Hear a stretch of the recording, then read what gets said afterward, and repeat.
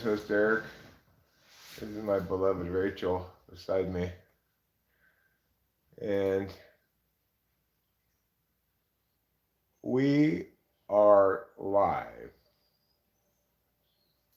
and talking purportedly about great titles. I wonder why it shows this is waiting over here though. Let me see. There. Now it's going. Now we're cooking with lemon melons. Hi, lemon melon. How are you this morning? I hope you're well.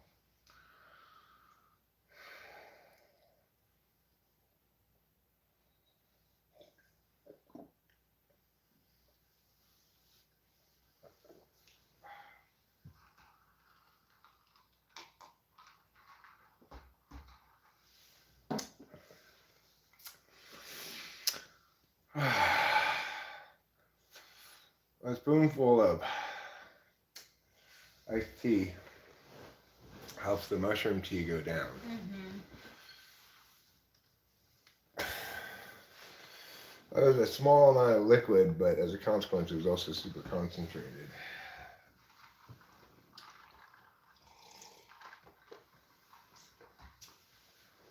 Now, these are different mushrooms than we did last time.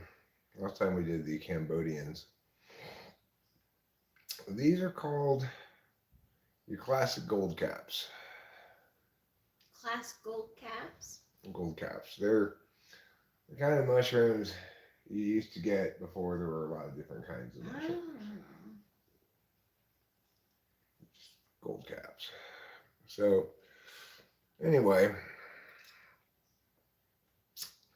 we'll see how today goes. We attempted to split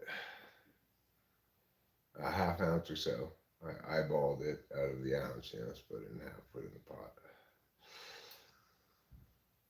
And we'll see if that works out okay. We just talked to the caterer by email. Did you Venmo her yet or no? No, I have to ask her. I asked her tag. Okay. Well, we'll send that at some point today. Yeah, I'm sure she'll get back to us. We could do that later on, as they say in the entertainment business. Yeah, and if for whatever reason she doesn't get back to us, we can do a check. Okay. So, great titles. Well, I've been watching Steins Gate, and it has some really great titles, like Metaphysical Necrosis is one of the titles.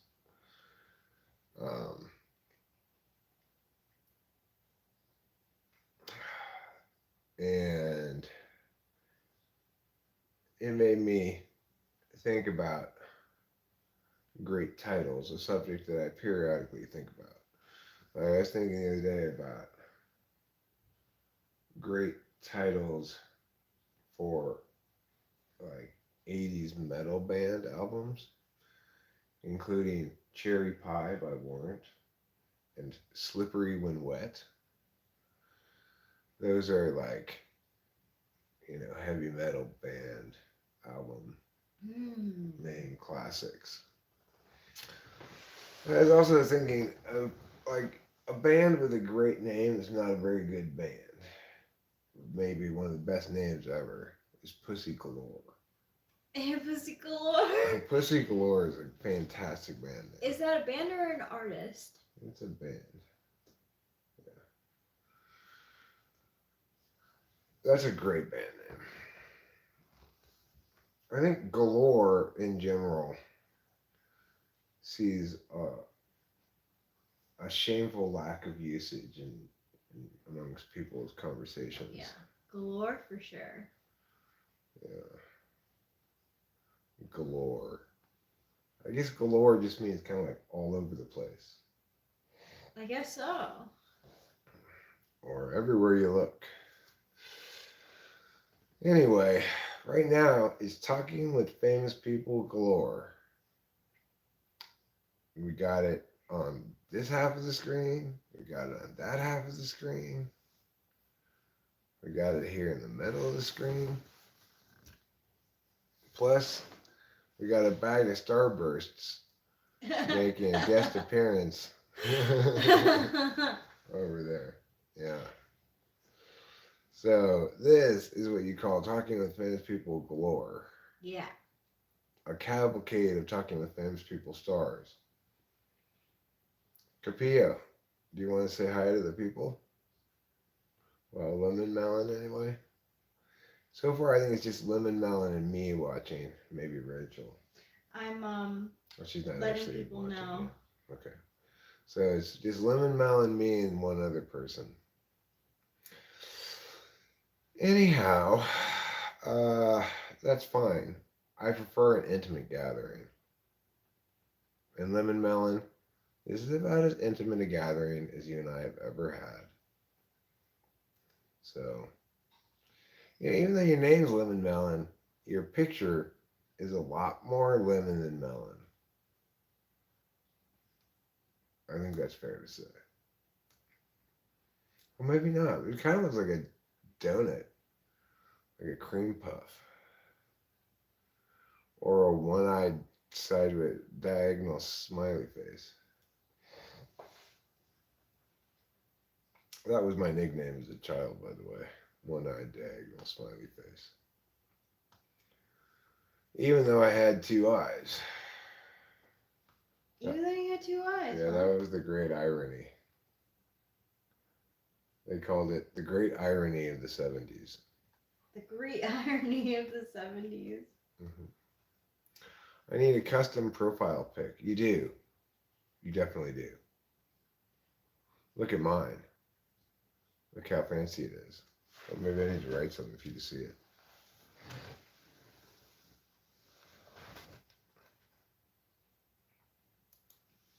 Uranus Ganus is my working title.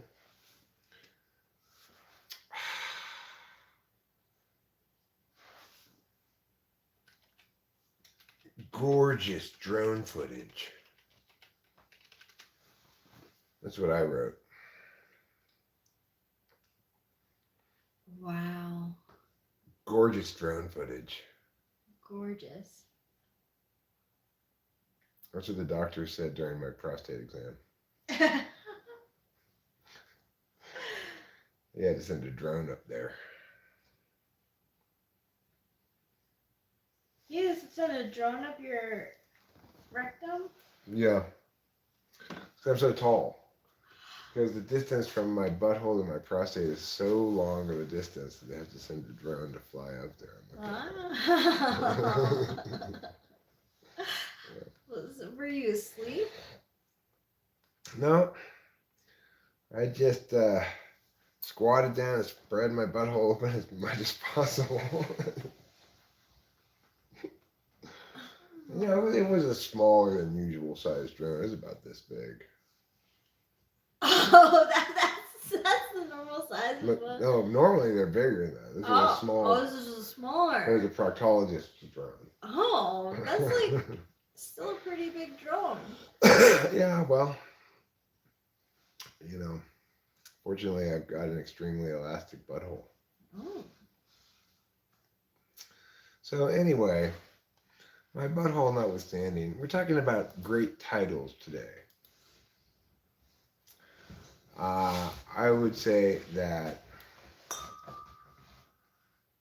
still some consider it to be anomalous.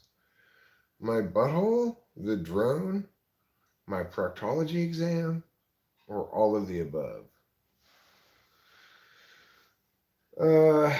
It's a live stream day. It's a live stream Tuesday. And it's a live stream Tuesday because I'm long enough off of amphetamines to not be all like meh. And I am far enough away from the last time that I did mushrooms to want to do it again. We had 4 full days in between, so that should be sufficient. The volume measurement relative to the external parameters. Oh, well, yeah. Just if you just look at my body from the outside, you would never guess that there's that much room inside of my butt. But it's because I have a dimensional pouch inside of me. Oh. Part of my insides goes into another dimension. Oh my gosh! Yeah. No wonder everything in your like mystical, like your birth chart, your numerology is so mystical is because you have your whole universe inside of you. I have a dimensional pouch. Well, it's A basically dimensional it's like an pouch. item box from anime where they can carry all kinds of shit with them because they have a box that goes into another dimension. So they can just keep putting more and more stuff into it. I don't know how it all stays near the top though, so they can easily pull out what they want. How do they organize things inside a dimensional item box? You never get to see the inside of it to see how they have it so well organized. They can always pull out whatever they want at a moment's notice. But Steins Gate has some excellent titles for episodes. And they did an excellent job of titling their episodes on mass too, because like they did something really clever when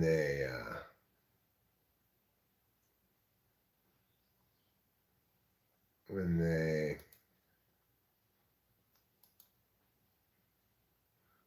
in the middle of their season here, they named three of the episodes with the same name because it's like a time travel show, right? Anyway, we got titles like Divergent Singularity, Chaos Theory, Homeostasis. There's three episodes named that, which is a great sort of paradoxical name. Dogma and Event Horizon, Dogma and Ergosphere. I love the term ergosphere. It's an interesting way of talking about the dimension of causality. Metaphysics necrosis, physically necrosis, missing link necrosis, sacrificial necrosis, maiden complex, fractal androgynous, endless apoptosis, which I had to look up what that meant. Paradox Meltdown, which is a great title. Paradox Meltdown is a fantastic title. Anyway, I like Steins Gate. It's good. Heavy Gas. Heavy Gas is a pretty good title. What kind of gas are we talking about? Well, I think for an album, it's a pretty good title. Oh, Heavy Gas. Heavy Gas? Yeah, that is a good album title.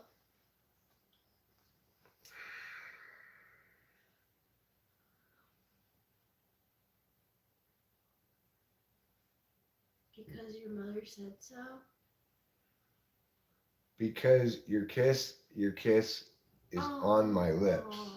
Because your kiss, I can't resist. Because your kiss is on my list Of the best things in life. Hall & Oates is yeah. Hall & Oates is pretty successful at being like soulful.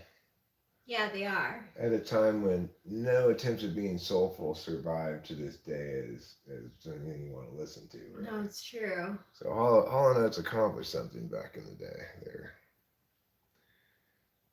For one thing they accomplished was they warned me about her. They said, "Watch out, boy. She'll chew you up. She's a man-eater." It's true. And I stayed away from that woman. A glockenspiel is a musical instrument. Her name was Mandy Maneater.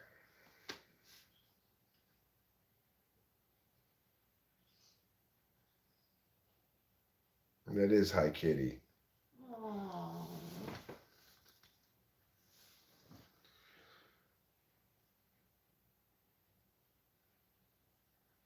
That's a great title. I agree. Hi, Kitty. Hi, Kitty. Yeah. It's a great title for a cartoon. If you had code Kyuk, you get 5 points for your titling prowess.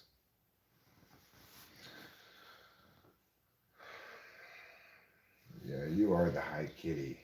Hi, The High Kitty on the High Council of Kitties. Hi, Kitty on the High Council of Kitties.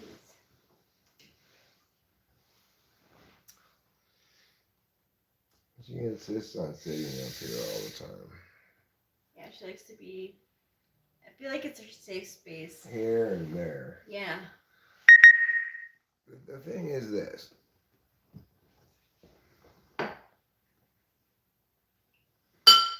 Yeah, John is better.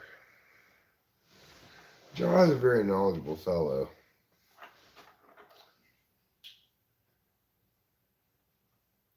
He's. Go ahead. No, go. You go ahead because you were on topic. Mine's a little off. I was gonna say, Jaw is the proto John.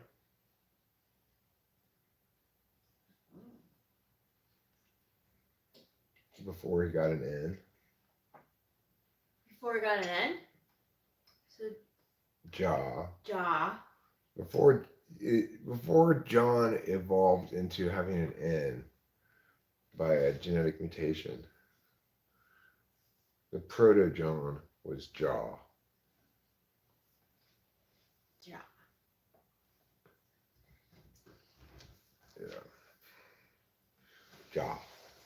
I think Scotty Doesn't Know is not a good music song title. Scotty is no. Doesn't know. Scotty doesn't know. Yeah, it's from a movie. It's about how Scotty doesn't know that his girlfriend is cheating on him. Well, it's an effective title. Okay. Okay. It's effective. You just don't like it because it's a triggery kind of subject. Yeah. Yeah, I agree with that. All right. So, what's a bad music title? Oh, we're talking about good music titles. Well, we can talk about bad ones too. I mean, if you're going to discuss the topic of great titles, you got to have some examples of some bad titles too. What do you think about Careless Whisper?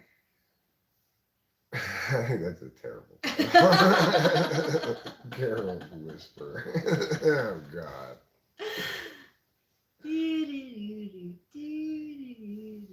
Oh, is it that song? Yeah. Carol's Whisper? Careless Whisper. Oh, Careless Whisper. Yeah.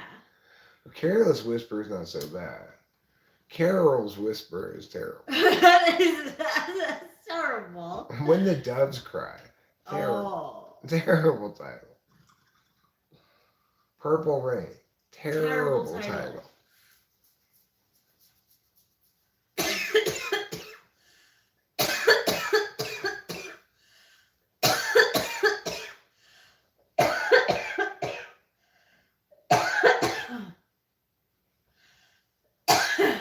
You know what I think Michael Jackson's best song is? What? You got to be starting something, got to be starting something, got to be starting something, got to be starting something. Yeah, I like that one. That's a good song. I think that's Michael Jackson's best song. Although I also think Billie Jean is a pretty good song.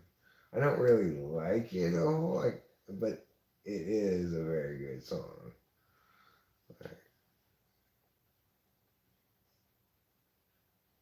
Yeah, it's a good song. Ding, ding, ding, ding, ding, ding. I am the one. Yeah, that is a good song. I am the one. But the kid is not my son. Yeah, his like earlier stuff is good. E.G. Goovin says, if my country wasn't in an economic crisis, I would want to be died by you. Oh. Flattering. Well, here's wishing your country economic prosperity.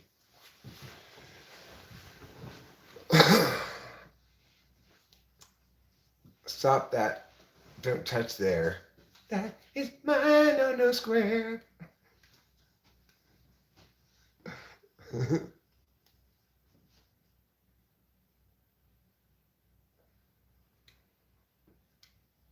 This is the telephone people. Ah. But the kid is not my son. No, No. I'm Michael Jackson.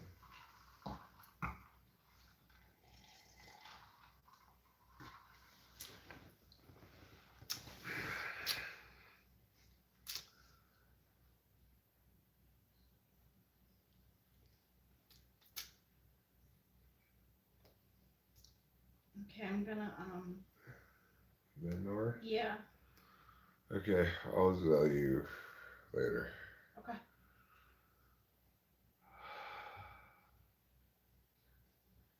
I am feeling a little bit discombobulated at the moment. Yeah, Beat It's fine, I guess, is a song.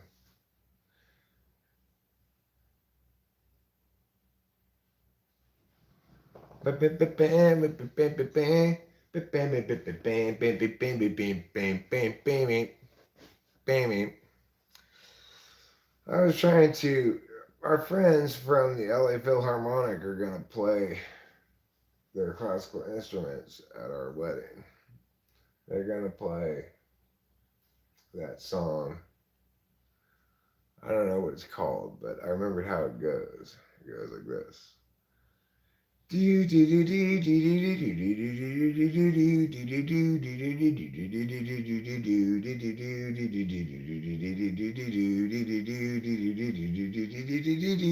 know that song? And then they're going to play that, and then when it comes time, they're going to segue from that into Here Comes the Bride. Canon and C. Oh, that's what it's called?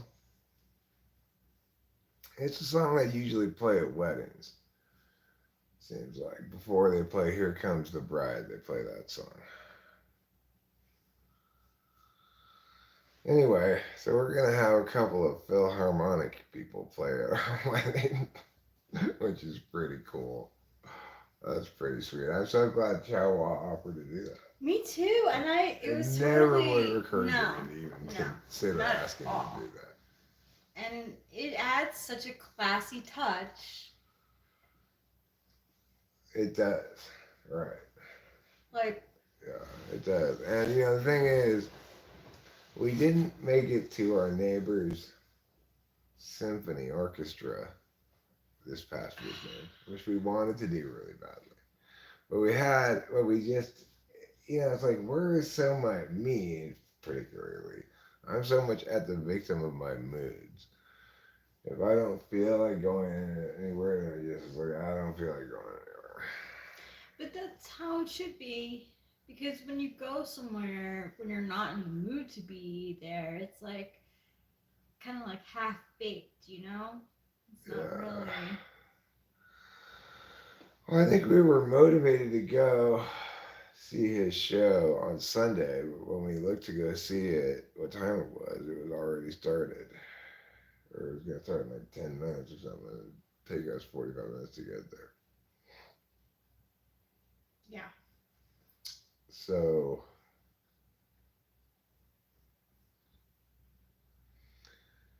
anyway, it was cool that Les was in the newspaper and we have to email him. Yeah, we do. Do you want me to do that while I'm on my Yeah, phone? sure. Yeah, let Let me. me find his card.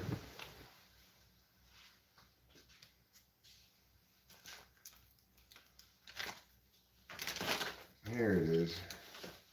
That was easy.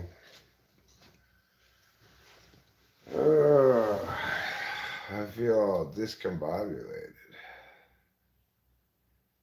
Like I should go outside for a cigarette. Or it'll combobulate me a bit more.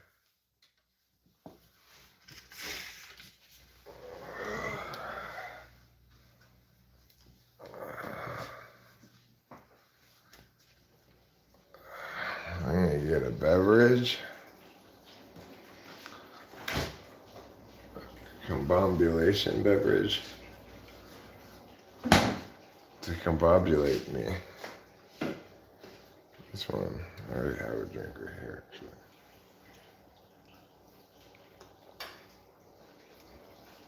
But it was almost empty. And now it is empty.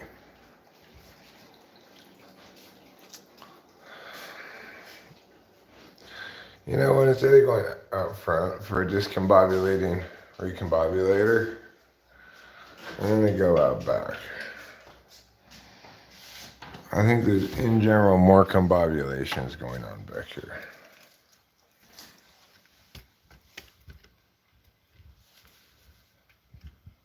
There. Now, I have my drink. I just need to get my cigarettes.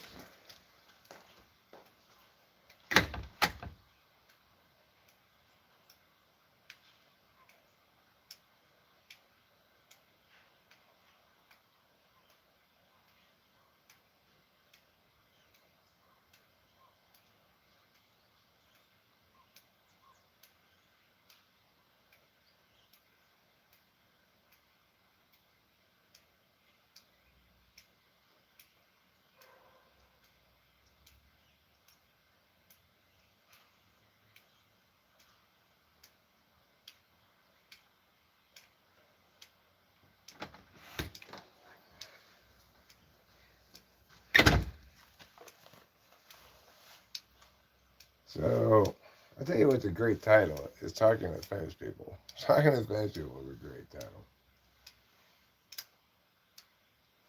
But, it's a hilariously terrible title. It gets stuck in my head anyway. From BoJack Horseman is the title of that game show. Hollywood stars and celebrities. Do they know things? What do they know? Do they know things? Let's find out. Hollywood stars and celebrities. What do they know? Do they know things? Let's find out. That's a terrible title.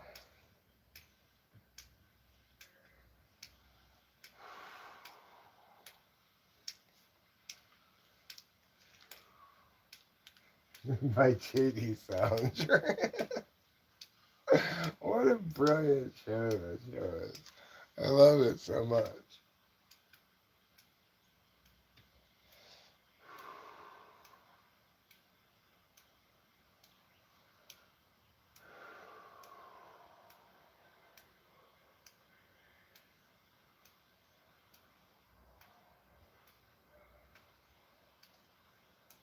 It's better back here because out front of the telephone people are working in the street.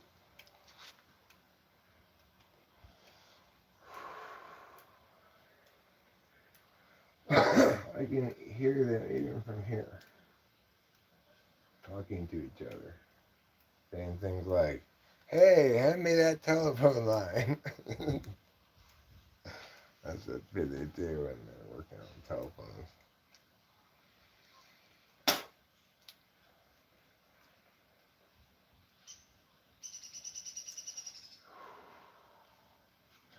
Well, I'd say I feel slightly more combobulated than I was before, but not entirely more combobulated.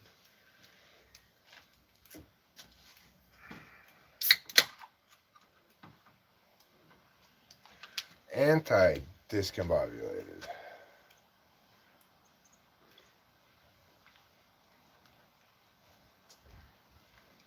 Is not the same thing as combobulated. Obviously.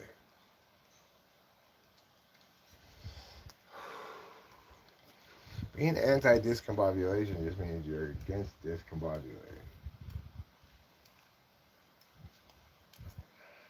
You could be discombobulated while still being against it.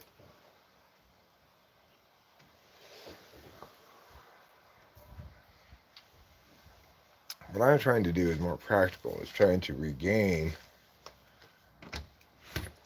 the equanimity of combobulation.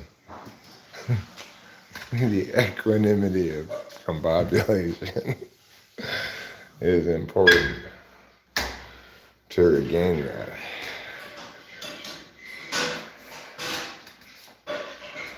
Otherwise, you'll be in a perpetual state of discombobulation.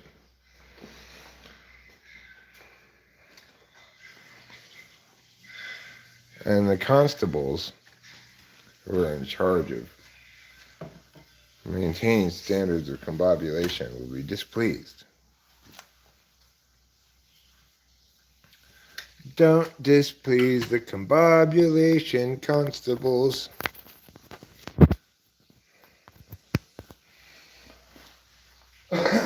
Okay, now, what I'm going to do is turn up the heater because I'm mushroom.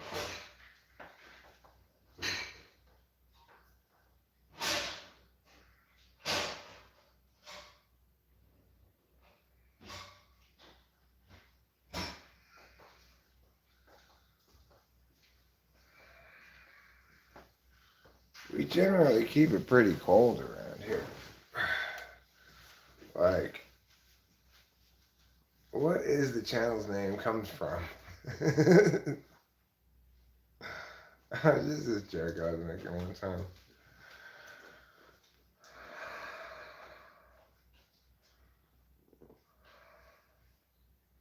I was making this joke. I was playing around with these characters. I was interviewing these characters I had named International Delight and Pucker Tart Lemon Squeeze. The International Delight. Not to be mistaken for the coffee creamer after which he's named. I like to maintain the name the coffee creamer after him. I just thought the International Delight sounds like a spy or something. You know. Nobody can deny that. Anyway, I was interviewing these two characters I had, International Delight and Pucker Tart Lemon Squeeze. And I just ad-libbing, and I said, welcome to Talking with Famous People.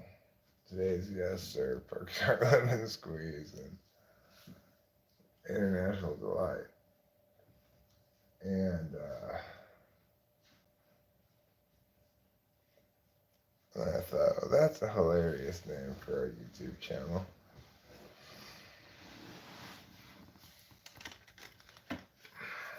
That's a good name, I said. And that's where it came from.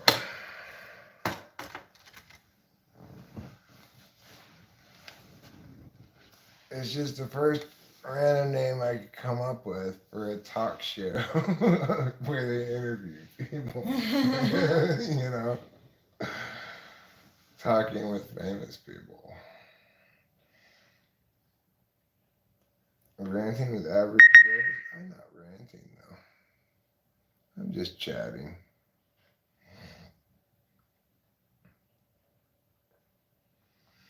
Anyway, it served me well as a name for a channel. I like it. I think it's a good name. It is. I like it too. And I like that you can shorten it to TWFP. Yeah, I usually call it TWFP. I've got a shirt on right now. It says Talking with Famous People on it. I got some merch. I made some merch. So, you know, if we ever get an actual famous person, we don't have any merch left. But if we did, we could give them a gift basket full of merch. That's what celebrities expect. Yeah, they do. They expect a gift basket full of merch. And you try to tell them, we didn't have any merch. They'll say, I didn't even want to come on your show then.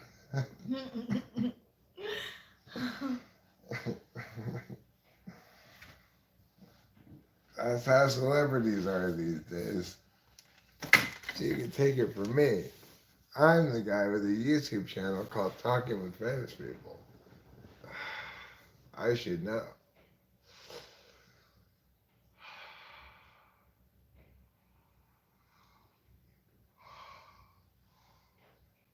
Oh, I'm feeling so mushroomy. Yeah.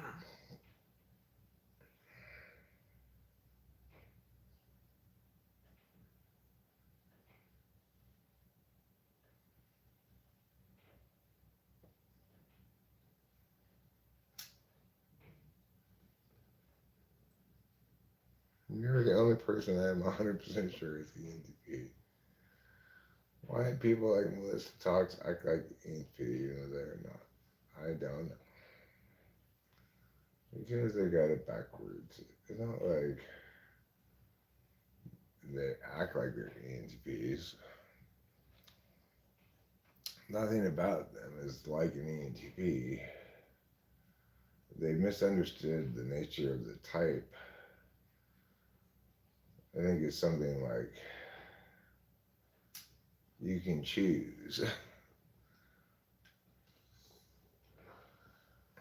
And then you get to have all those nice adjectives that they want. But they're much better than a regular ENTP because they don't have any of the problems that come along with it. Huh. That's usually how the story goes. So I figured it out though.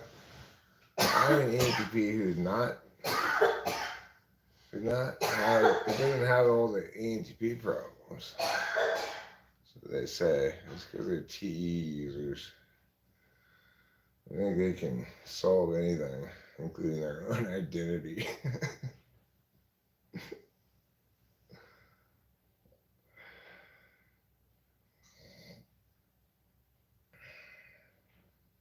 I mean, it's kind of sad, really. It's like people like Melissa Talks and Club ENTP,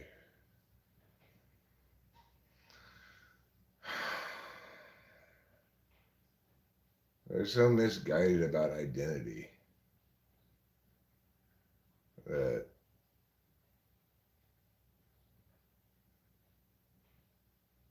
they think that there's only a subjective side to it.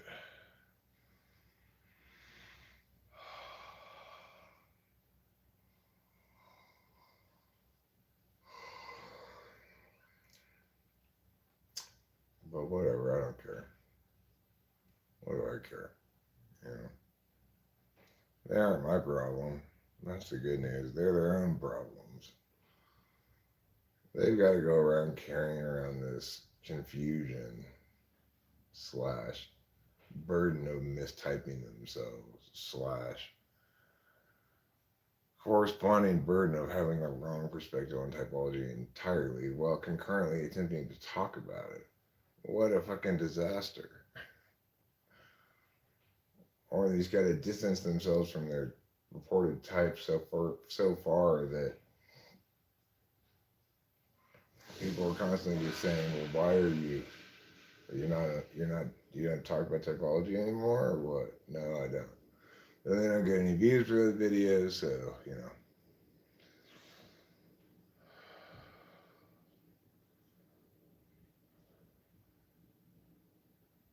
it's just an epistemological crisis. There's nothing.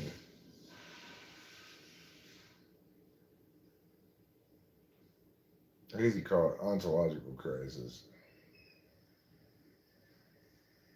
The intersection of ontology and epistemology.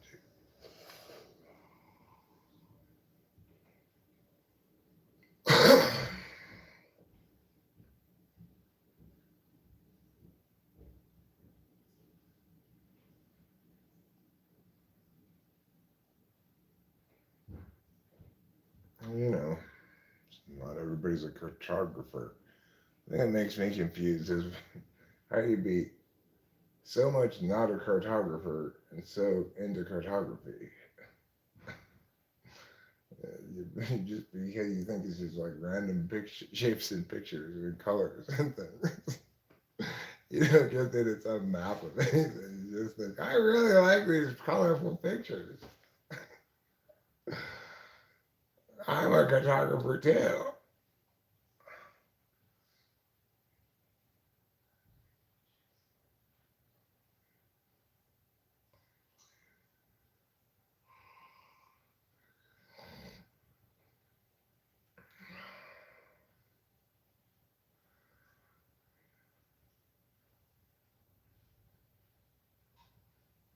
I'll have you know through this America, I can choose for myself whatever I want to say.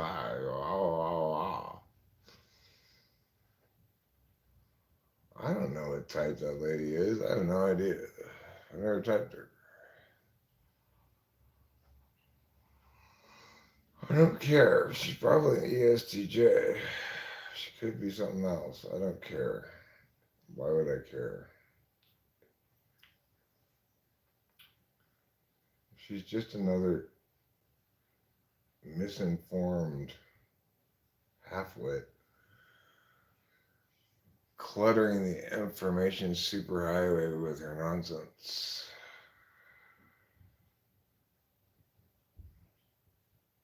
Mistaking ideas that you talk about and explain for personal preferences.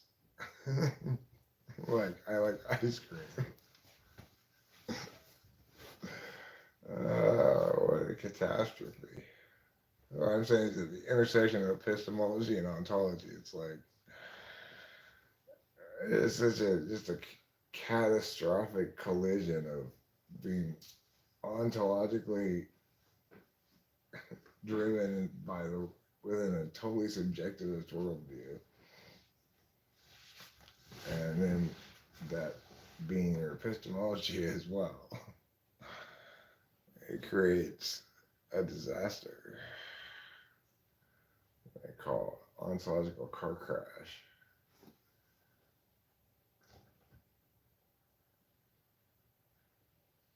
But it's more sad than anything else, and I don't want to look at it.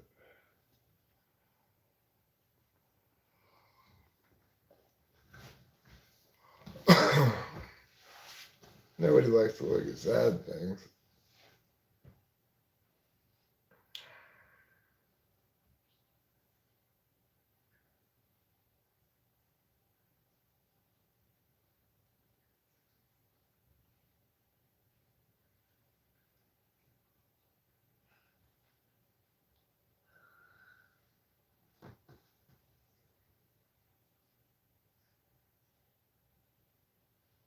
Like, clothing agency always coming in here under different pseudonyms. I guess he finds it entertaining or something. But I just find it like, if you're going for Mary Prankster, it's not working.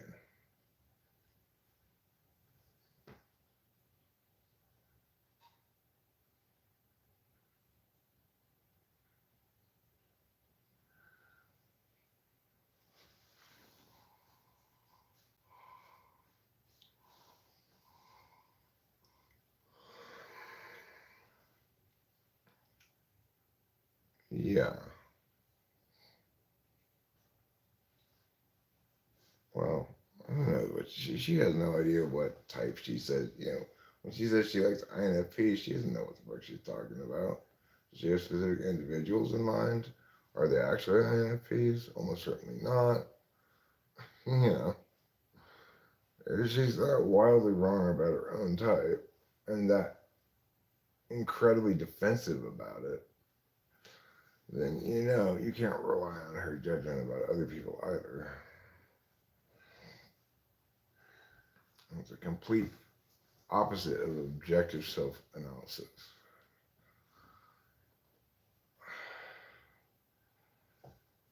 Yeah, well, I don't blame you for that, Jeremiah Fix. I'm sorry, I don't mean to be taking out any of my, like, venom against wrongness on you.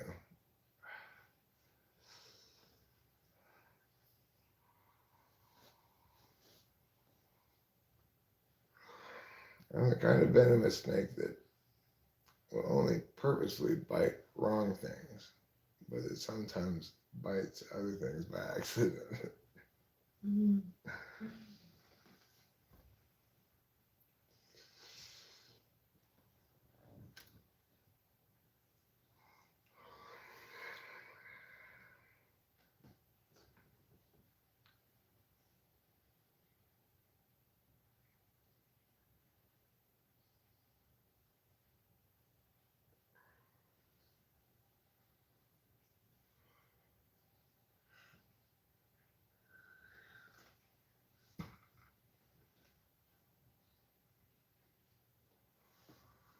Wow, I'm feeling so mushroomy.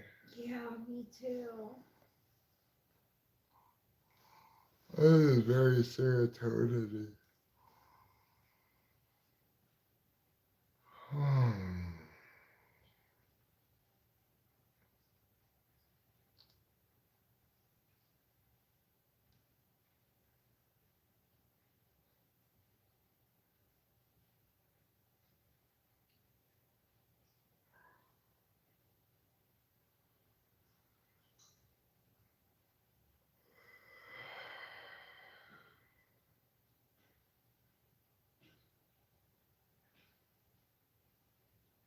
I feel mysterious, Ooh, like a mysterious mystery. like a mysterious mystery.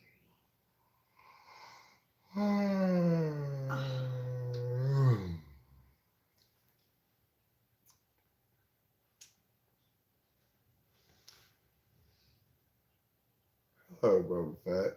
Hi, Boba Fett. How are you?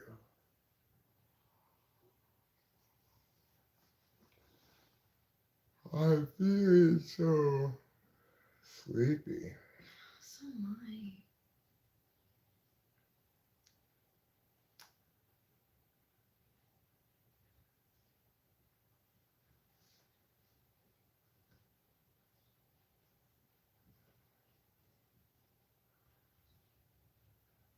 I'll tell you what, everybody.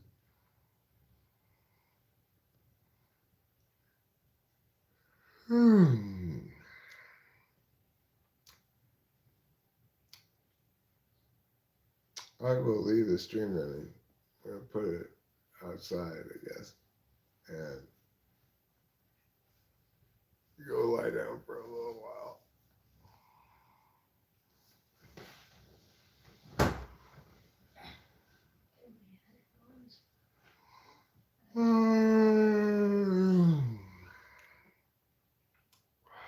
Usually, I mean, it's hard to say with mushrooms, but we'll see what happens. I'll go take you guys outside. Hey, yeah, something more pleasant to look at. On the wall here.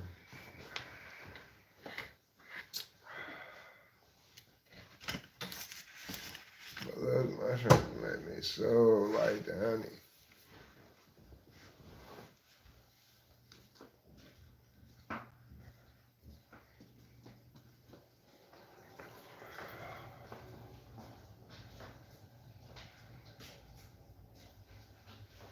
You know what they say? Different strokes for different folks.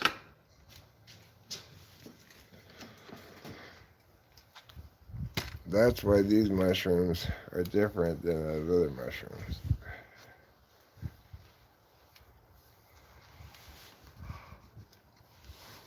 Oh no, that's not a plug. Oh, it's a light switch. That's the opposite of a plug. Ah, there's the plug. It's down there. Light switches and plugs are opposite of each other.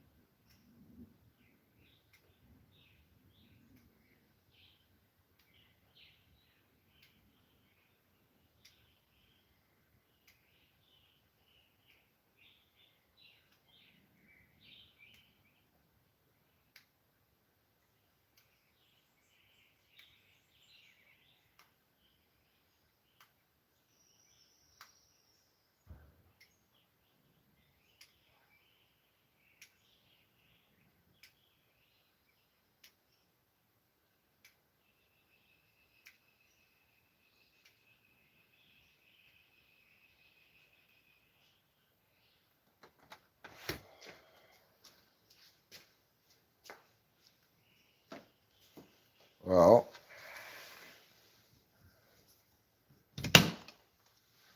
so how many Sasquatches did you see? Gone. 5, 10, more? I hope more than that. I hope you saw 20 Sasquatches while I was gone. You always dreamed that someday you'd see 20 Sasquatches. And today, your dream came true. You got to see 20 Sasquatches.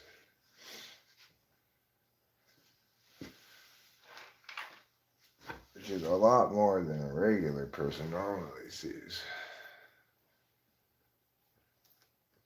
You know. Normally it takes a long time to see 20 Sasquatches. Many years. But today, you were able to see 20 Sasquatches in just 5 minutes. That's pretty fantastic.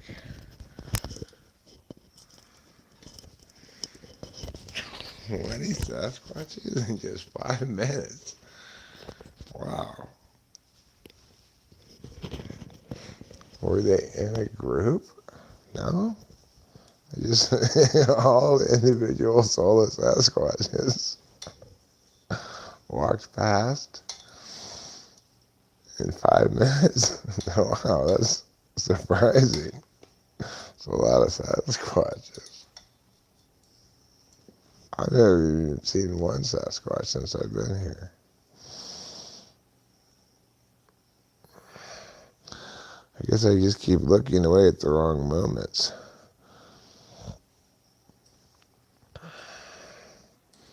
Nobody's ever come up with a good solution to this cord tangling problem.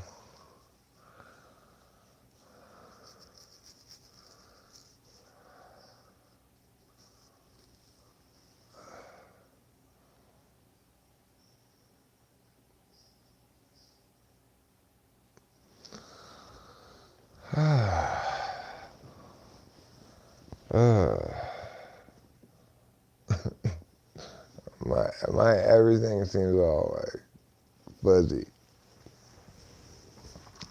I can't read. It's like hard to see things. I can read, but I just can't. If I made it bigger, maybe it would be better.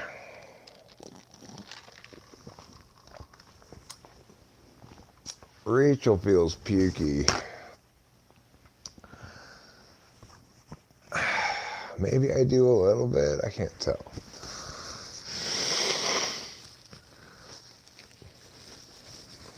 Do we think that Bob Ross ever painted on acid? I don't know. On the air? I don't know. I know that Vida Blue, former A's pitcher, purportedly pitched a no-hitter on acid.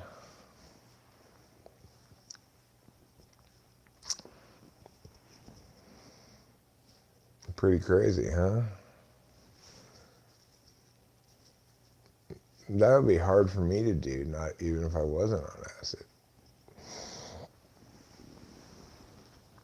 It'd be even harder to do if I was on acid. There's no way in hell I could pitch a no-hitter if I was on mushrooms. I'd be more likely to be able to do it on acid. Acid's more speedy. Mushrooms can be a little serotonin-y, you know. Like these mushrooms are pretty serotonin-y. I don't know. Supposedly it's always the same exact drug you take. Psilocybin. That's it. But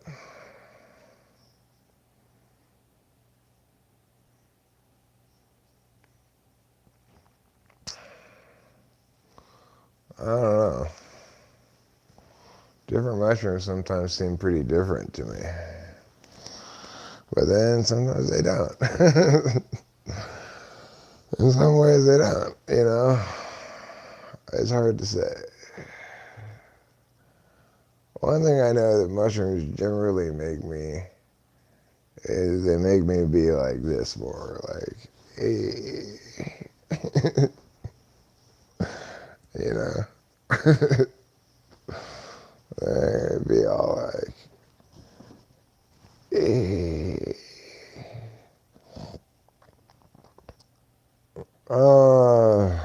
Yeah. Well, I mean, the thing is,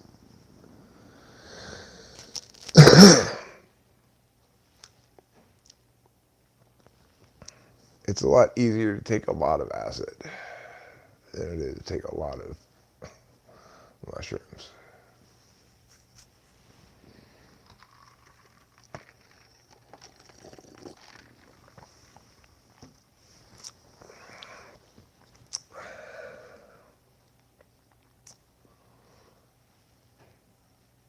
Like, possibly my most, well, at least as far as I can remember, but, you know, it's been a lot of years of doing drugs. Like, probably the most visual experience I ever had was combining mescaline and mushrooms on a very bad day.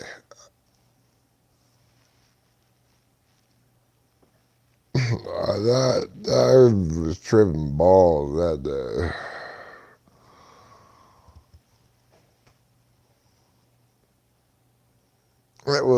That is a day that will go down in infamy. Well, how much is a lot? Well, for mushrooms, it's like an ounce. It's hard to get to choke down an ounce of mushrooms. I've done it, believe me. It is hard to eat a whole ounce of mushrooms. It's a lot easier to drink an ounce worth of tea, but ultimately your stomach is going to have the same responsiveness to it, or a similar responsiveness to it, which is like, oh God, I can't believe you ate even one of those disgusting things, let alone a whole ounce of them. That's what your stomach is saying. It's like, hold on a second. You are not starving. You got plenty of food. Why are you eating these disgusting things? You're not fooling me. Just because you put it into a tea, I can still tell. It tastes like those disgusting things you used to eat. This is my stomach talking to me. You know? I say, shh. You just be quiet down there, mister.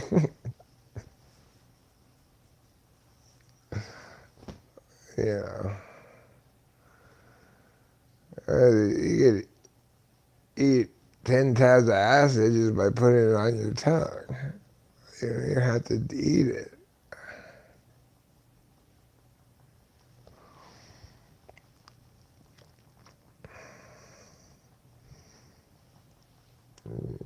You choke down more. I've choked down more than an ounce of mushrooms before.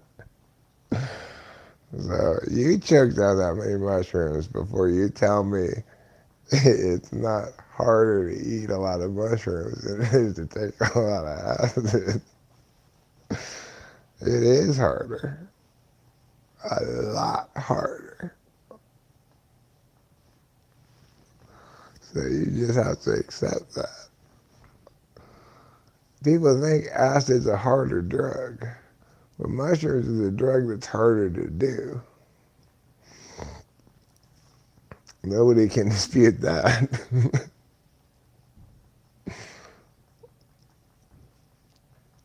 You know, that's true.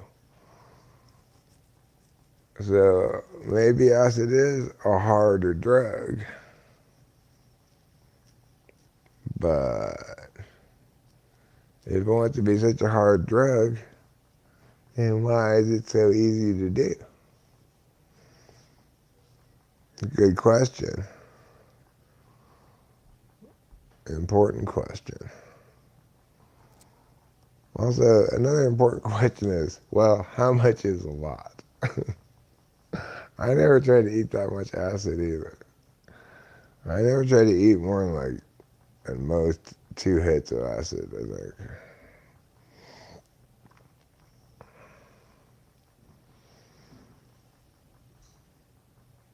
I don't even think I ever ate that many hits of acid. Maybe just 1.5. Because acid's always been like, yeah, but you just never know, right?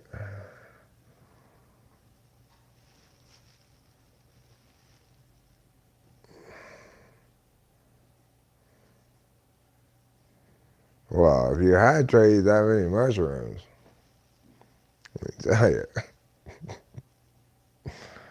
get ready for a parade of grossness across your palate. Ugh.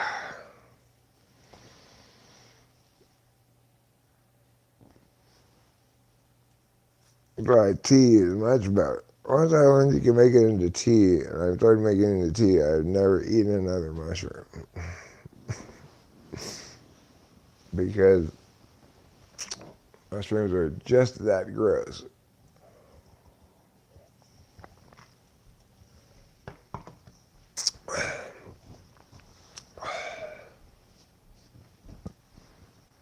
I think about it, I'm like, well, can't you just eat it? Because I just go, no, Eric.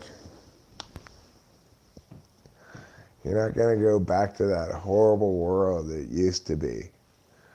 You had to eat these incredibly gross things just to get high on them. You're not going back.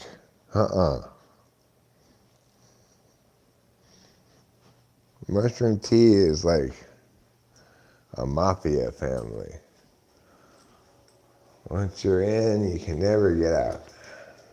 You can never go back to just eating mushrooms the regular way. Or else they'll chop off your fingers or something.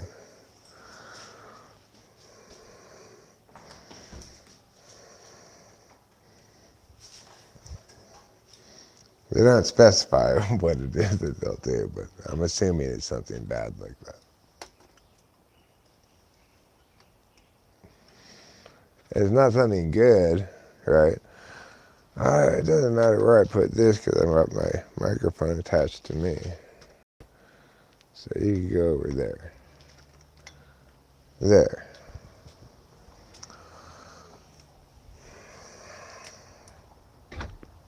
Boy, it's cold outside.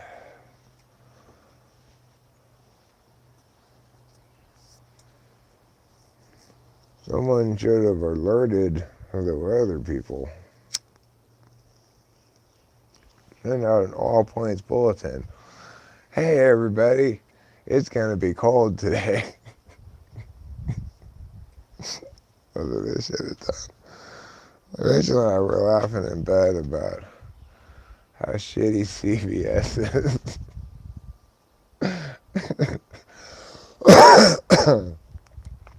Doesn't it seem like every time you go to CVS, it doesn't matter what time of year it is, they've got Easter stuff for sale?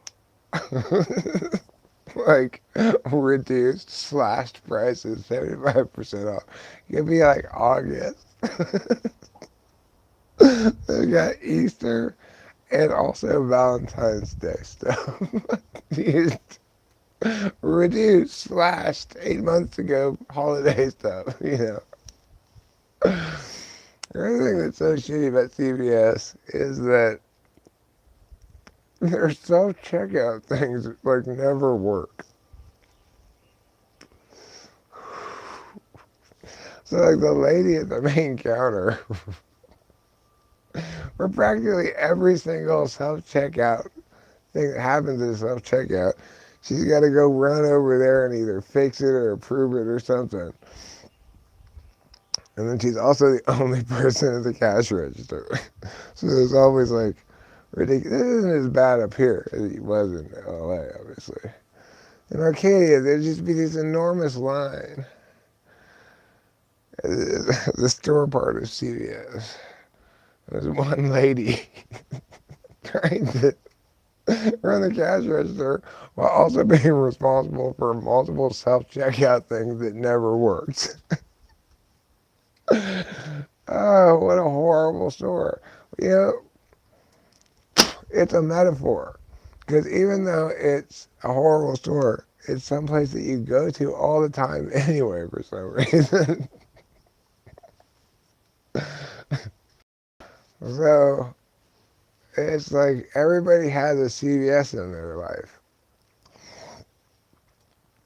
It's something horrible you just put up with for reasons unexplained.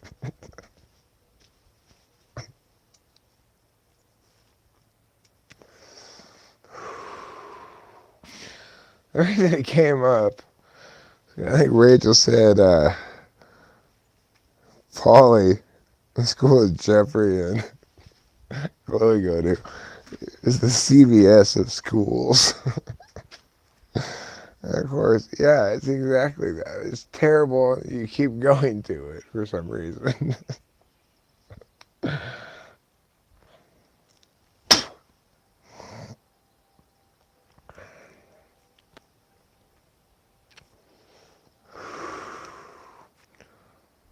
I have to pee.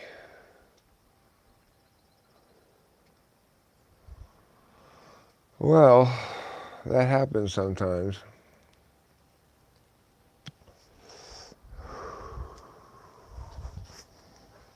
Sometimes in life you have to pee.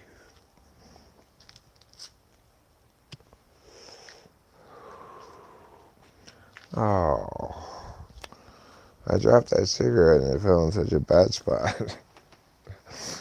Because then I have to dig it out later. Oh well. So I try not to make it messy around here, you know. I don't want to be all trashy looking around here.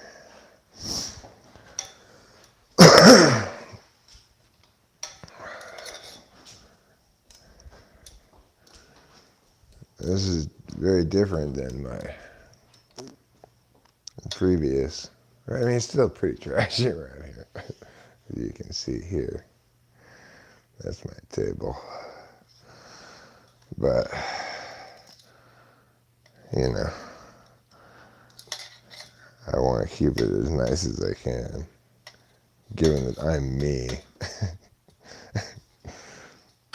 Well, I'm not entirely sacrificing myself. I'd like it to be not a complete shithole around here. Okay. Now, I'm going to take this off. You come over here. I'll just put this right here for now. I'm going to go pee. I'll take my drink with me.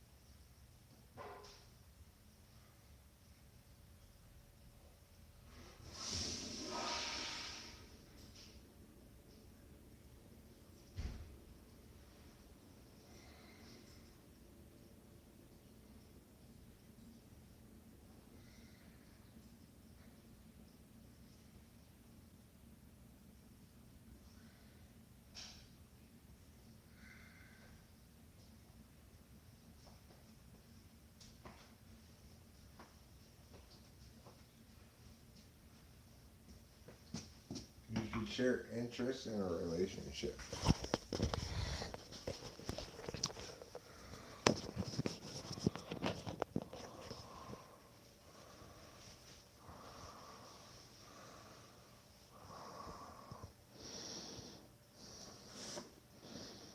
Well, you know how you know. I mean, should you share interests in your relationship with CVS? Well, probably.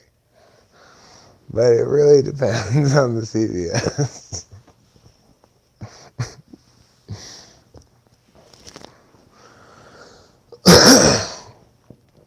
The thing is this. Here's how you know Mariposa County is cool. Mariposa County doesn't have a CVS. And here's how you know that we're dumb. We drive to Madera County to go to the CVS rather than go to the pharmacy here in Mariposa.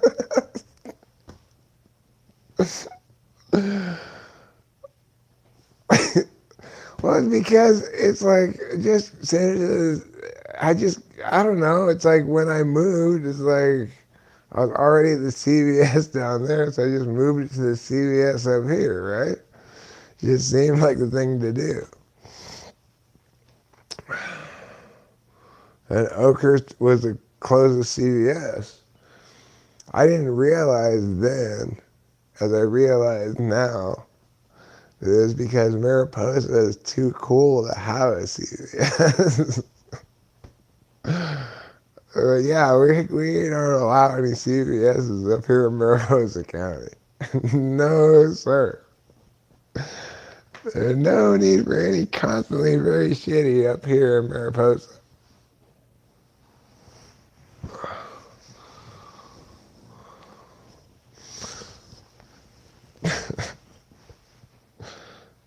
But you know, I mean, what I'm surprised to see is the absence of agreement with me about how CVS always has Easter and Valentine's Day stuff on sale. Doesn't it seem like they always have it? No matter how many months it is from Easter or Valentine's Day? It does. It does seem that way. If you're denying that, then you're lying to yourself. You're lying to yourself just because I don't even know why. Why would you lie to yourself? Just to protect CVS? Don't don't think so little of yourself that you've got to put yourself out like that to protect CVS.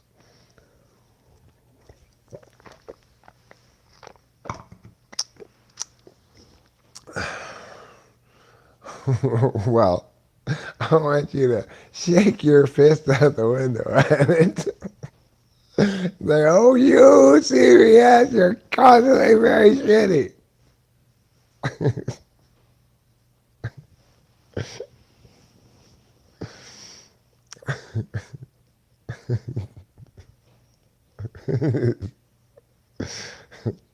I bet they're better in Texas.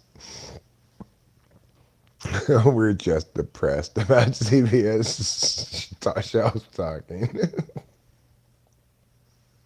Yeah, it's like there's these huge stores. There's like one person working in there, and then there's the pharmacy part, which has like two people working at it.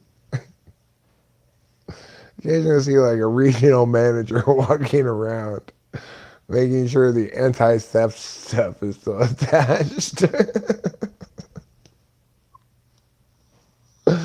It's like when we went to buy something like this thing, I think it was. I went to buy this thing at the CVS.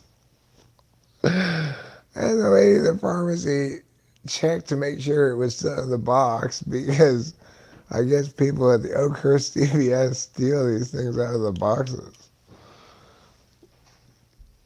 So I'm glad we don't live in Oakhurst.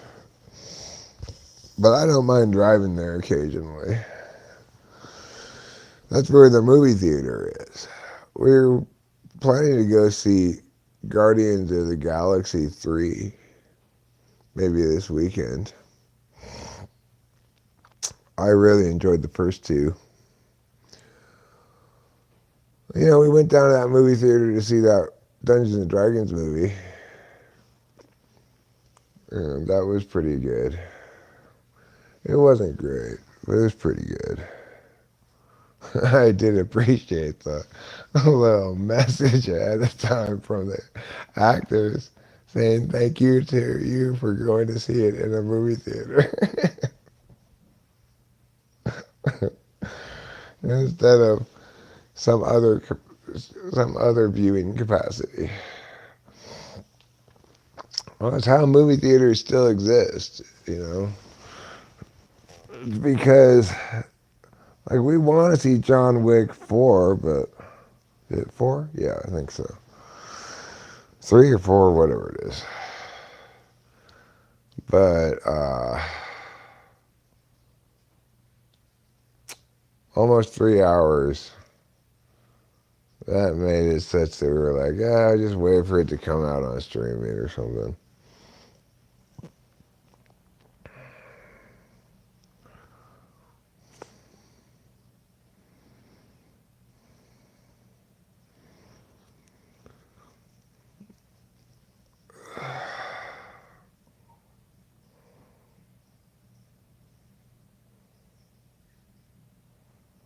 These mushrooms are a little bit more pukey than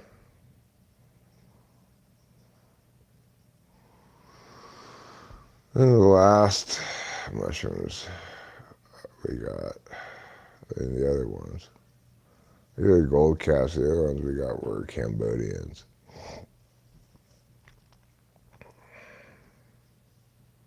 But it's hard to even say if it's the mushrooms. It's like I've had instances before where from the exact same bag of mushrooms, I've had one mushroom trip where we both just felt abysmally sick, and then another mushroom trip where we both felt not nauseous at all. So it's like impossible to tell.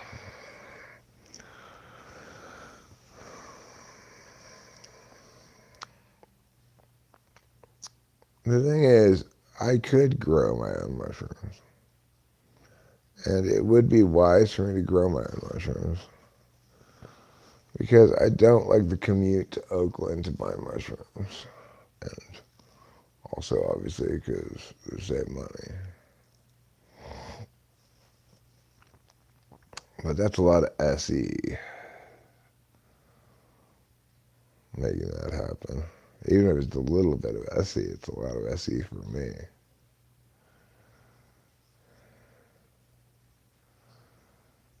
Uh,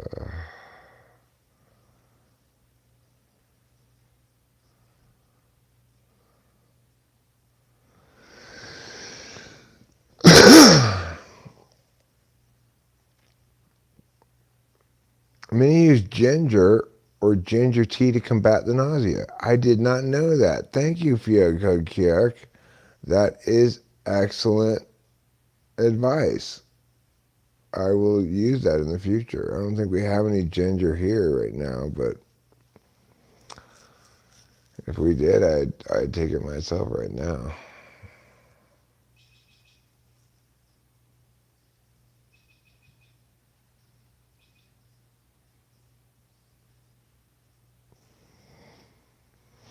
You know, there are very few good rules of thumb when it comes to mushrooms. Like the place where I get them, it says in its little pamphlet, it recommends consuming them on an empty stomach. But I find that makes them making more nauseous, not less nauseous. So I have gotten in the habit of always eating a big meal before I take the mushrooms.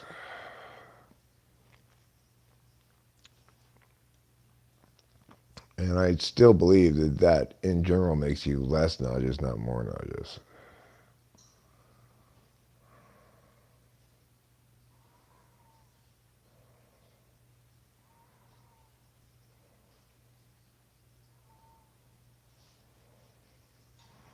Or at least that's what I found for me. Mushrooms is really hard to generalize anything, you know?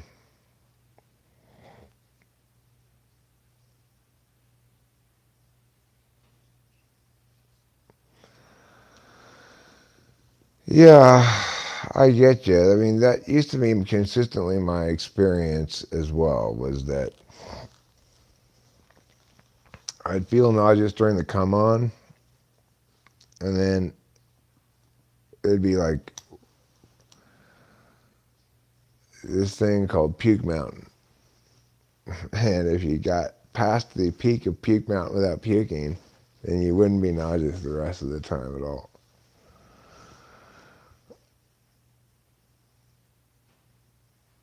They're withholding holiday treats. Oh, I'm disappointed to hear that, Rubinar. Not even Easter? Easter just passed. They must have some Easter stuff out. Oh, well, yeah, I don't know about different kinds of mushrooms or whatever. As far as from what I've read, like, it doesn't matter what mushrooms you take, it's all the same drug, psilocybin. But, in other words, from what I've read, there's no congregation effect like there is with marijuana, with various terpenes and whatever. But, I don't know. And obviously, the drug, the psychoactive elements of mushrooms are water soluble and can withstand high temperature boils for a long time. So it's like if you do that with your weed, you just render it useless. It just if you cook the shit out of your weed like that, you won't do anything to you.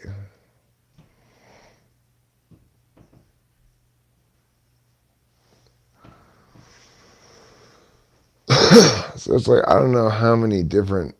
The point is, I'm not sure how many different substances can possibly be responsible for the psychoactivity in mushrooms. It is this basically the same experience when you eat it or whether you boil it. I mean, there's a limited number of things that are both water soluble and can withstand that kind of heat.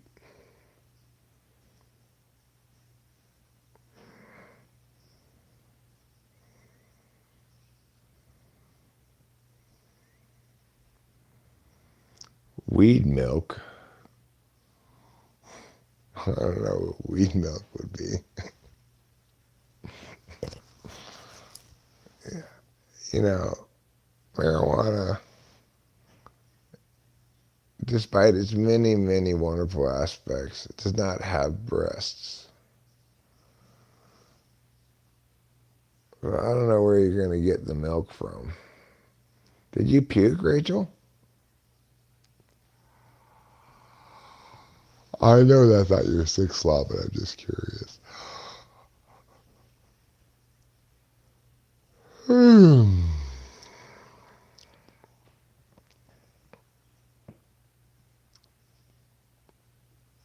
Well, the thing is, it's actually very difficult to make edibles that do anything to you. Oh, good. I'm glad, Ruben. I guess things really are better in Texas. Oh, wait, they're supposed to be bigger. Well, I'm sure your CVS is massive then, because CVS's here in California are already plenty big. Thank you. Why don't you just come and touch me then? I don't know. I always feel like I bother you or something. You don't bother me. Okay, good. That's I really like ridiculous. touching Oh, good. I'm glad. I like touching you too. you. I'm so FI. I can't stand it. It's okay to be FI. I'm FI all the time. Yeah. I'm constantly FI. Like the world revolves around what Eric's mood is. Oh God, I applaud you for. Oh my The cream egg mukbang. My afternoon was to become. God. I didn't know you were gonna YouTube it. Wow, Ruben. You were not just gonna get some Cadbury cream eggs. You're gonna YouTube yourself eating them, huh? In Korean? I didn't know you could eat in Korean. It's a different kind of chewing. Sounds like that. It's the only thing I know how to say in Korean. Dambe pinan shiganida, which means it's time to smoke a cigarette.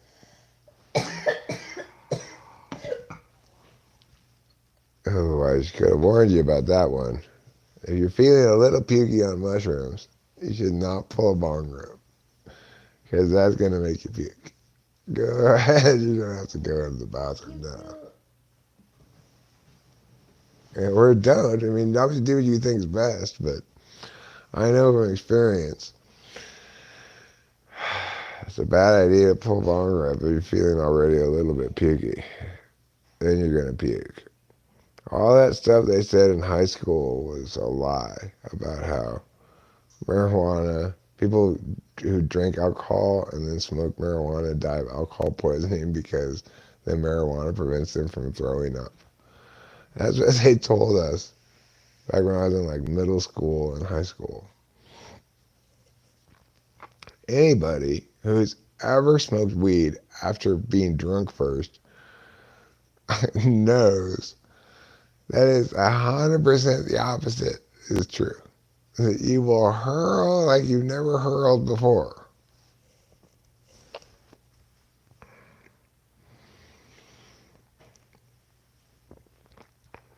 I hurl, most of the time I hurl now is because I pulled a bong rip and it went down wrong. Almost most of the time I hurl. It's because of that. So I was pretty positive right there that whatever anti-nausea effects marijuana has, they aren't that strong.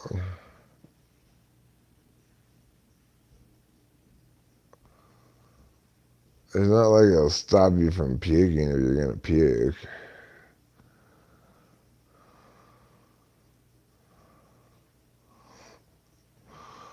I just can't get out of my mind a picture of Ruben with his mouth full of Cadbury cream eggs.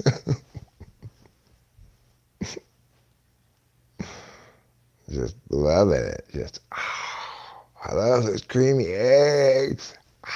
Oh.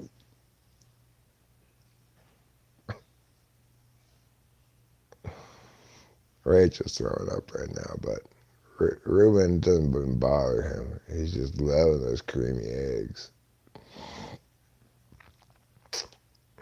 Well, what is in the middle of those eggs anyway?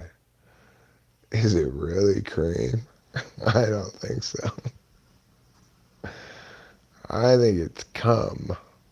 I think the Cadbury Corporation has been fooling us all, and they've been filling their eggs with cum. But because it sits in the chocolate for a long time, it tastes sweet eventually. So, think about that next time you have a Cadbury cream egg. Remember the fact that they're filling them with cum. The guy who works super hard in England. Every egg down the aisle is just gonna be like, oh, another load. Ah, I can't believe I haven't run out of cum yet. It's the seed of one Ronald Cudbury. Yeah.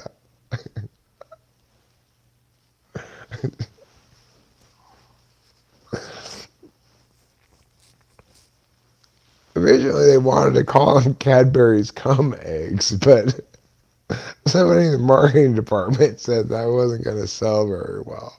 So they changed the name of them.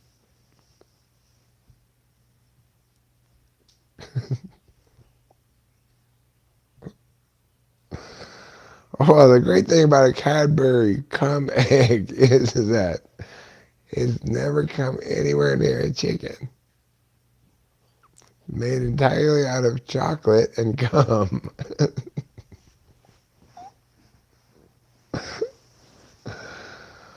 So, I guess it could be born of a chocolate cum-filled chicken.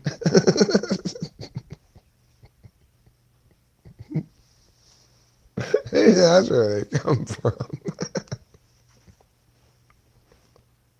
There's a bunch of chocolate cum-filled chickens laying them in England someplace.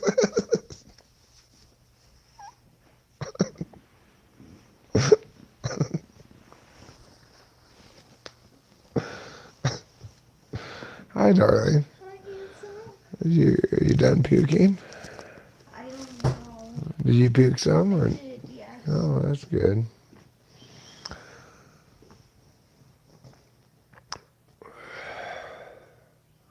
It's better to puke some than none if you're trying to puke. Yeah.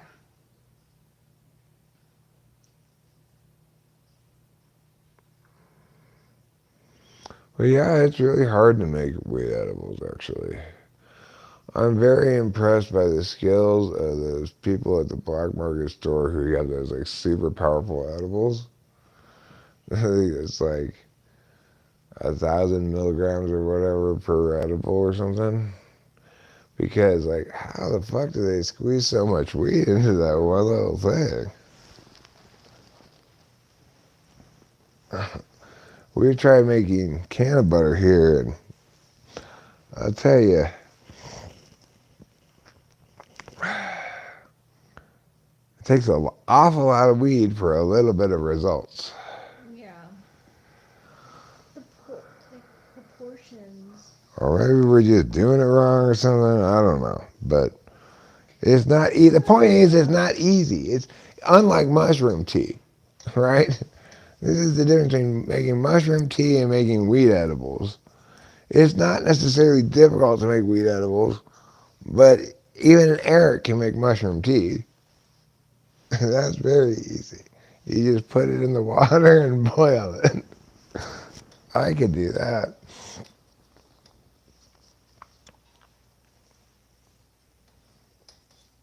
It's a lot easier than making weed edibles. And therefore,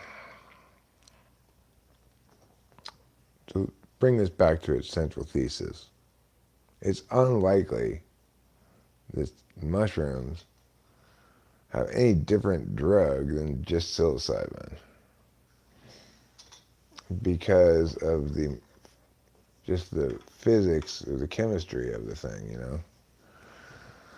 There's the fact that you got something that's water soluble and it withstands high boil for an infinite amount of time. You know, it's not that. It's like if you have something that's more complicated, like weed, you end up having the same kind of complications you have with weed. The reason it smokes fine is because it's like a coincidence of fire being the right temperature. That's why a lot of people say you shouldn't use a torch to torch your weed because you burn out some of the terpenes. But those are people who don't smoke nearly as much weed as I do. Because if you're worried about that shit, then you don't have to power clean your bong every other day because it gets so fucking clogged.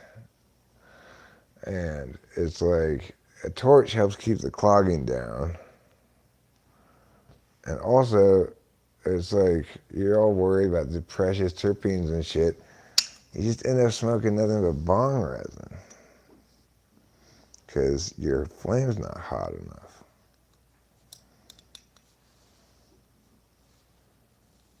You know?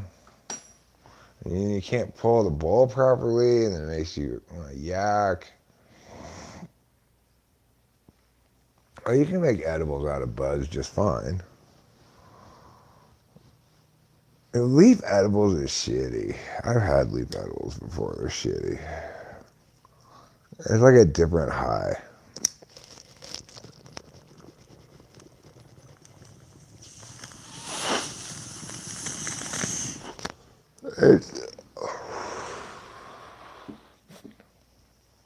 It's super more headachy.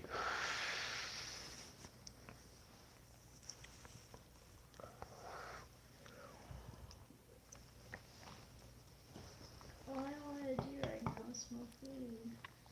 Well, you should do what you want then. What you're saying, but Rachel, I also don't want to puke. Yeah, that's why I'm like looking for roses right now. That's called an FI conundrum. What do you want more? Smoke weed or not to puke? You could potentially smoke weed and not puke like I just did. It's possible. But I am feeling more pukey than I was a second ago. You got a lot of packages here.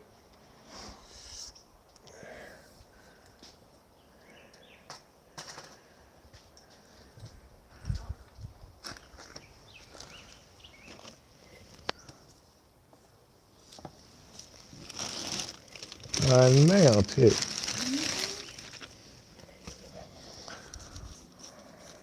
David Strauss. He's dead. Jane Strauss. She's dead. Eric Strauss. He's alive. Our neighbor. I don't know what their state of existence is. Why did I come outside anyway? Did I come outside for a reason? Maybe just to smoke a cigarette or something? I don't even really want to smoke a cigarette though.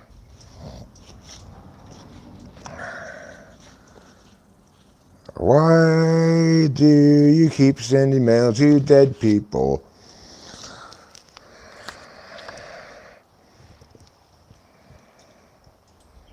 Dead people can't read mail. I'm alive, I can barely read mail. In fact, I almost never do. I read mail at just a slightly better rate than a dead person.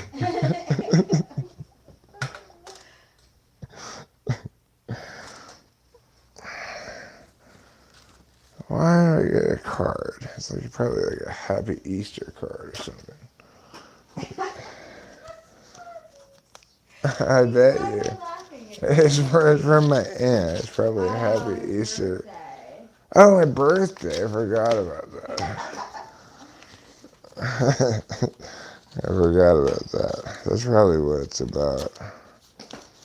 Well, that must be traumatic for her to send a birthday card. This is for you. This is your birthday gift. Oh, yeah? Yeah. Thanks, Aunt Evelyn, for the card.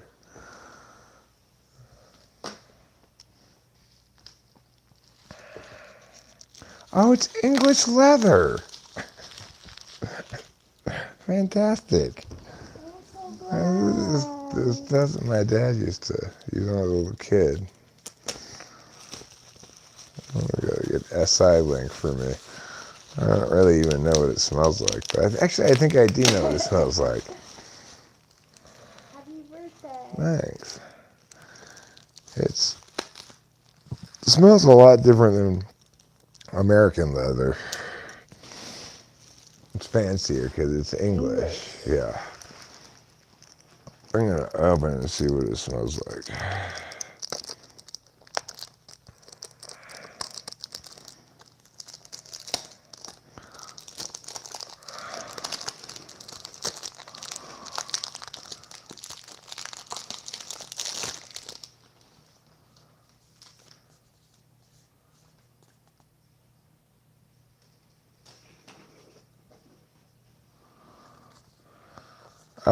Well, yeah, it could just be I'm bad at making it. That's very, very possible. Okay. That's very plausible. In fact, I'd go so far as to call that likely. You can smell it even when you don't even have it open. It's like it's leaking. You think it's leaking? No, I don't think it is leaking. Well, I don't know. Maybe. But you can smell it before it's even opened up. I'm saying it's like it's leaking. Yes. I don't think it's leaking. I don't think it's leaking either.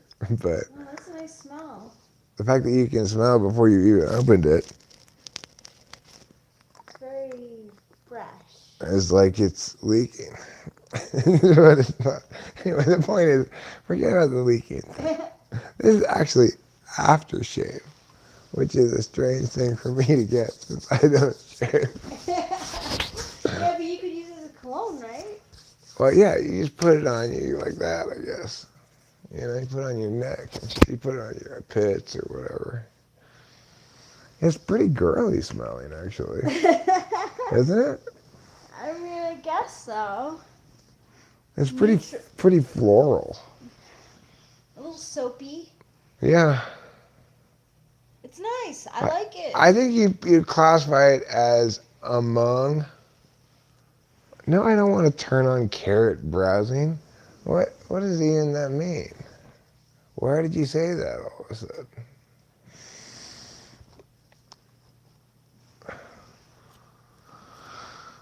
That's a good idea, typing different genres of music. It is. I mean, it's pretty hard. It's kind of hard, but it's pretty straightforward. Like prog rock is NTJ. Yeah. Garbage is STJ. It's true though. But they have some gems. It's so weird. Right, they might have a look. Anybody can make one genius song. Yeah. If you make two genius songs, then there's something else going on. Right. Yeah. But anybody can make one Maybe genius song. three. Because like your dad had Steely Dan and the Beatles. So those are two. No, but I'm talking about making music, not listening to music. I'm talking about making music. Oh, I see. NTJ is prog rock. STJ is garbage. Do you think indie and like alternative rock is NFJ? I mean, I think I don't know. NFJ it's whatever's good.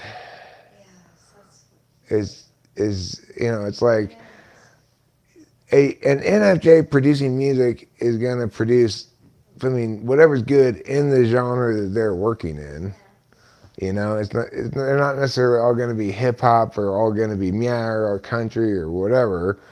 They're gonna recognize that they're existing in some kind of milieu and try to execute against the archetypal structures accordingly or within accordingly, you know. But they don't really do it with effort anyway. INFJs don't make things the way I make things. No. You actually make it. Yeah, I make things. Yeah. INFJs just happen upon things or whatever. I don't know exactly. I can't explain. No. NI-DOMs are much more likely to make a genius song than NE-DOMs. NE-DOMs have to be, I mean, ENFPs are you know, you get your NFPs, they might have some good songs in them. You know, like Like Fiona Apple has some genius songs, including the song that makes you feel dirtier than Oh, any it's other such a song, dirty feeling song. which is Criminal. That Yeah. song is the dirtiest feeling song in the history of the world. Oh my God, it's so effective though, right? Mhm. Um, but anyway, but you look at Fiona Apple, you cannot rely on her as an artist at all, or her instincts as an artist at all, even though she's got multiple genius fucking tracks. Right. And like, I think that maybe Carly Rae Jepsen may be an ENFP, and she has "Call Me Maybe," which is a huge Which is hit, banger. mind-bogglingly genius. But her other stuff, I listened to one other track of hers, and I was just like, "This is it." You want to talk about an artist who defies their type by being, but also exemplifies their type in some way. It's Donald Fagen, Steely Dan. Mm-hmm. Like, one of their best songs is a recent Steely Dan song called Going Out of Business. And it starts with a 45-second bullshit free jazz saxophone solo. Yeah. Which, like, if you don't take your time to listen, you could totally skip that track and, like, not even know that there's a great song behind it. Right. And the only reason I listened to it is because I read a thing recommending that song. Like there was I don't know what I was looking at, but it was like some publication online, and it had like a little tidbit on the side, recommended, and I clicked on that link, and then it had a little article about it and saying, I know this is an odd choice for a recommended today. You'd probably think of Steely Dan as yeah. And this one starts with a 45-second saxophone solo, but I'm like, okay, I gotta listen to this. And the guy was right on the money. That guy, whoever it was who recommended that, he understood music well. That guy, who what he wrote about it was right on the money. What he wrote about Steely Dan in general was right on the money. It was like that guy was right on the money. He really knew what he was talking about when it comes to music. That's important for. And that's very, very, very rare. Yeah. Exceedingly rare that Yeah. you find somebody who actually knows what they're talking about regarding music. As a listener, forget about as a producer of music, right? As a listener, there's an art to being a listener to music that is something that Rachel and I cannot help but practice continually because of our being intuition doms and having each other's intuition as a watchdog of each other. Neither of us can tolerate bad shit at all. It's like Rachel's got more of a tolerance because she has her what is that called, that app you use? Oh, the Spotify. playlist. Yeah. Spotify Basically, isn't as curated as like a list you make yourself. yeah. So you're gonna get some more random shit, but that's a good thing. You want more random shit because you want to be introduced to new good stuff when you encounter it. Well, actually, it is one that I made, but I do happen to come across a bunch on the list that I'm like, it's gonna be deleted because it just doesn't have the pop. So, oh, you mean your Spotify lists aren't generated by Spotify? You generate them yourself, like on YouTube, I do. like on Chappy Tracks? Yep, yep. Oh, I didn't know that. I didn't know you could do that on Spotify. I thought it was just a thing it played whatever it played for you, or you indicated what you liked and then it chose random shit. You can do that. You can do that too. Um, Anyway, how can you be a good listener and what does that mean? Well, it means, first of all, you have to accept the finality of ni, which is irreducible. So you can't prove that you're right or wrong about aesthetics, even though there is a correct and incorrect on the matter, and it is as objectively definitive as any other objective definitiveness. It's not reducible, therefore can't be proven.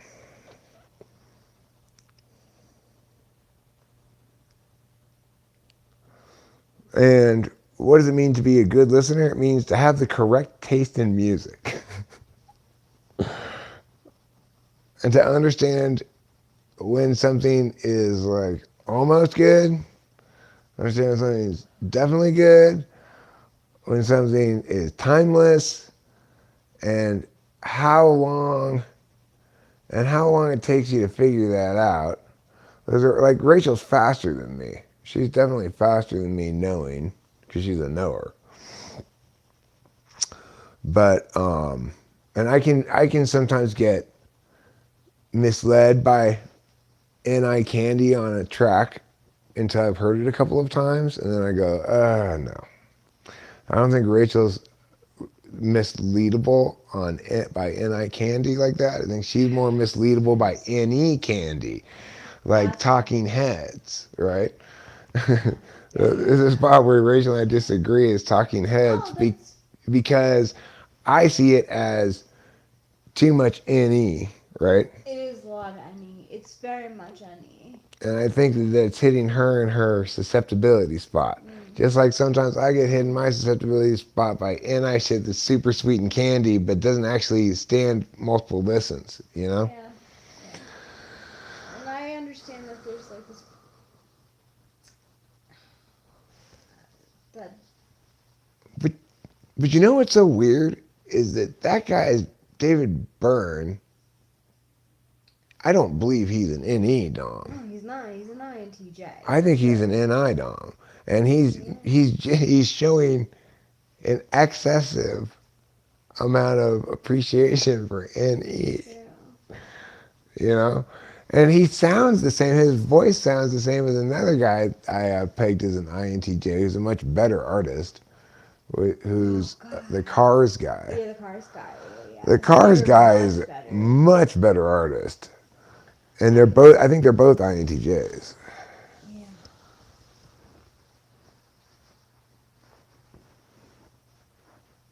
To produce gangster rap, you need to be an SE Dom auxiliary. Maybe, I don't know. Oh, auxiliary. I, Auxiliary? I mean, to do anything authentically and well, you have to be that thing authentically. Like, Kendrick Lamar though, is he gangster rap? I don't know. Actually, the thing is, the point is, what you have to be authentically is a good artist. Like, look at that lady from Australia who does the songs that are like rap songs. Oh yeah, Iggy Azalea. Iggy, Yeah. she does that like that song "I Am the Strip Club," right? Yeah. I am the strip club. Use her mouth for more than just statements. Then she sounds like a black girl from America, but she's totally not. She's a white girl from Australia. But she's a good artist. That's the thing. And good artist trumps everything else. It's the only thing that matters. Except for fan base, because I think fan base is keeping Dave Matthews alive, and the Grateful Dead. Oh, well, that's if you care about stupid shit. It's stupid shit that's contemporaneous to now but has no impact on timelessness. Okay. There's nothing timeless about Dave Matthews except he's timelessly an example of something terrible. Jim Carrey, another example, timeless example of something terrible. I really don't like his advice. He's a horrible person, and I don't like him at all. That story, the story that he's known for is the one where he's driving on Mulholland Drive and he wrote himself a check for some odd amount of money, and then he got paid that amount of That's money. not the story I know him for. I know him as the scumbag who seduced a hairdresser who then killed herself. Oh Who was a my married God. hairdresser on a set. If you look into that story Oh at all, man. that's who Oh, I that's know him not as. cool. That's not cool at And then all. tries to be like, oh, well, she was a really troubled person or Oh whatever. my Like, oh God. my Are you God. blaming? If you look into the story, you'll see. Oh, that's terrible. It's a terrible, terrible Oh, story. that's I don't terrible. even like to relate it because I don't want to give Sorry. other people these horrible story in their head. But yeah, Jim Carrey is a horrible person.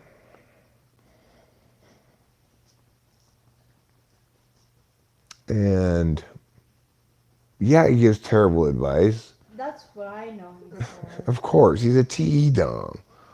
What TE Dom doesn't give terrible advice? They either assume you have no self or they assume you have no universality. They're TE Doms either way.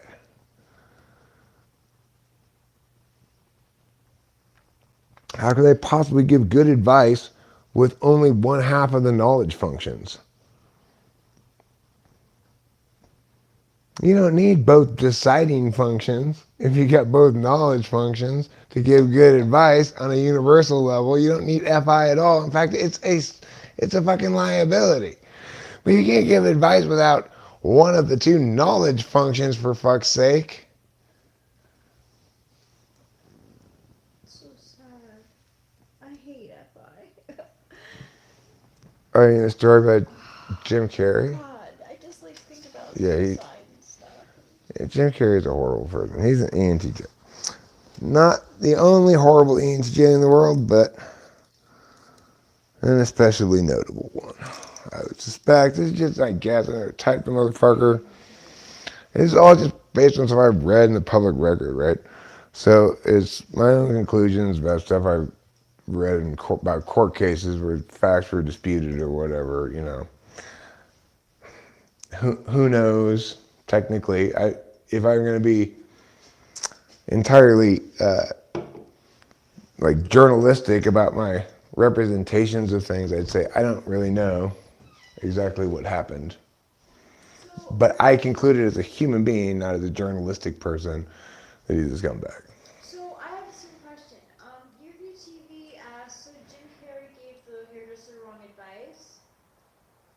No, she was married and just a regular hairdresser, and he's this big famous star, and he fucking seduced her and ruined her marriage and so forth.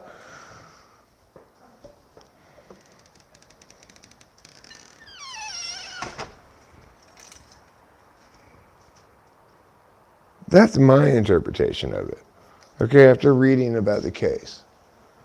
His interpretation, I'm sure, is very different. Okay? But I don't believe him. So that's my prerogative to not believe him.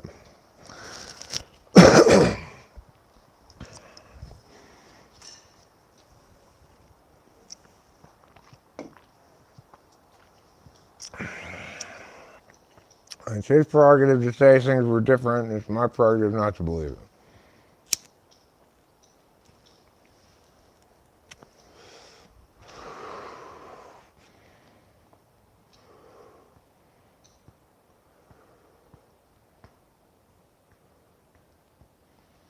Anyway, that was something I read a long time ago. So it's not like my recollection of the details is going to be very reliable. But in broad strokes,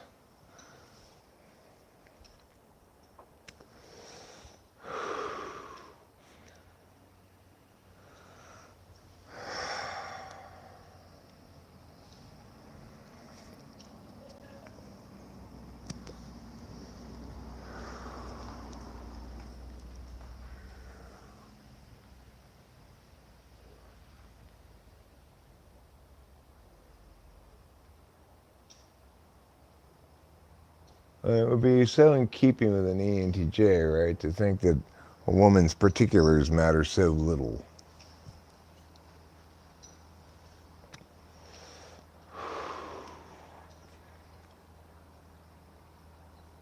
while being so passionately consumed with his own particulars. That's like me and my FI polar, right? Saying that your subjective feelings mean so little, whereas I'm constantly being driven all the time by my own subjective feelings. Well, that's fine though, right? Because I'm doing what I want to do in my life. That's where FI is appropriately guiding things.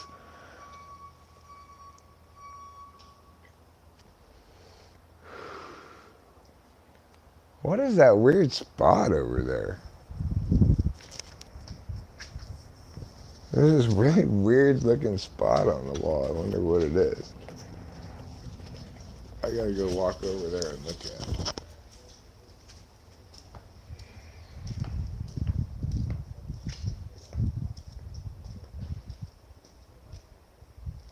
It's so weird. Oh, I bet it's bird shit.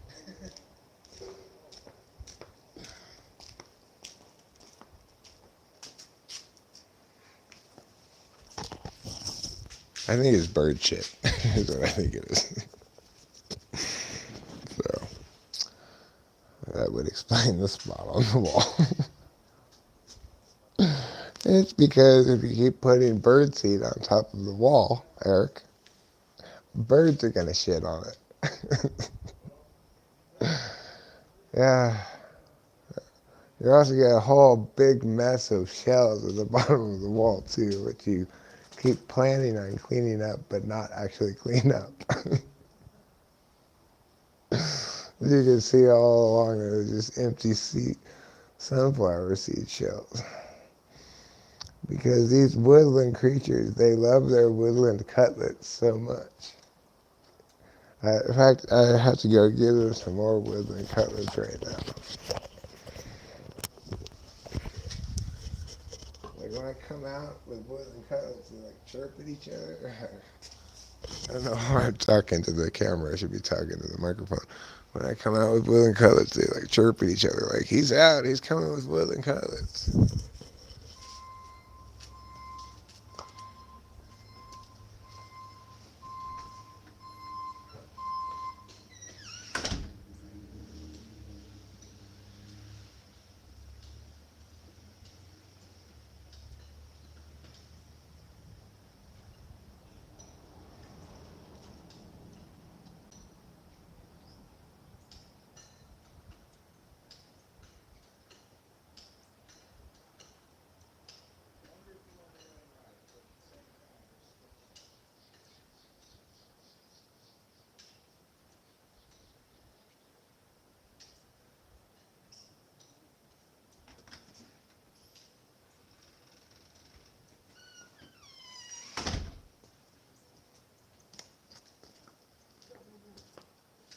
Excuse me, woodland friends.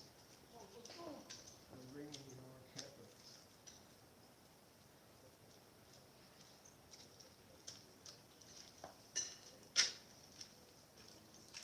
Yes, you're a brave bird because you know that I'm the provider of the cutlets.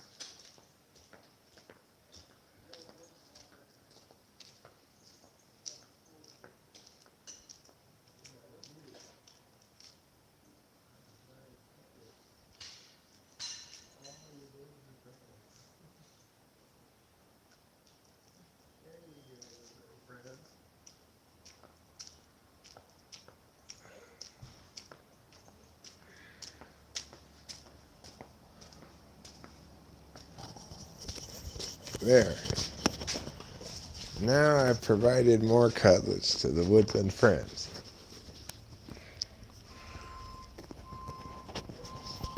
Well, they sure are doing a lot of stuff in front of our house today. They got like 4 or 5 different trucks, lights and stuff.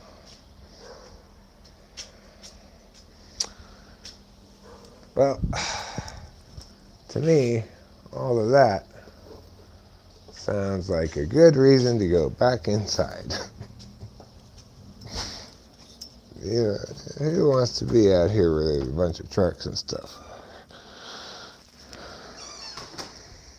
The telephone company must have decided that they were going to hold their weekly convention in front of our house today.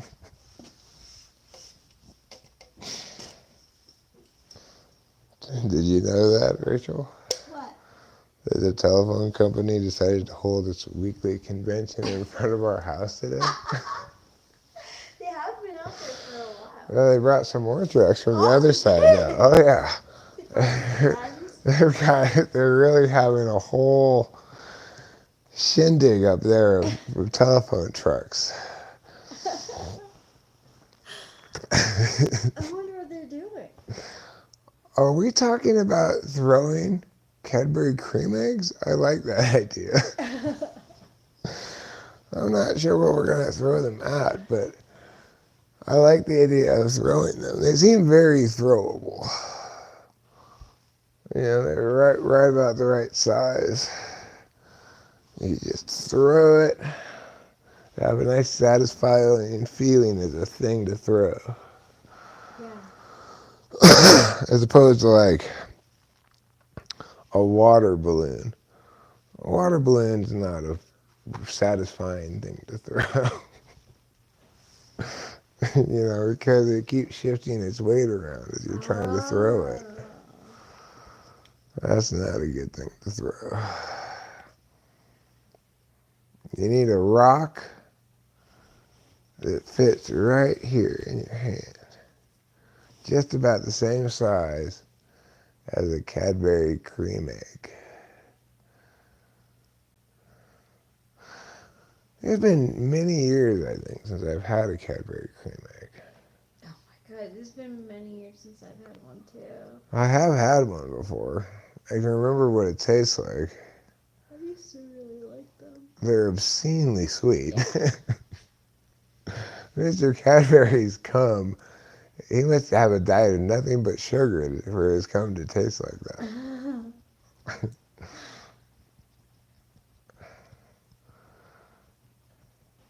Ronald Cadbury's was, he survives on nothing but sugar cane.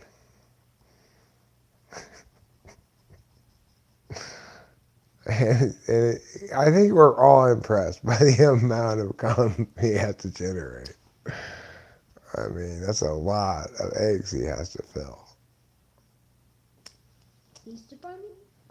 No, Ronald Cadbury. Oh, Ronald Cadbury, yeah. The guy who comes in all of the eggs.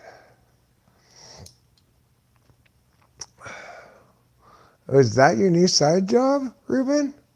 You're helping out at the Cadbury egg factory, filling them up with cum? I'm glad you got a new job, Ruben. I'm proud of you. Ronald P. Cadbury. How did I not know? Thank you, Ruben R.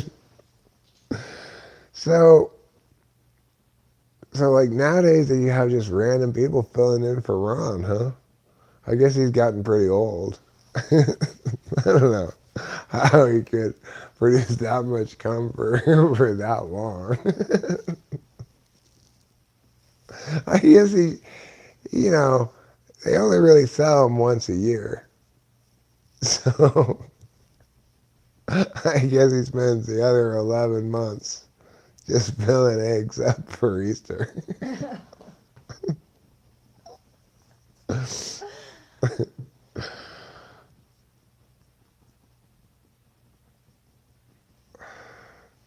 Yeah, I'm sure it is very fulfilling for your SE, Ruben.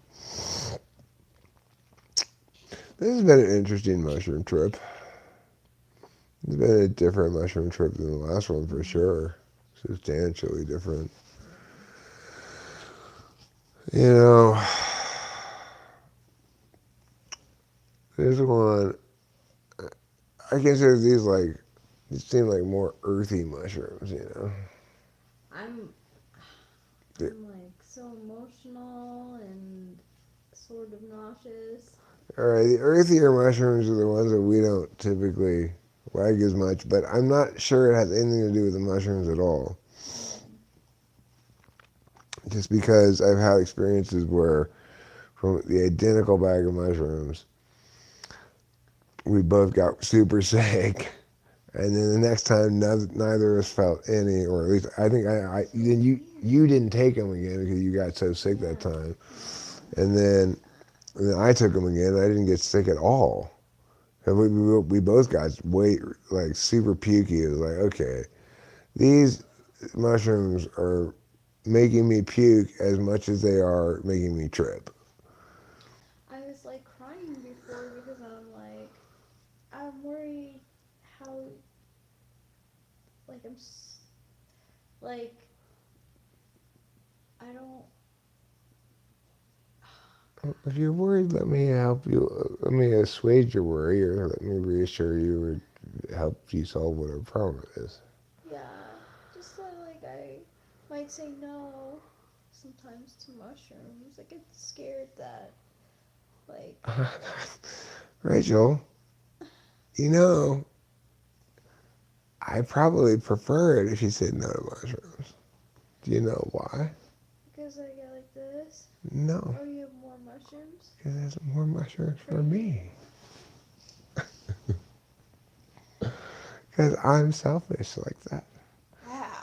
But I'm also a good partner, so I always split it 50-50 with you. Yeah, you are a good partner. And I try not to take too many of your Klonopins. No, and you don't. But you sighed about that the other night. You were fretting because you were like, "Oh, I gotta go get my Klonopin. Oh, Eric's coming. Maybe take another one, but he's taking a lot." No, I swear, I don't think I You don't. weren't. That wasn't what you No, were I sighing swear about. I do not. I'm totally neutral when I it try comes to to be that stuff. super considerate No, about it. I All right, not appreciate no. I that. don't try to be super considerate about it. I try to be super considered about how many you have left until the day you get them. Oh, okay. So I might have sighed because I might have only had two left at that point that you asked me. Possibly. No, because you just got a new bottle. Oh, so then, no, it wasn't about that. I promise you. I don't care about sharing. Well, anyway, the point is, what I care about is not doing too much of your drugs that you don't have enough of them that you need to take. Because you actually need to take drugs for a reason. I just want to take them because they're fun.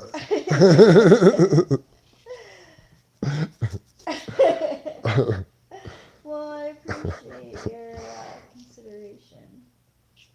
Sure. It's the least I could do. Boba Fett says Jim Carrey. Mm. Mm. Hey, neither of those words are okay around here. Is and a are not acceptable words. Retarded and liberal are fine.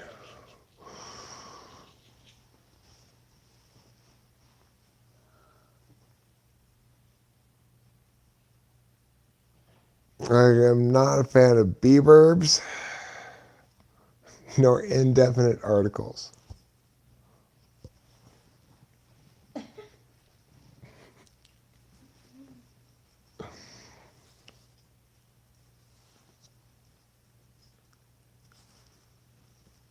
I neither fancy is what I should have said to avoid using any B verbs. I neither fancy be verbs nor indefinite articles would be a sentence that wasn't guilty of using a be verb.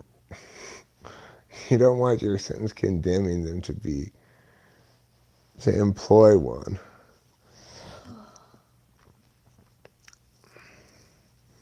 Of course, if they're fine as helping verbs, nobody's disputing that. Be verbs are fine as helping verbs because then they're telling you the tense. The problem that I have with be verbs is when they function as linking verbs. Like, you are a meow. You are not a meow. You know? You don't get to dictate existentiality like that, be verb. I feel like NFJs, well, yeah, maybe ENFJs too. It's like those like B verbs. Linking verbs, yeah. Yeah. Things that don't mean anything. You know, like, my Yeah, heart they're is a annoying butterfly. for My yeah. heart is a butterfly. Yeah. I swear to God, like I was like this morning I downloaded a color season analysis app because I want those beavers. Well, that's fine, darling. Nobody's disputing It's you as a consumer of beavers. Okay, I'm not taking any problem with consumers of beavers here. I'm talking about producers of beavers. oh. Okay, you can't. However you consume beavers, it doesn't have any effect beyond your own particular sphere.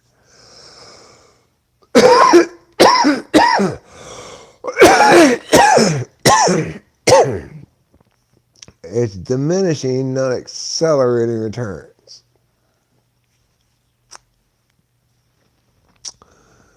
It's the producers of beavers who say things like, "Meow is meow, and this comprises philosophy." Just stop with your metaphors. Just get them out of my philosophy. I don't. I don't want them. Just stop already. My spirit animal is a turtle. You look like a turtle right I there. do. You look really strange right there. I don't know. It's like my shoulders are like. It's like they photoshopped your head on something.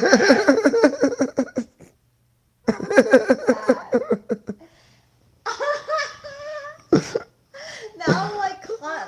Because like what is this sweater makes your body looks like this like melony kind of. I don't know. It doesn't look like it so much anymore, but The kind. It depends on how much. yeah, it's like where are the lines of your body? Oh my god. See, that's stuff that I like too. Oh my god, but I also it's a love-hate thing, yo. Well, not just to someone, Ruben, although that's the worst incarnation of it. You are a woman, therefore you have to be like all these various things that I think women are supposed to be like. You are Or not like that. or you are a black person, therefore you have to be like all these things that black people are supposed to be like, or whatever. You know, things that idiots do. That's the that's the most idiotic manifestation of it. But the kind that bugs me the most is when ENFPs think they can philosophize just because they can put together a bunch of words, but their words don't mean anything because they don't use any meaningful verbs except for be verbs. I bet you Jim Carrey uses a lot of verbs. I totally like really mean this seriously. I bet he does use a lot of be verbs. Like my heart is a song. I bet most of his sentences begin with I am. Yeah, oh yeah. Oh yeah. I know it does. Either I am or I will or something like that. Probably not I was because that's the past. We don't have any time for that. Just move on, everybody. Everybody just move on. That shit that happened yesterday, just let it go.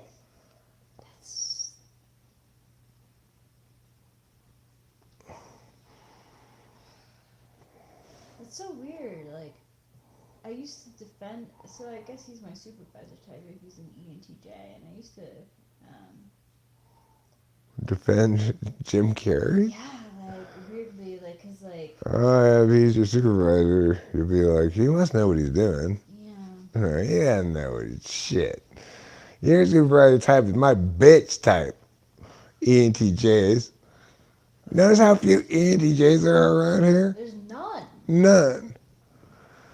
Occasionally they get typed by me. Two. I'm sorry. I don't know. I don't think there are any. Occasionally they get typed by me. ENTJs don't hang around. They're not hang around types anyway. But the only encounters they have with me are of two kinds. Either they want to use me correctly for my expertise, or they've run afoul of me in some way. Hmm. In which case, they never want to engage with me because that's not useful to them, and I'll just whip their ass.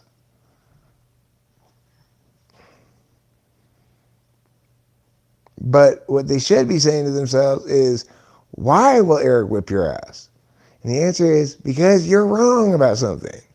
And you should stop being wrong about it.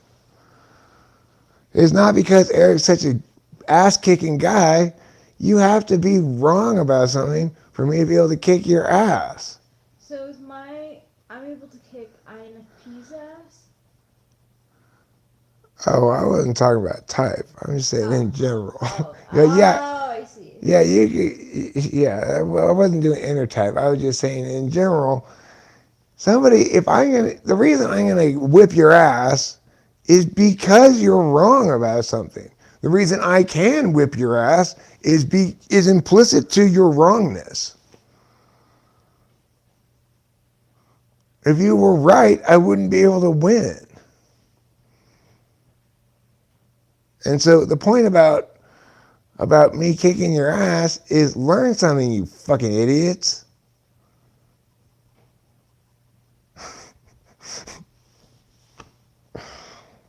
You know? That's the whole point of me kicking your ass, ENTJ, is so you learn something. Someone needs to kiss This has that. nothing to do with ENTP. This is to do with Eric, okay? Eureka TV, don't make any mistake. This is not a universal ENTP thing. ENTPs are as wrong as anybody else across the board. I'm Eric. I am the correctest person. And that is to say, I am the most faithful to a process of being correct. It doesn't mean that I'm always right. It doesn't mean that I'm the most right on any given particular point. But it means that I'm, as far as I can tell, the most faithful person in the entire world to the process of being correct about the things that matter most. And those processes of being correct are implicitly linked to me personally, not just to being an ENTP. They're linked to how I was raised by my parents, both being anti-F, both of them having Fs in instrumental / countervalued places, and prioritizing T shit all the time around me, either in terms of fairness from my mom, who's an ISFJ, or in terms of efficacy from my dad. And never was there any moment in which your feelings mattered in my family. It was required that you be objectively self-analytical. It was required of me from the very beginning. But that didn't make me an ENTP. It just meant I was an ENTP who was in the right environment, right? Who was in the perfect environment, where my dad actually had a PhD, which stands for philosophy, whatever, in philosophy. Yeah. And who introduced me to the concepts at an extremely young age. Like, I remember one of my first memories from that house in Arcadia was me thinking about free will, jumping over a driveway back and forth, trying to figure out if I could somehow get around the paradox of it, So it's like the reason it's pointless to debate me is if you're good enough to debate me, why are we debating? We should be engaged in discourse. If you're not good enough to debate me, why am I debating you? You should just be learning from me.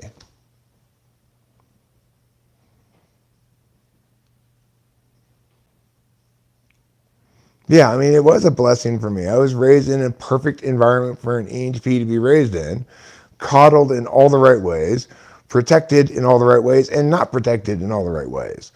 And it's turned into this disaster of a human being, but paragon of correctness named Eric Strauss.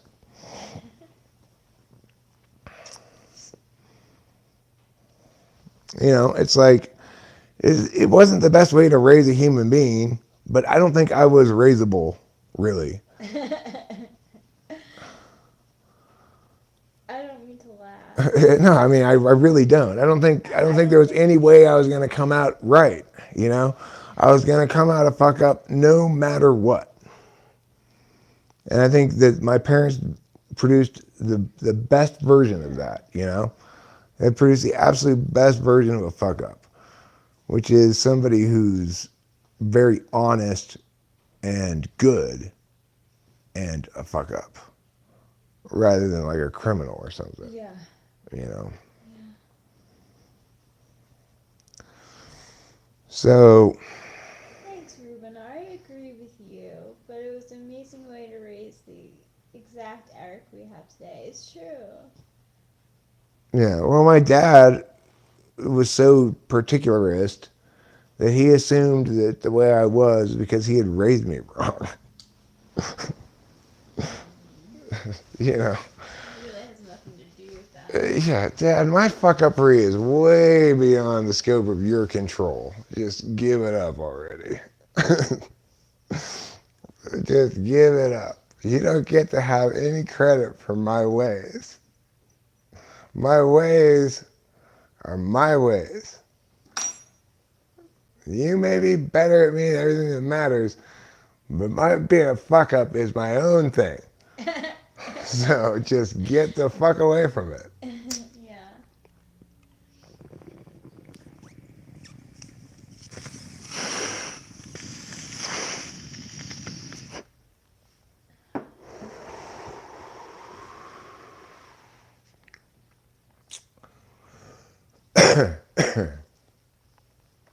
But anyway,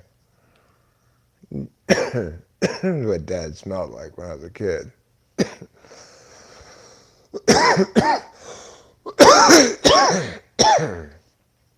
He had a mustache. I never saw my dad with a beard. Never once. But he always had a mustache. As long as I can remember.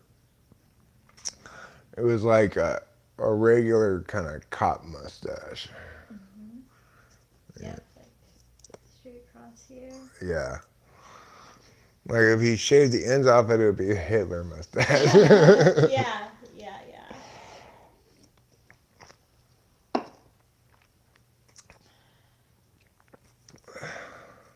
Yeah, that I tell you, that really still hasn't come back into style, has it? The Hitler mustache. Not at all. It's always associated with him. Yeah. You'd think eventually people would say, hey, you know what? He was a bad guy, but he doesn't own this mustache. But the whole thing, though, right? Like, We have to reclaim the mustache from him. but then shouldn't we also reclaim his name too? I agree. People should start naming their kids Adolf again. Yeah.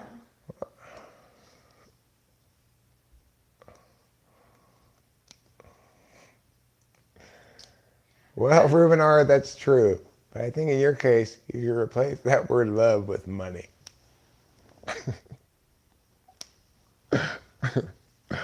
And yeah, money covers a multitude of sins. So it really does. Yes. Money covers a multitude of sins. It's unfortunate, but it does. Because, We're all subject to being bought to some extent. yeah, because yeah, my mom, gifting. Yeah, money. I'm like, yes, please. Yeah, thank you. money. All right, fine. You can come to our wedding and be forgiven and stuff. It's gonna cost you. It's gonna cost you.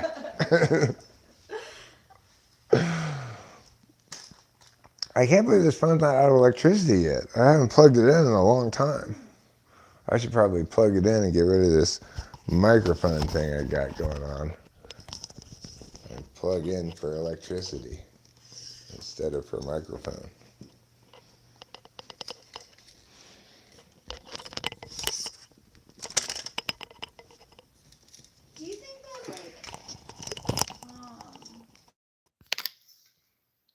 Do I think that like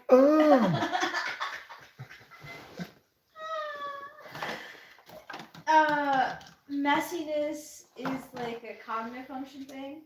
Cause like I'm feeling I've noticed in myself I cannot believe. Well, definitely your relationship with your objects links to your relationship with SI and SE to some extent. Okay. Cause I try like I mentally I'm like oh I'm gonna the space could be clean for a day. The next day it's a mess. I see you up there fiddling around with your pants and stuff, rolling them up and looking at them like, oh my god, what am I gonna do with these pants? Yeah. Yeah. Just throw in a closet or something, like a normal person would do. No. Just take all of the shit that's bothering you and push it into the closet and close the door. That's so true. It's not there anymore. You're so worried about what you're going to do with these very articles of clothing you have. And the main reason you're worried is because we don't have enough hangers. Or do we have enough hangers We now? do. Yeah. Do we not have enough drawers? My. Why are you stressing out so much Why? about your objects? It's so stupid. It's not stupid. I'm trying to solve the problem for you. So, I would like to store my sweaters away, like when it gets warmer. So you want one of those containers? I think. Do you want me to get the container down for No, you? not now. I think it's gonna be cool for a few days, so I should have them. But I'm thinking. Well, you should decide. Like, even though we're going to summer, it's not like it's never gonna be cold. So, So you should have a wardrobe that has a couple of cold things, but Okay. mostly warm things, right? Okay. So then what you want to do is put away most of your cold things and take out, presumably, this will be like a yearly thing you do, Yeah. probably. I personally have one set of clothes for the whole year, but that's fine. No, you're efficient. No, I'm not efficient. I just don't think about clothes at all. Yeah, my mom always would say to me, like, oh, you'd have so much more room in your closet if you store away your sweaters. And then. Well, if women never bought me clothes, I would have no clothes. I just have a couple of t-shirts. True, though. I just have a couple of t-shirts. So. But you're a nature boy. Like I think of you as like a nature boy. Well, what I think of it as long as I have some sort of pants to put on, then what am I thinking about pants any further than that for? I'm glad that you think about pants. I mean, I do think about fashion on other people. You do. But You I definitely do. I don't think about it on me at all. See, this is why you should be the editor-in-chief for Vogue magazine. Because you have taste. The thing is, I do think about it for me in the sense that there's plenty of stuff that I wouldn't wear, right? True. But I'm not trying to do anything with my clothes. No, you're not making a statement or anything. No. Right. I'm not trying to convey any information with them. Women Except do. for my hat.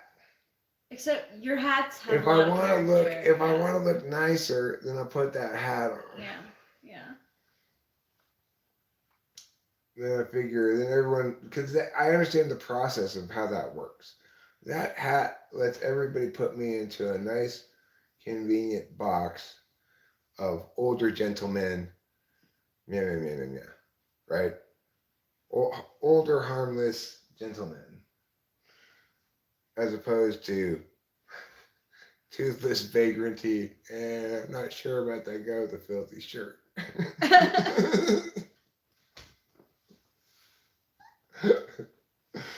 You know, so I understand the mechanics of the hat. So I've got no problem putting that on if I want to make sure, reassure people that I'm the gentlemanly guy, not the vagranty guy.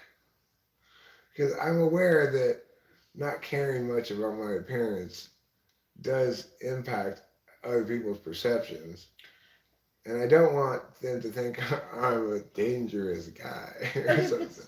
I feel like where we live just totally suits us. I know. Where we live right now is perfect because there's lots of guys like me. Yeah, it's like. And they're much more authentic than me, right? Yeah. Like, I'm me because, you know, I just, I don't know. But they're like blue collary more versions of me, right? Who actually like to get out dirt riding their things and doing work and chopping shit and stuff like that. I just look like that. But doesn't it feel kind of nice? Like I feel like it's kind of nice that like we can go out into town and I don't feel like I have to like dress up. We fit in. We like it's like we couldn't blend in any more perfectly into a neighborhood than we do in Mariposa. Yeah, because even. And as I was saying earlier, Rachel, Mariposa is so cool. It refuses to have a CVS. That is.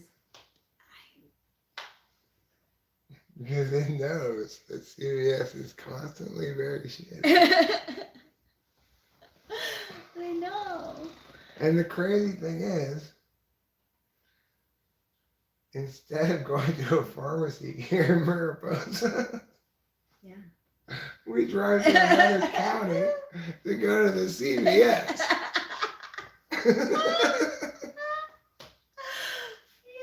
it's funny. It's just what I was used to, though. That's SI at its finest, right? Well, we gotta move to another place. Okay, well, where's the nearest CVS? That's why I want my pharmacy over here, because I don't know anything else about this place. I don't know anything else about pharmacies, so just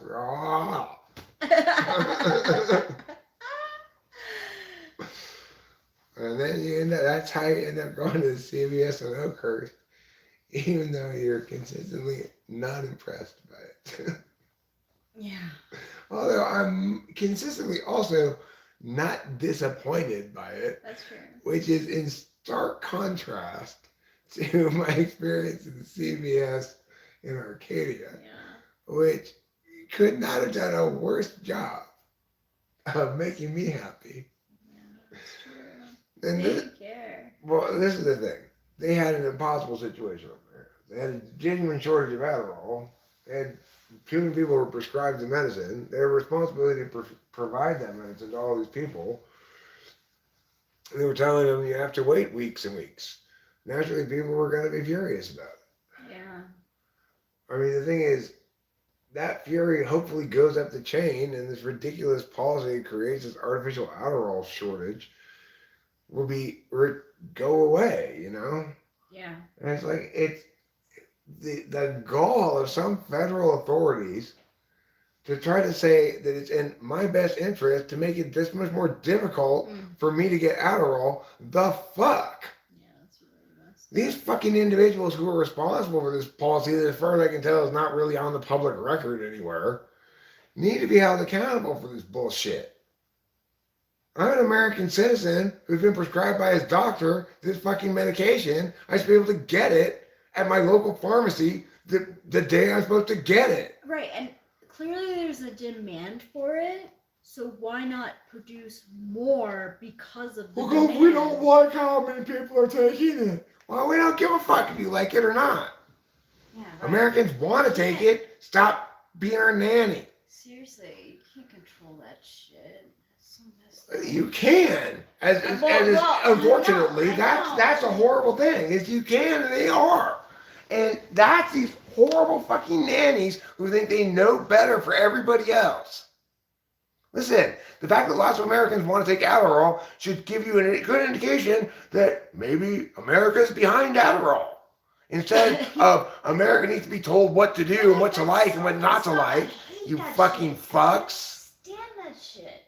I can't stand that shit when people try to control others. I don't like Control people for their own good. Yeah, for their own good. Right. So messed Oh up. my god. Why not you direct some of that energy to controlling yourself for your own fucking good? Yeah.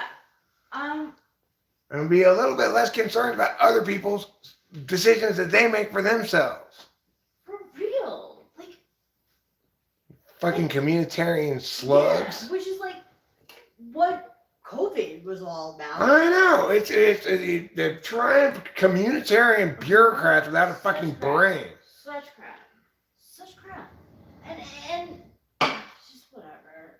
It's anti-American is what it is. America's about liberty and justice, not about bullshit.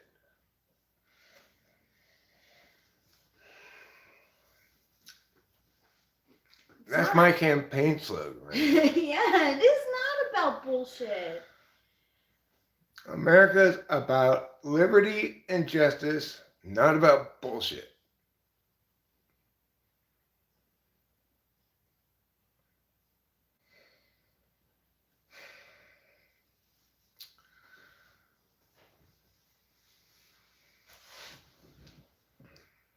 Well, money is really about money because if you have money, you can do what you want. And usually that's nothing to do with the universal stuff. So that power influence stuff. Like only horrible people want to use money to gain influence as individuals. You can kind of understand corporations wanting to prevent the government from getting in their way and spending money accordingly. That makes sense, you know? But only evil people want to have a bunch of power over people. The thing is, I want to be president, but it's not because I want to have a bunch of power over people to tell people what to do, right? It's because it's time for a sane leader of not just America, but the free world. It's time for a president who actually believes that America is about liberty and justice and not about bullshit. And who knows what that means.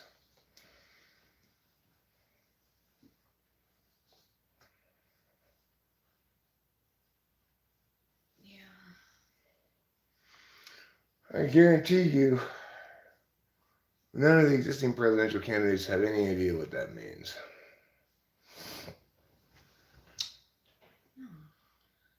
If asked to define liberty, they wouldn't have any idea where to begin, or they'd give you some sort of dictionary definition that's inadequate.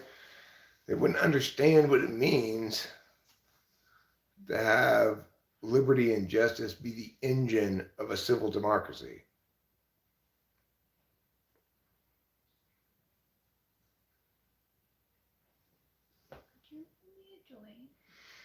Well, Eureka TV, unfortunately, there's the processes of executing the will of the collective require an individual executor. Not just because of the numbers, but also because not everybody wants it to be their job, nor is it even conceivable for it to ever be everybody's job to execute the will of the people. No, they don't think like that. So the president is the executive branch of the United States of America appropriately. We have the power of that is decided by the people and through voting correctly and appropriately divided into three domains, namely the legislature, which in the United States is defined as the branch which evaluates the justness of those laws, and the executive, which is the branch in charge of executing the will of the people. So obviously, yes, there has to be an individual person. You can't have collective will and have it express except through actual individuals taking action, right? And to have individuals take action, somebody has to take the ownership or responsibility for that action. So, for all those reasons, and many more, no matter how collectivist you want to be, Eureka TV, there has to be delegation of powers to those that you entrust with authority. Otherwise, you're not talking about any kind of governance system. You're just talking about anarchy or some sort of dreamy fucking FI mess. So, before you start making discourse about government, remember who you're talking to.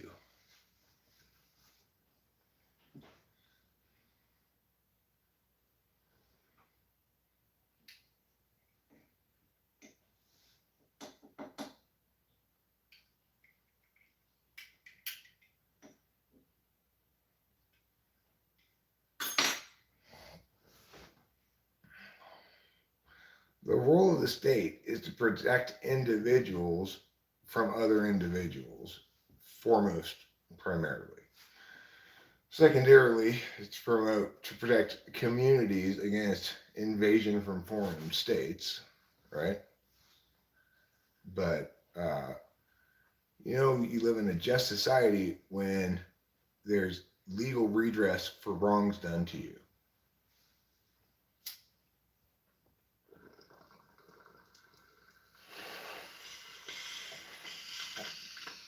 If you don't have these definitions in place or operationalized meanings for words, you're not doing anything when you're talking public discourse. I mean public policy.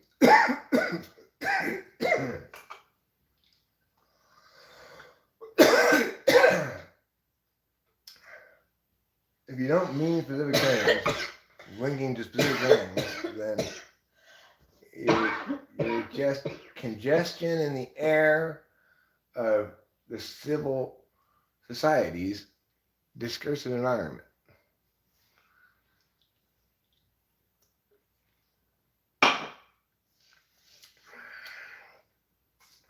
People need to be civil and logical, rational about public policy, not partisan, not ideological at all. At no point is any good intellectual work get done via any kind of ideology.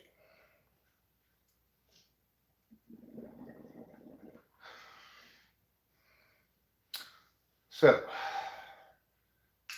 if you suffer from ideologue syndrome, also called youth, then, well, you'll grow out of it. But you're already doing the right thing by listening to me. You're already way ahead of 99.999% of people on the planet. You're listening to me.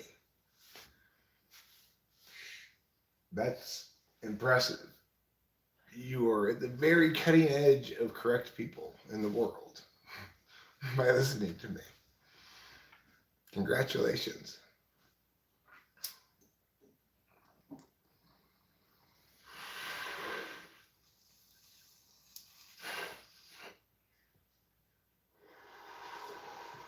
You'll forever go down in history as an early adopter, even if you disagreed with me.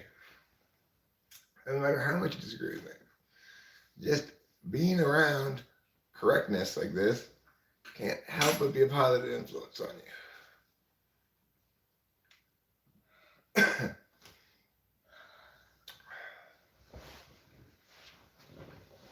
Because, it's like I sacrifice, Rachel and I both do, any sane semblance of a subjective life. Rachel, I don't even know what that means. Rachel, in order to be aesthetically perfect, in her presentation to the world, and me in order to be correct. Yeah. Fuck, dude, I think about aesthetics so much. So the thing is, we sacrifice everything that matters really in life. Like we're not good at taking care of ourselves. We're good at indulging ourselves. We're not good at, we're learning to be good at preserving resources. Yeah. We're not terrible at that. We're not like spendthrifts or anything, but life's expensive, and there's a finite amount of money and we gotta think long term. We're not good at that kind of shit. I'm terrible at that, and honestly, I'm so sorry. Like, No, Rachel, this is the thing. It's the implicit sacrifice we make in order to be who we are.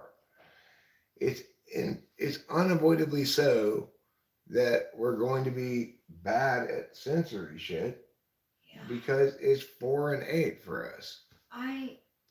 If we weren't bad at it, we couldn't be good at what we're good at. And it's like you hear about Club ENTP talking about Chat GTP or whatever it's called. It's understandable that you'd be fascinated by something like that, huh. unless you're NE 1 or 2.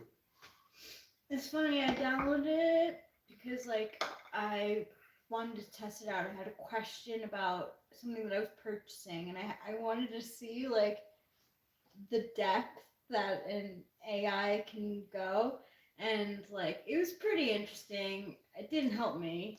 Um, so like I was like, "Hi, chat, GP chat. I'm interested in buying this and this.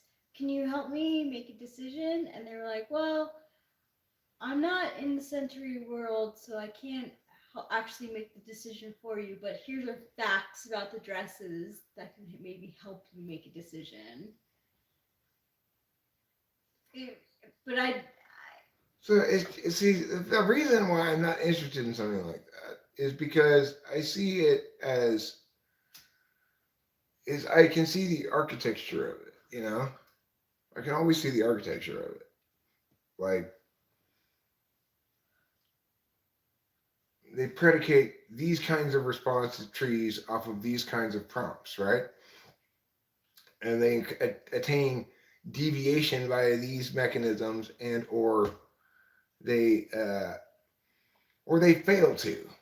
Regardless, if there's no NI to it, no, there's no NI to it. so it's not Actually, you interesting at all to me. You have to pay for it too, which is kind of annoying. Any NI that you encounter is happenstance. You've encountered it and found there to be the NI in it. There's no authorship to it. It's not of interest at all to me. No. Nor would it be to any extroverted intuitor who's in a dominant slot, right? Because intuitively, you can see right through what it's doing. Its randomness is less crisp than your own by far. And it's like, why play with imitation things when you can play with real things? Yeah. Why play with imitations that are maybe approaching as good on certain metrics or something? It can't ever be authentically an artist, right? Even if it generates authentically the best art, it's at someone else's prompting, and setting parameters. Yeah. There's got to be an individual will behind it. No, it's not. It's not. Yeah. There aren't sentient, self-aware Right. individual creatures called artificial intelligences Right. that occupy a single space of identity that persists across time. And there never will be. As I've indicated many times before, there never will be. It's logically impossible. We already know exactly the one way we can to generate new instances of advanced intelligence, self-aware intelligence. Fucking. That's how we generate new instances of advanced intelligence. We fuck.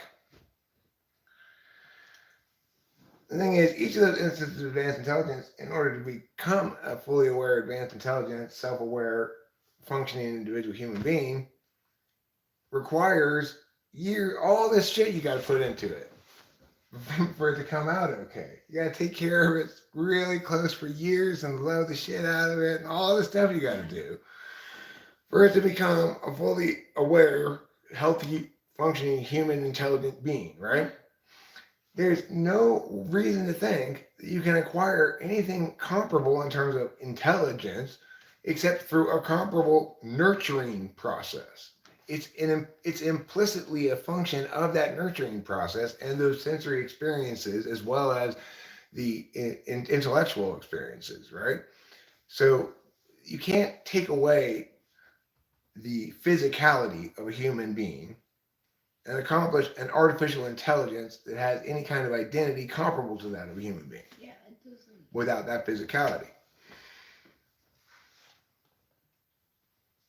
Because in order to be self-aware, intelligent, move through time, you have to have certain things, you know? It's like you're a being. Well, we're thrown into life unawares, as Heidegger said, you know? No, you sounded fine, Rubenar. I totally understood what you're saying. Rubenar says, I'm understanding now. I'm understanding how you're an action deliberator type now. Because you've already thought this through and know why you're correct. Exactly. No, you're right. You're absolutely right. I've thought all these kinds of stuff through. Lots of times. And the thing is, I thought it through like a debate coach, which has zero attachment to the arguments, is only looking for which ones are going to be the strongest, most difficult to refute, have the best rhetorical slope that works in your favor, right? If you're only calculating argumentation on its actual legitimate strength against other arguments in a well-argued round, then you end up with the best argument. It turns out, I have no reason to understand why. I have no good explanation for why. But the best arguments and the truth are the same thing. The best arguments and the truth. Almost always. Almost always. Not quite always. Well, there's somehow like you can like bullshit, you know? There's people who Those aren't good arguments. Yeah. Remember, the thing is, in the way I'm talking about it, I'm the opponent and the proponent of everything. So everything gets my full attention in terms of I don't want to present an idea and have anybody else be able to critique it in any way, from any direction, and surprise me. That's what I don't want most of all in life. Is I don't want to be surprised by an argument. I don't think you like being surprised, period. No, I don't like surprises. Nobody likes surprises. That's the truth. Nobody likes surprises. Really? Not real surprises, no. I guess you're right. It violates the prime directive. It violates the prime directive, which says that the universe is ordered. You can predict what's going to happen. There's certain things you can rely on as certain and not have to think about it at all, right? Your background epistemology stuff. When that shit gets threatened, is the closing the gap between reality and map. That's the prime directive. So surprise runs afoul of that. There are certain contexts in which we like to get surprised, in which case, in a larger frame, there's no surprise at all. Like if you go to a jump scare movie or something, that's within your map. It's you've mapped expectation-wise. I'm going to be surprised by things in this movie, so it's not surprising at all when it happens. In fact, it's disappointing if it doesn't happen, because that's how maps work. You have the ability to meta up like that, right? But the thing is, when genuine surprises occur, they occur outside of those meta framed contexts. So it's um, like my dad killing himself was a genuine Oh my surprise. God. That's a big surprise of my life. You want to talk about surprise? Surprise! Oh my God. It shouldn't have been such a surprise, but it was such a surprise. And I didn't like that surprise. Neither did I. You know, as surprises go. Well, that's what I think about when I think about surprises. How about we have a surprise party? Uh, when you say surprise, I think about my dad shooting himself. I mean, yeah, you're right. Like, I can't believe it. It's funny. It's like the actual event of that stuff. That doesn't make me very emotional. It's interesting that different things make me emotional, right? Like when I talk about America and stuff, it makes me Yeah, it's emotional, very emotional. right? But when I talk about my dad shooting himself, I just think that was a crazy day. Yeah, now that you have some distance from it, it's just like, wow, what a crazy day.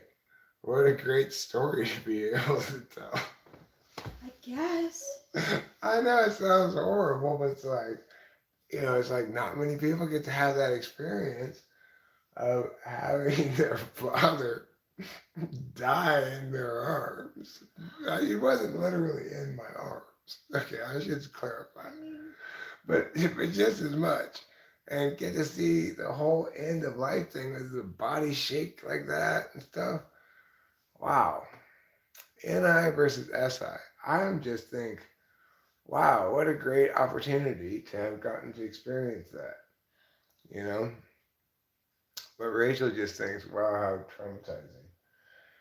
I'm traumatized by my like other little things that happened before he died. Like I should have said this or I could I have done know. that. Those things I find traumatizing to think about, and I beat myself up about that kind of shit all the time.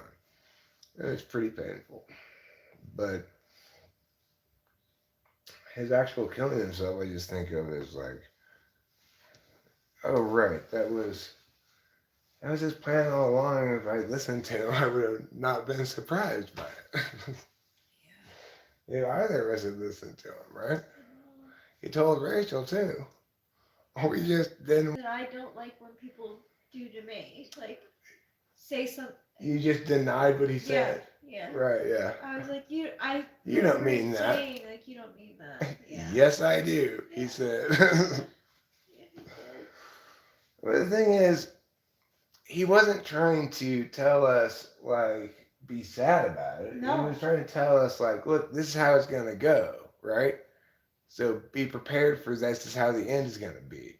I've got this whole thing planned out. It was so beyond the scope of my even considering. Like, but he spent decades planning this shit out, knowing that he was going to end it this way. He had known for decades. Something in me thinks that, like, Richard knew, too. Like, he probably. Richard wasn't surprised. No.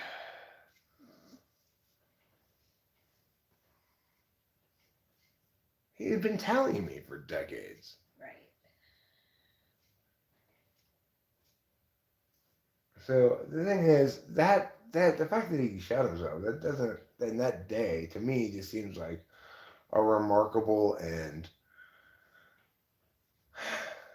crazy day and also a validation that's an okay way to go too.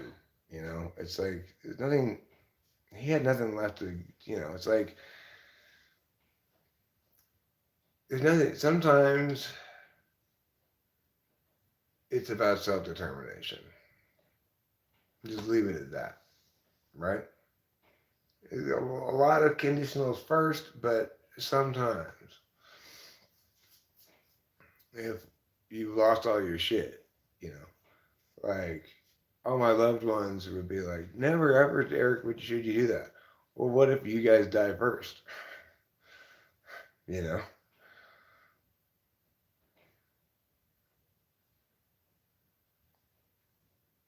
Then are you still going to tell me not to? No, then you're going to be dead.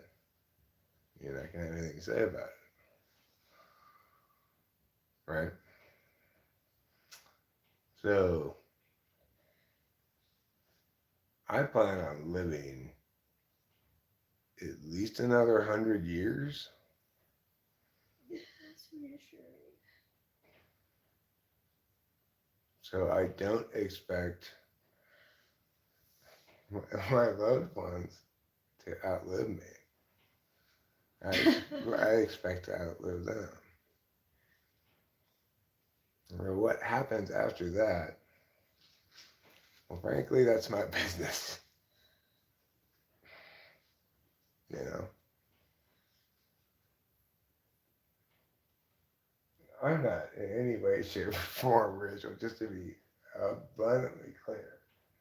There is nothing remotely like,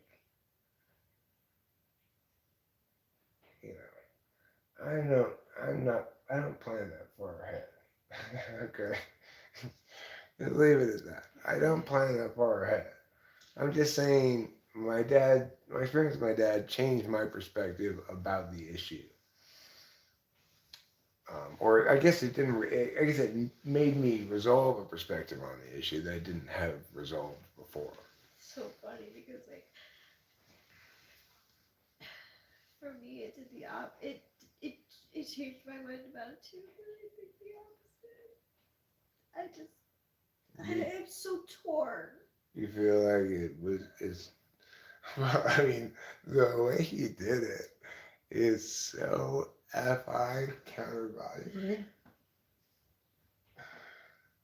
Like, but I really believe it was in favor of TE, not because he was trying to shit in our face or something. No, it was TE. It was like him. He was trying to help us along the Yes. next steps after he Yes. shot himself. I know. And then I think about how he lost like the love of his life, and Yeah.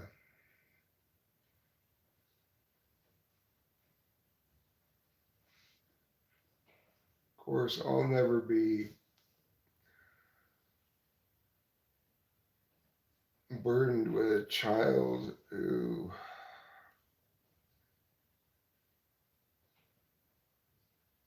fails to meet my expectations so much as he was burdened by such a child.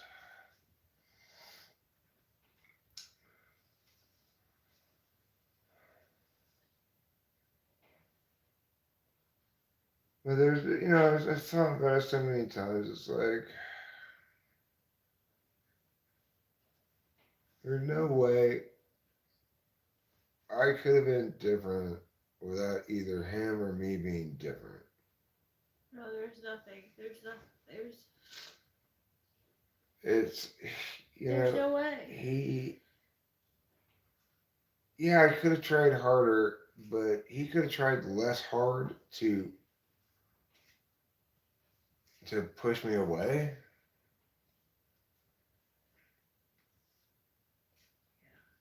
You know?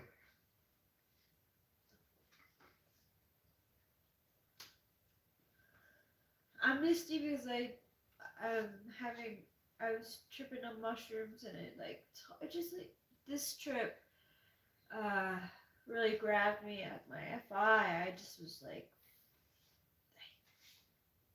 feelings abound.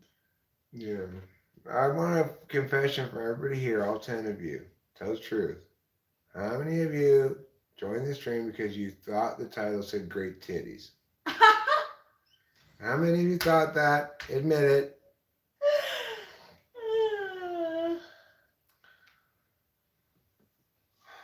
I know that's why Ruben's here.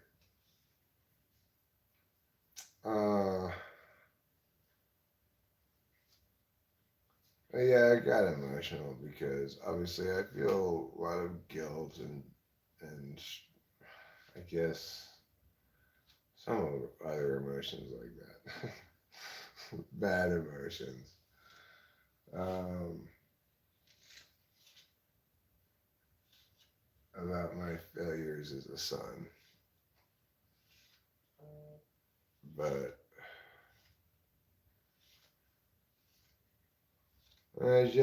it's just like also it's like, oh my God, Dad, you have to be such a like saint in everything practical, such that it turns out not only were you like, it's like, oh God, ah, it's just too much to think about, really. It is. It's too much to think about. It's such a mix of positive and negative and other kinds of emotions that I have about my dad because because I'm an SI type, I tend to remember him just for the last couple of years where he was kind of awful without my mom. You know, without my mom there to. And that wasn't like he used to be when I was younger. With my mom was herself and stuff, and they were wonderful people. And it's Do you think your mom balanced your dad out more? well, yeah, she gave him a purpose and everything, right? You saw it yourself. Even then, she Yep. wasn't my mom at all anymore. He still saw his purpose in her. Yeah, he did. And it's like I don't like that I don't remember the good dad. I just remember this bad dad for the last couple of years. That's my SI just recency bias. My SI fourth means I don't really keep track of anything unless it's really bad. And I remember it because like, don't do that again.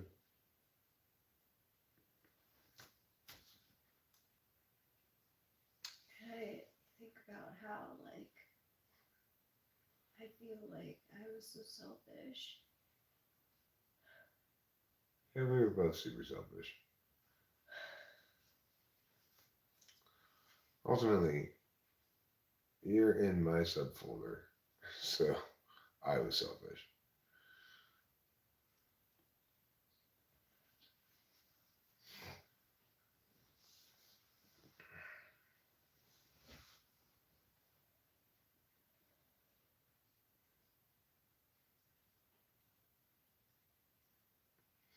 But was it really so terrible a thing that we were selfish and have each other rather than unselfish? And no, I can't have this lady come live with me in my dad's house. No, because you saved me. I sacrificed the end of my relationship with my parents for the rest of my life.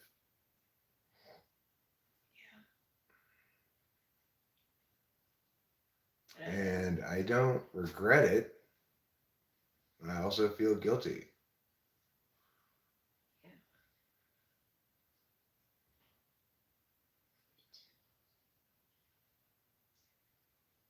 Oh, that's fantastic. I'm glad. He's been live streaming. Well, that's good. Good for him. Drinking urine. What? Okay, I have to know, like, what, what? Personally, I've not drank any urine, but Not either. you know, I suppose if I was dying of thirst and the survival situation required it of me, I would drink my urine. Yeah, right. I try to I could- filter it through something first, Smart. like a hat. Filter it Smart. through your hat. Is that your essential item? Yeah. What do you got? I got this hat. Oh my gosh. You know, I was gonna bring a machete, but as long as it's at the gas station on the way in here, I was like, "Can I take this instead?" And they're like, "Okay." So I got this hat.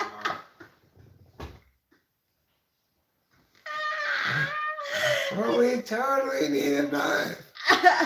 Oh, bro, you didn't bring a knife?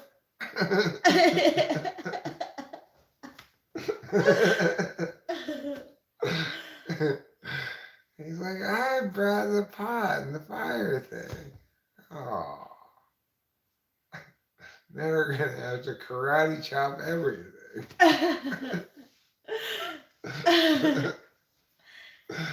That would be the most interesting episode of Naked and Afraid ever. The episode where, oh no! Oh Everything I know is no! wrong. I can't believe that. Oh my god. What about things I think or believe? Are they also wrong? You have the information. Please don't keep it. Thank God you're here. Yeah. And that you brought along with you the information. They are very wrong. Who are they?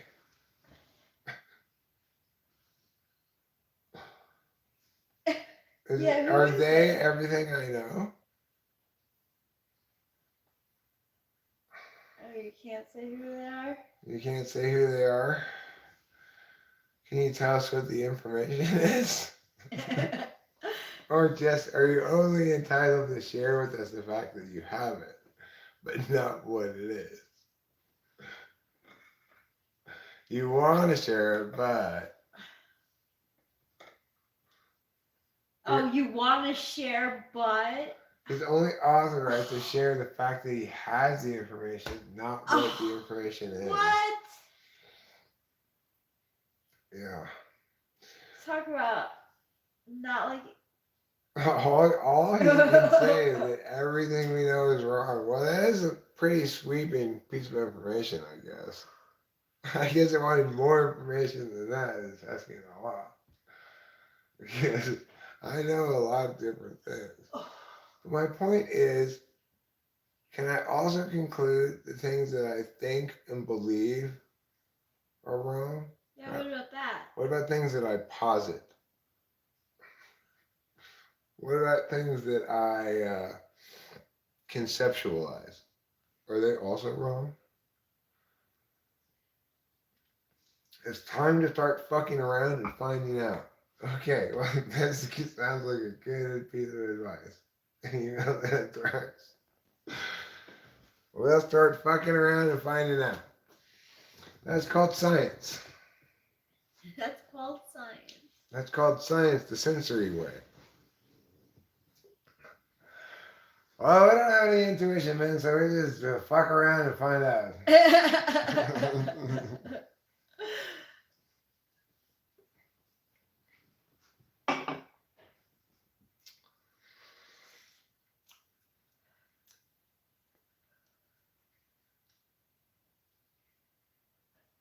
It's like, who is the genius who came up with the explanation of where maggots come from on meat rotting? Spontaneous generation. Like, that's not an explanation for anything. He's saying, well, it just appears out of nowhere. It's not an explanation, right? And how is that going to be the prevailing theory for something for any number of years? So much so that we still learn of it in schools today.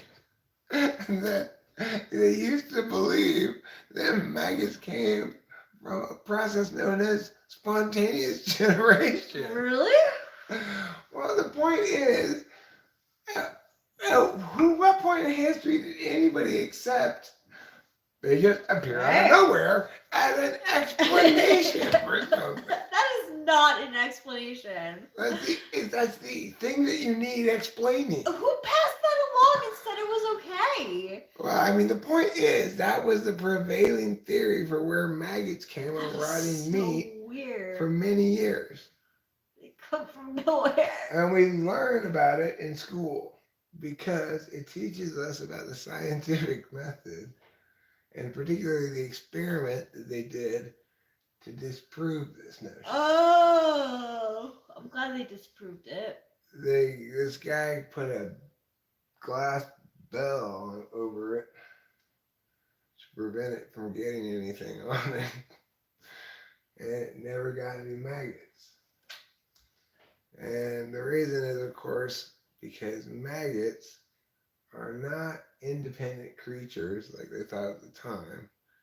They're baby flies. Oh. At the time, they hadn't put two and two together. That maggots are the same thing as flies. That's what I mean. Like, why was the scientific community okay with that? No, there wasn't sloppy... any scientific community back in the old days. Oh, Really. I mean, there was just some random guys going like, okay. yeah, so anyway, it appears that maggots just pop out of nowhere, so That's all. I'm going to put some science-sounding words on this spontaneous generation, and I'll write about it in a book. This is where we see this process. For example, they're trying to prove a general thesis about some idea like spontaneous generation. This is a force in nature that's yet to be articulated, spontaneous generation. We see it, for example, in maggots on meat. For example, in fires with no starting place. Just bullshit, you know? Just bullshit. Just obvious bullshit. That's what America is not about, by the way. Just to remember today's takeaway from today is America is about liberty and justice, and it's not about bullshit.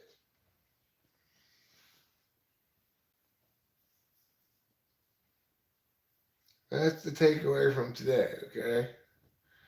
Everybody, you can take that and put it up on your Correct America sayings board. America is about liberty and justice. Yes. And it is not about bullshit. No. That's what it should be. It's the engine of a free and civil society. It's liberty and justice for all. Which is to say, everybody can have fair, equal, legal recourse in instances of wrongdoing done to them. That is, if criminal wrongdoing, they can get the police to come arrest the person. If civil wrongdoing, they can accomplish monetary damages enforced by the courts, etc. That's how you know you have a free and civil society, most of all, is those things that I just said. Those important things that everybody should listen to.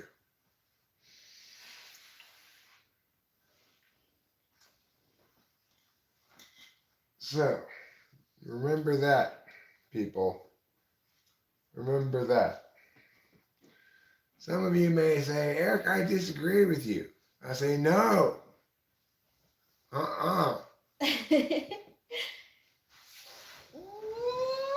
Then what are you going to do, huh?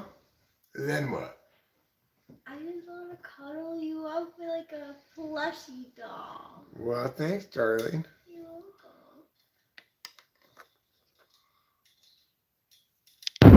I'm not doing something particularly conducive to being called up like I'm young. I don't know why I love that voice so much.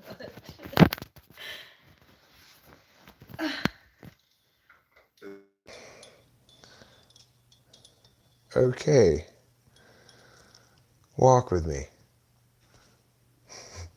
Walk with me, beloved people of the chat. Let's walk and talk. Can I call you guys chatrepreneurs?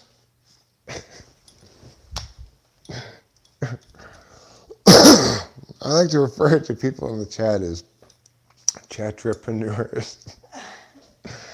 Because instead of doing businessy stuff, they're just chatting and talking with business people live stream. It's what they're exchanging for being an entrepreneur. Would you like to be an entrepreneur? No. Welcome. Welcome to Talking with Famous People. We also don't want to be entrepreneurs.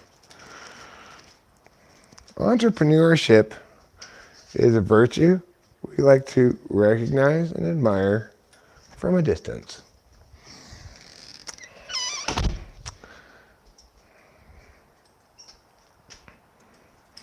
I appreciate entrepreneurship. You go, girl, is one of my favorite sayings. And hey, look at you.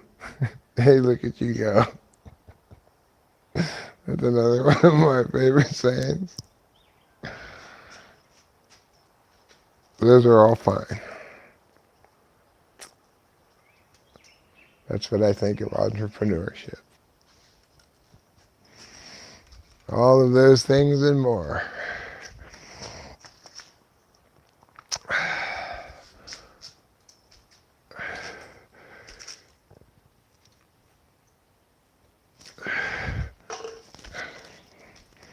Entrepreneurs. Yeah, so there are some people in the world for whom entrepreneurship is a thing. And good for them. Without them, our economy would be shit. I admire and applaud your entrepreneurship. I, however, am not going to emulate you. Because what you do is boring and hard. So, good job you, being you, entrepreneuring. Good job me, being me, not entrepreneuring.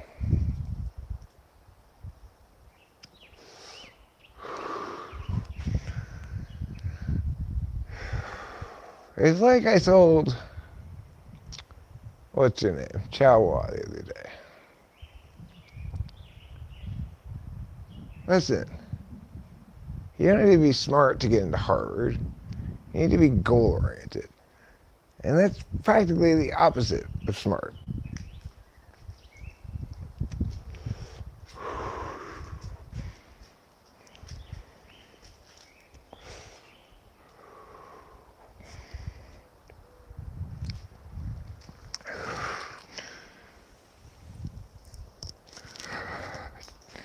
Chawa. But when I put Chawa, no matter how I spell it in my email, I can't find her anywhere.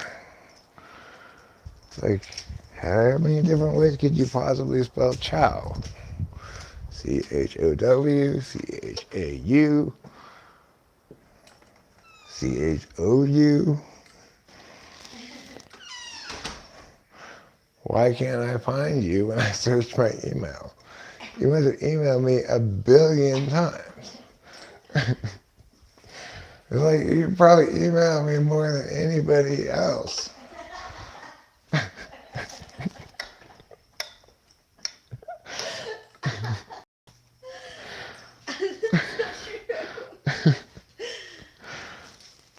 So why can't I find you in the search my Gmail thing?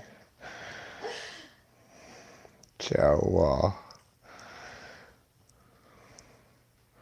Well, he must not put Chow down there or something.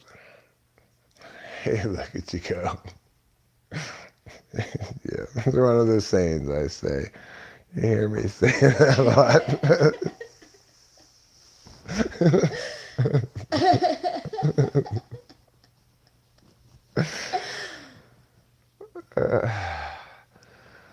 This has been a good mushroom trip. What time did we take those, do you think?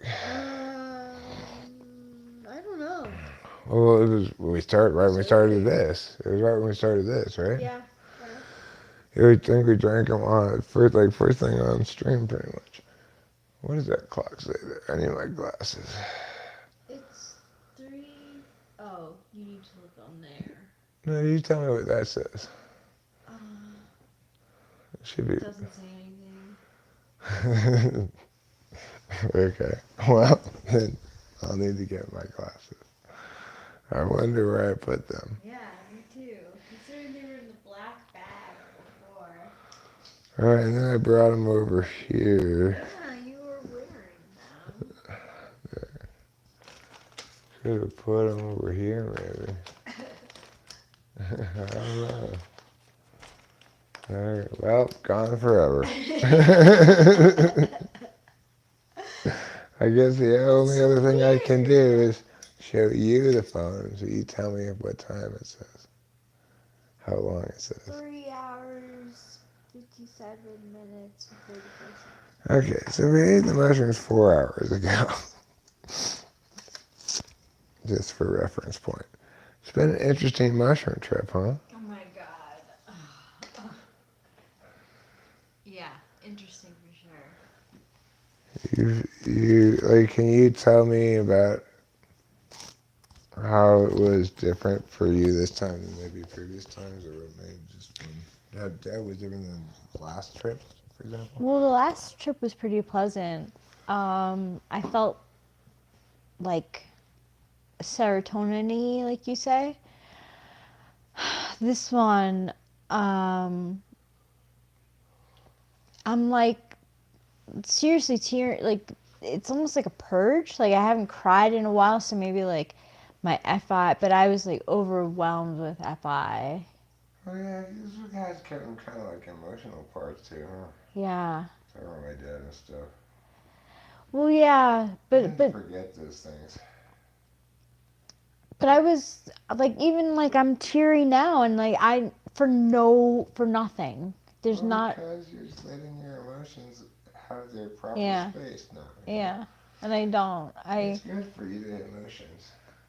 It is good for me to have emotions because I countervalue them so much, right? 6 o'clock slot is countervalued, right? Yeah. Yeah. I like to use the word emotions as a verb, even though there's another verb, emote. Like, I emotioned. I emotioned that, you know. I emotion today. I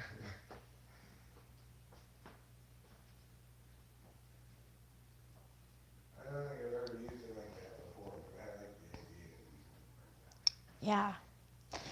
Who would like some? I brought out the tarot cards. Who would like some cards? Well, I want you to do a tarot read about your own mushroom trip. Okay, all right. So we're gonna do a tarot read based on my mushroom trip. Let's see what the cards have to say, and then, if you guys want cards, we can. All right, Miss Fortune, you'll be the first one. Okay. Tell me about my mushroom trip. Ooh, okay. I'm not gonna take that one though.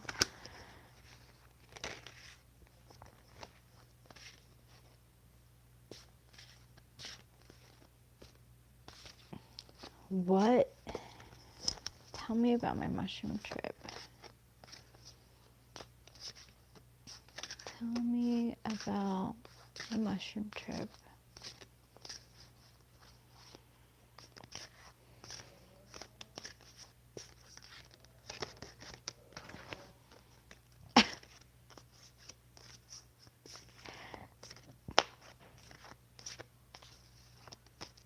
Okay.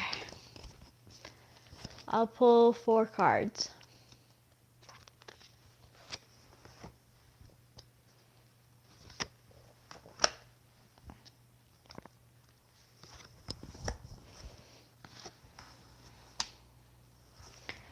Okay. What?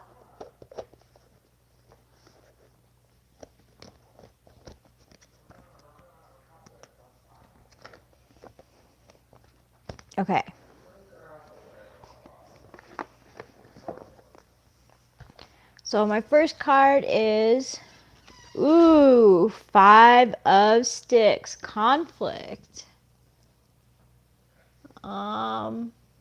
Is this for your mushroom trip? Yeah, Your first card is conflict. yeah. What's your second card? Too many cooks in the kitchen. Too many emotions in your heart. Yes. The 9 of Pentacles, independent lady. You are an independent lady.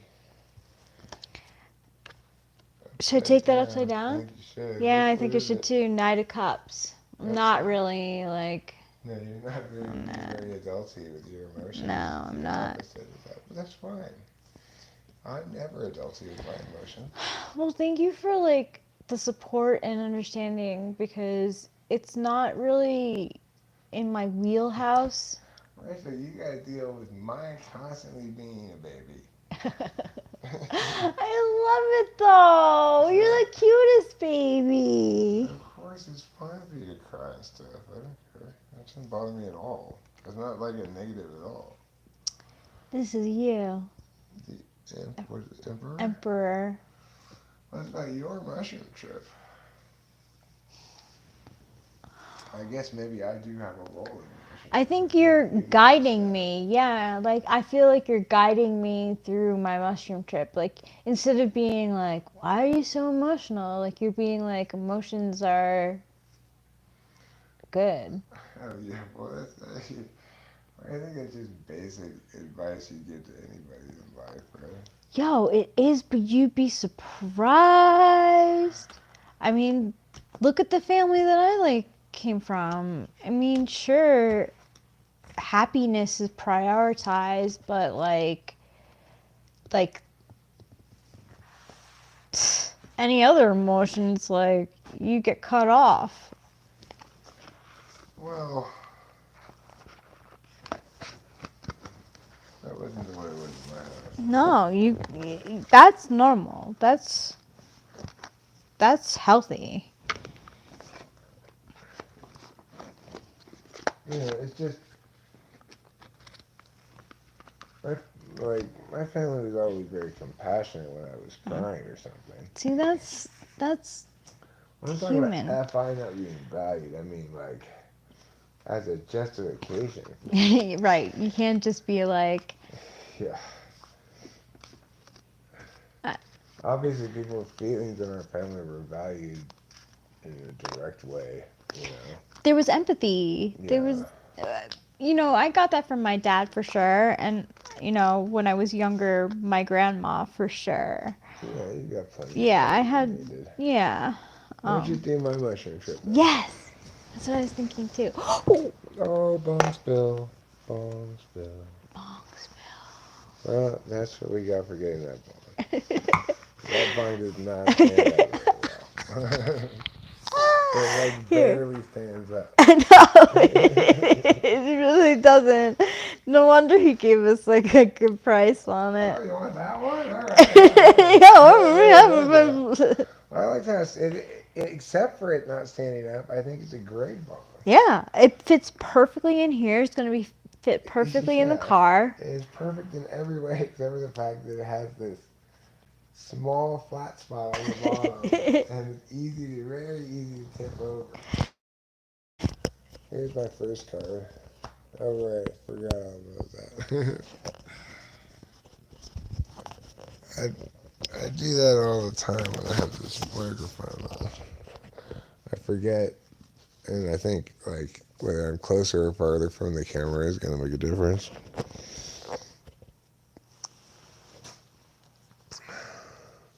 Hey, Mac.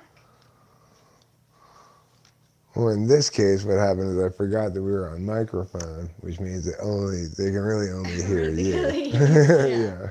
I forgot that I was on too, which means there was only brevity in the conversation because. Yeah, because I was talking more.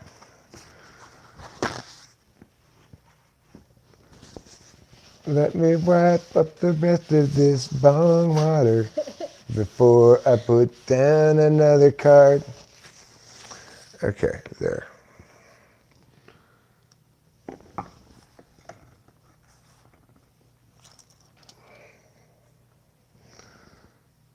You know what?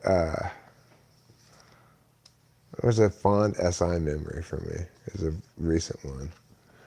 Is we were watching Naked and Afraid, and this guy tasted the water, and he got up and he said, "Tastes like man water." And I thought he said, "Tastes like bong water."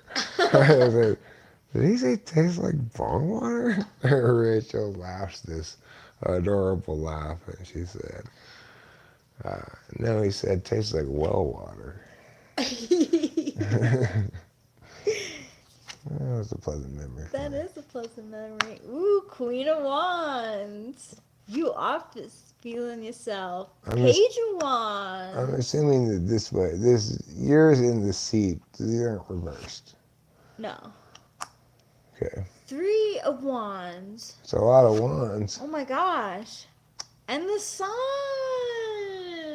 That's so accurate. So many wands in the sun. That's accurate. 'Cause I've been outside waving sticks in the sun all day long.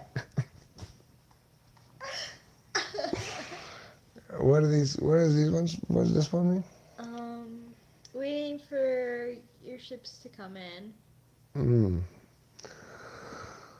Well, there certainly was part of that this morning. You know, when we first started, we left the stream go on, and we went and lay down. That's true. And that's when you compared Jeffrey's school to CBS. And boy, what an apt comparison.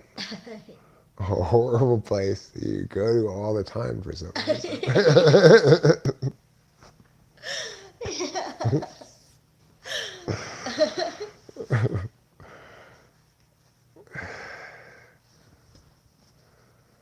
Was he an INFP? Was a fellow who said it tastes like well water? He might have been, actually, now that you mention it. I don't remember. But I don't know for sure. I don't remember thinking about his type particularly when watching it. I don't always. Sometimes I do and sometimes I don't. Right. I feel like when it's an ESFP, it's pretty obvious on Naked and Afraid. Because, like, they're in their own... Well... But that guy who said that tastes like well water, he did have a very intuitive vibe. I don't remember what episode that was. They were in that canyon in Mexico that nobody's been able to conquer before. He could have been an INFP. And they also couldn't conquer it. Yeah. Yeah, and he was very overwhelmed by the work that had to be done. Like, by the amount of... Well, aren't they the ones who set up in that terrible cave spot? And Stayed. it's so SE polar move. It's such an SE polar move. And why the lady just sort of followed his advice and stuff, I don't know. Like, they go in this cave where it's not a cave. It's like this place between two rocks where it's like a wind tunnel. And instead of moving to a better spot, they try a sequence of hilariously bad windbreaks. Yeah, they were pretty bad. Oh. I hated admitting that because, like, I don't like to critique people, but I was like, those are what it's... That's not gonna work, you idiot. Even I can tell that. Yeah, he didn't move until she left. And then he moved. And he's like, oh, that's a lot better down here. Yeah. Then he burned himself and he's like, that's it, I leave. Right. Yeah, that's right. I'm leaving, that's it. I burned myself. He burned himself. I burned my hand, it's just too much, I gotta go. That seems... So maybe he could have been an That seems very INFP-ish. Yeah. Third slot SI being the breaking point. When you burn yourself. I mean, why wouldn't the cold be the breaking point? They were freezing their asses off and didn't have enough sense to get in out of the rain. You know, it's like, move, you idiots. This is a horrible place. I told you that right from the beginning. You said that right at the beginning. and you're like, that does not look like a good place to stay at all. Oh, here. Okay. So yes, Page of Wands is like feeling fun with your creativity, I am feeling fun with my creativity. and Queen of Wands is like being passionate about your creativity. It's actually being good at it. Yeah. Being Paige is being enthusiastic, and Queen is actually being good at it. Yeah. Yeah. Well, I think I did a pretty good job of live streaming today. I think we did, you know. For sure. And probably a better live stream than the last Mushroom Trips live stream, probably. Probably. The last Mushroom Trip was more fun as an experience, maybe. Yeah. But this one was probably... Well, it definitely had more FI in it. Mm-hmm. I think the last one might have had some sad parts too. I don't remember. Possibly. I have to watch the whole thing. As I start to watch it, then I remember, oh yeah, right, I was talking about that, yeah, whatever. And then I just kind of scroll ahead or something. But obviously, streams are better when they're less particularist in their amusements, you know. True. True. Just me laughing at stuff that I find funny on a mushroom trip is not going to be a very good live stream for everybody else. Yeah, I hear you. So, Okay, Misfortune, you get a card. oh yeah, we're giving cards out. Right, Yeah. forgot about that. We're giving them out for free today. At zero cost to you. At zero cost to you. Now granted, you have to leave the cards here. You can't take them home with you. Oh. So if you thought you were going to get to take this physical card home with you, Misfortune. you were wrong, Misfortune. But you get to take the metaphysical meaning of it all the way to the bank. Ooh. And what you got, 4 swords, rest and relaxation. 4 swords, rest and relaxation, calm before the storm. You got a big fight coming up tomorrow. You got to relax today. I think the 5 of swords is a big fight scene, right? Yeah, it is. So, good news. It's not 5 of swords day. That's tomorrow. Good. Here's a second card for you, Misfortune. It's the Meow of Meows. If I could see, I'd tell you what it was.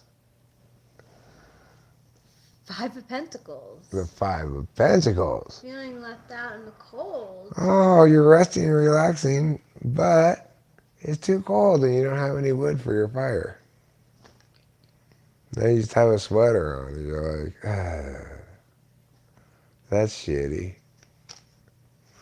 Let's get a third card Yeah. to resolve this matter. We don't want you feeling we're just ending with that's shitty. Ooh, the Chariot. You are fully moving on. This means you are an in-control driver, okay? I read it from a little book over there, from a different deck. You're the in-control driver, Ooh, in control driver. not the out-of-control driver. So that means even though some of these turns you're skidding your wheels a little bit, you know what you're doing. You know what you're doing. You're not going to crash. Wow, you keep getting the 5 of Pentacles? Wow, that's interesting. Chariot says you're not going to crash. Yeah. You know what you're Gonna move on doing. from it. You're a driver in control of their vehicle.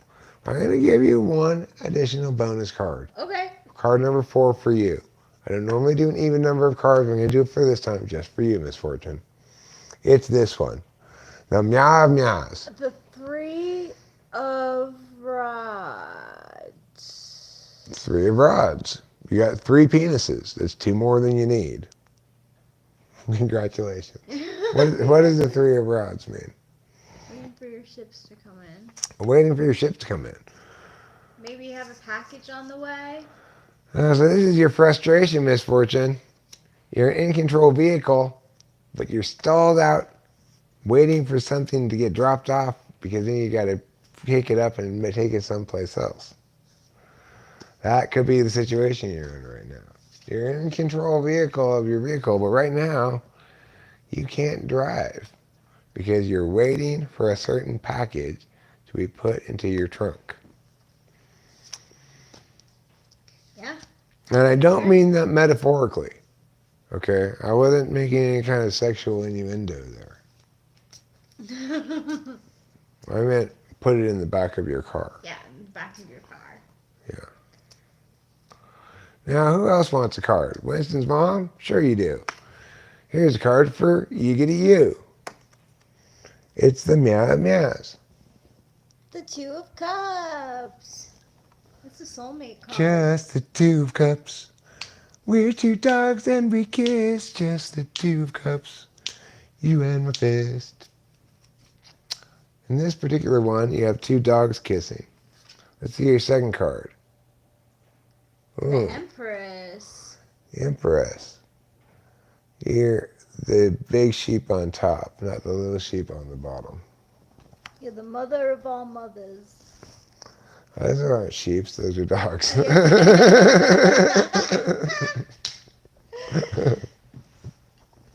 And there's your third card.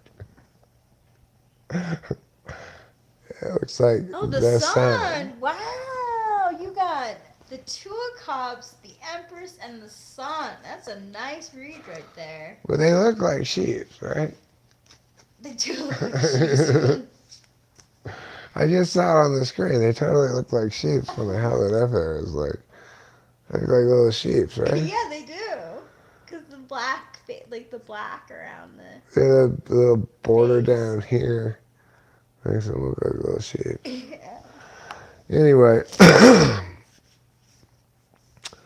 so okay, there you go. Two of cups, the Empress, and the Sun. That's a pretty good pull. You must be. Tara is smiling on you today, Winston's mom. And Are you still around? if I checked my email, I'd be able to know if you opened your invitation to our wedding. But I don't check my email, so I have no idea. Here's a card for, who else is around? Anybody else? I don't see anybody else here. Supposedly 11 people here. Yeah, I know. Okay. Let's move to Can you roll up a little bit so I can see if there's anybody else here with the mouse?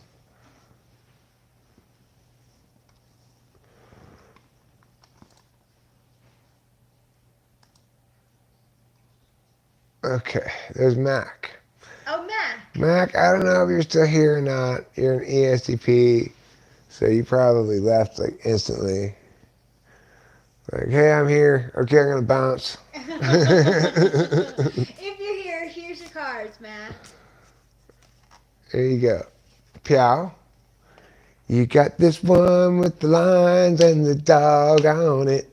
It's this one with the lines and the It's a dog. Nine of Swords. Nine of Swords. Anxiety. Anxiety. Sleepless nights. Sleepless nights.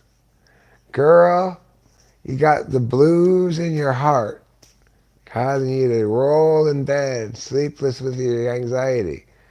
But you know what? Don't forget, you're also the Knight of Pentacles. Yeah, you're learning about your finances. You're doing a fine enough job of adulting, is Yeah. what that says. Yep. You're stressed out, but you're doing a fine enough job. And lastly, you know what? I think somebody's got a lucky encounter coming up. The Lovers. It's the Lovers. I wonder who with whom Mac Daddy is going to be the Mac Daddy. What lucky individual might it be? I think it's probably C.S. Joseph. That's my guess. That's a good answer. Yeah. He seems like Mac Daddy's type. I've always thought. Yeah, that's a good match for her. Here's a bonus card. Queen of Wands. Queen of Wands. So, all your anxiety here, you got both Knight of Pentacle and Queen of Wands. You're going to be just fine. Especially when you factor in you're going to be too busy to be worried about anything pretty soon with C.S. Joseph. Oh, yeah.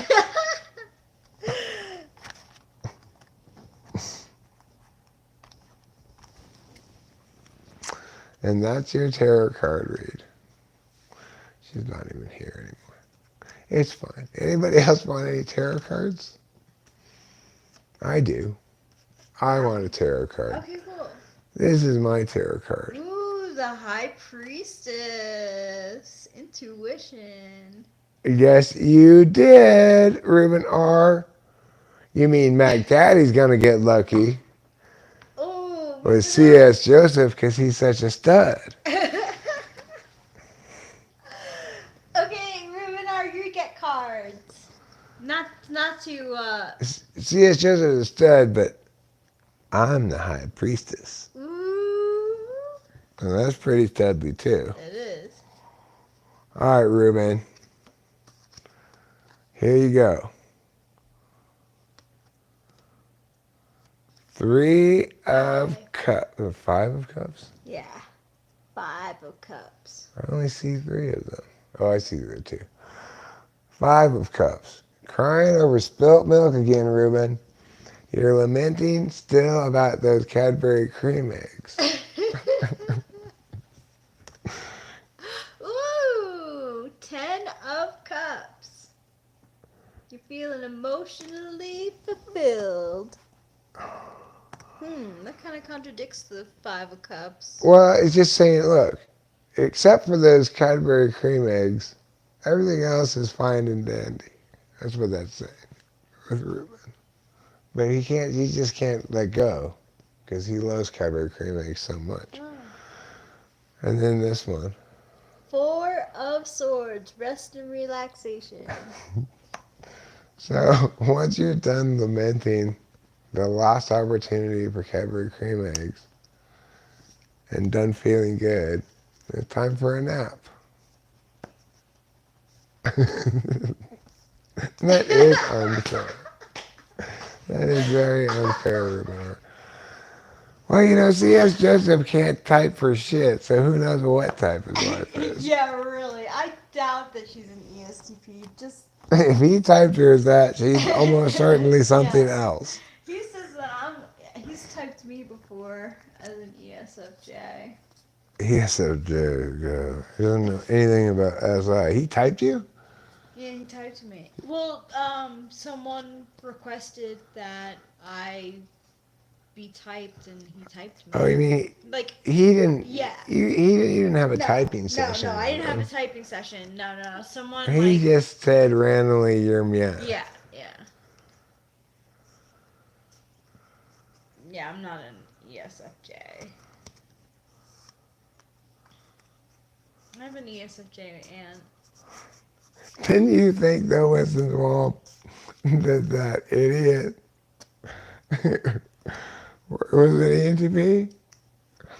Who was that idiot I talked to? Oh, T-Jump? Yeah. Did you think he was an ENTP? That idiot was just an idiot. I don't know what his type was except idiot.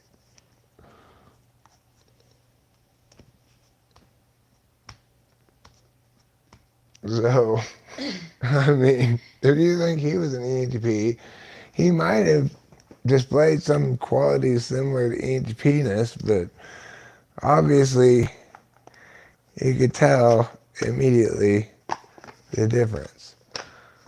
Which is unlike, you see me and Jack debate, even though I'm thrashing him and he's on defense the whole time, you can see that we're the same type.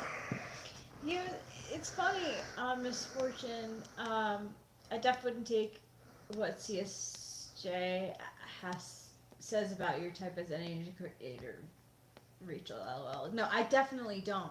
Especially since he didn't type you, he just rendered an opinion about Right. what type you are based Exactly. on Yeah, whatever, 'cause you know. that's like what people do. They like. But ridiculous me, I assume when you said that he had actually typed Oh my you. god, hell no. That would have been. Prohibitively expensive for no good reason. Yeah, and I would have told you that like a long time ago. Um, no, I think he's.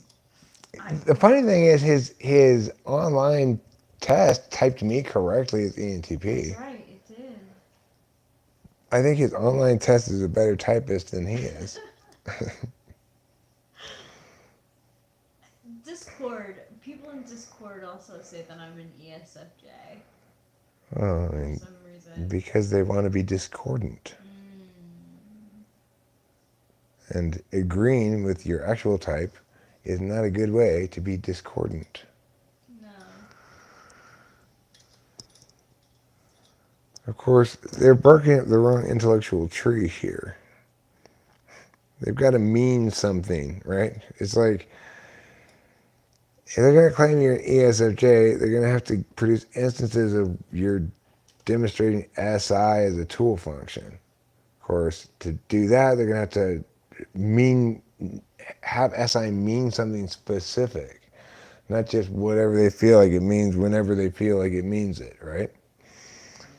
And then once they operationalize the term, it's going to be immediately revealed that either they don't know what SI is or that you're not SI tool. He don't even think you as SI tool. Oh, I did not have fun.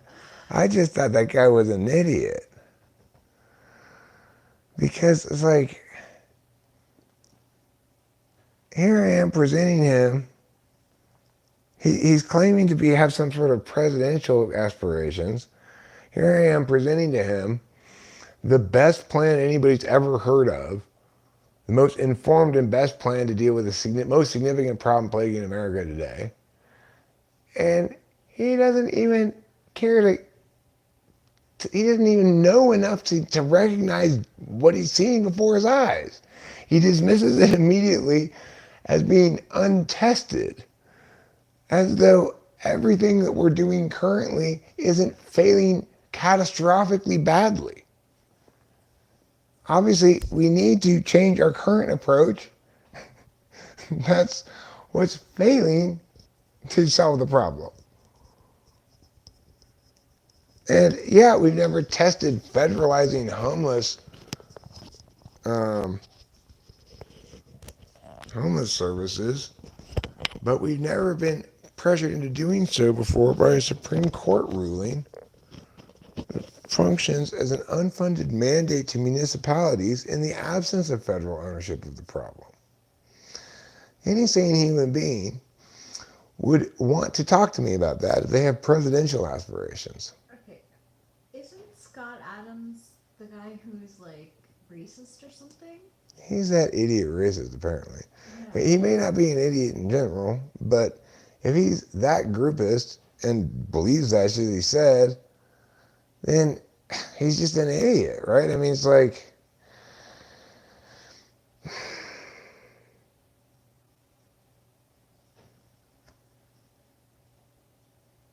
there's no good way to divide people.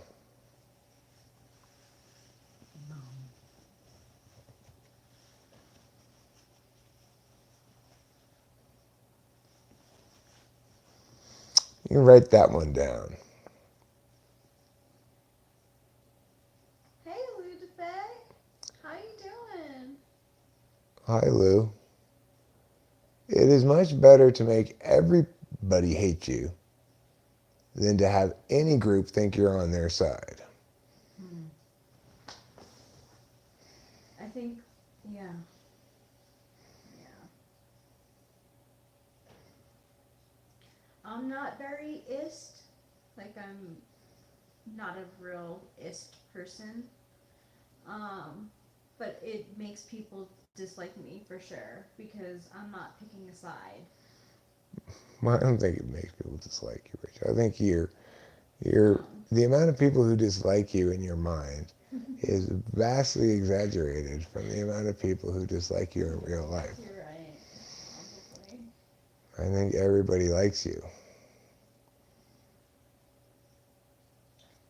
Well, I feel like. The thing is, he says Scott is conservative, so I tune in. I would like to think I don't identify as conservative, liberal, libertarian, or anything else. I identify as a correctist for the right reasons. So the thing is, he may be an ENTP, maybe whatever else, doesn't matter. But if you're going to be a president of these United States of America, you can't do so successfully in a way that's excluding groups of people from your equal estimation. You are responsible as president to represent all Americans equally well. Yes, that's incredibly important to be a president for any ruler. Um, we are doing well. We are coming off our mushroom trip. I had a little bit of an FI. Put that on yourself someplace. I gotta get a beverage. Okay, can I have one too? Yeah. We're both probably dying first.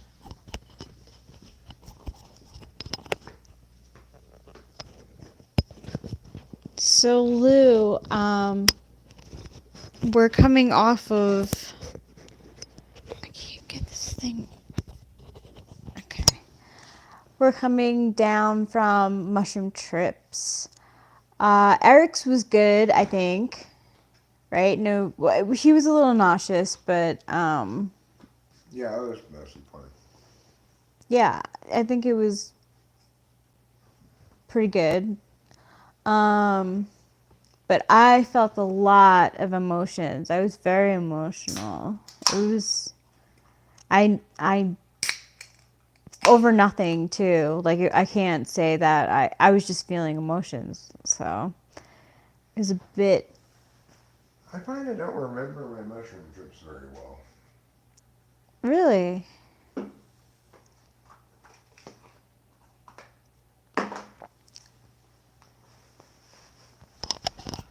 I remember today's is being really pleasant, having a good Yeah. time. Yeah. We did have a good time. I like the reason why I like mushrooms in part is because now I'm gonna go outside as well. Oh, okay.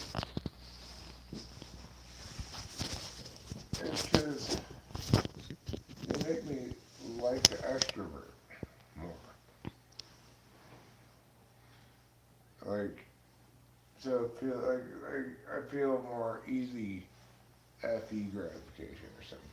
It's incredibly pleasing to well, like I'm thinking more of the last trip you were on and you were just like so giggly. It's so cute. There's my privacy over Oh my gosh, Winston's mom. My app was asking me questions. I have the app Flow to keep track of my period because if I did not have an app keeping track of my periods, I would never know when I have them. And well, I know when I have them, but I don't know the exact dates ever. So I would constantly be on like high alert for things. So having the app really helps. But it was asking me questions to see if I was in perimenopause. But it decided that based on the questions it asked me that like I just either have endometriosis or I know I have polycystic ovaries. Sorry for the overshare. That's definitely not where I thought this was gonna go. Um, I don't know, Ludafe. I don't know if it was cathartic. Probably. I needed to. Like I haven't cried in a really long time, so Rachel, are you talking about how badly you want me to buy us tickets to menopause the meeting? I forgot about Menopause the musical.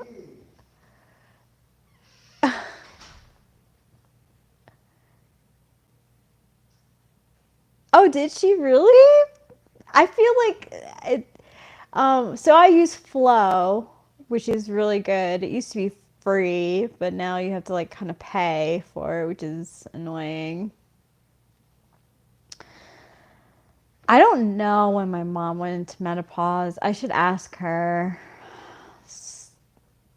I should really ask her.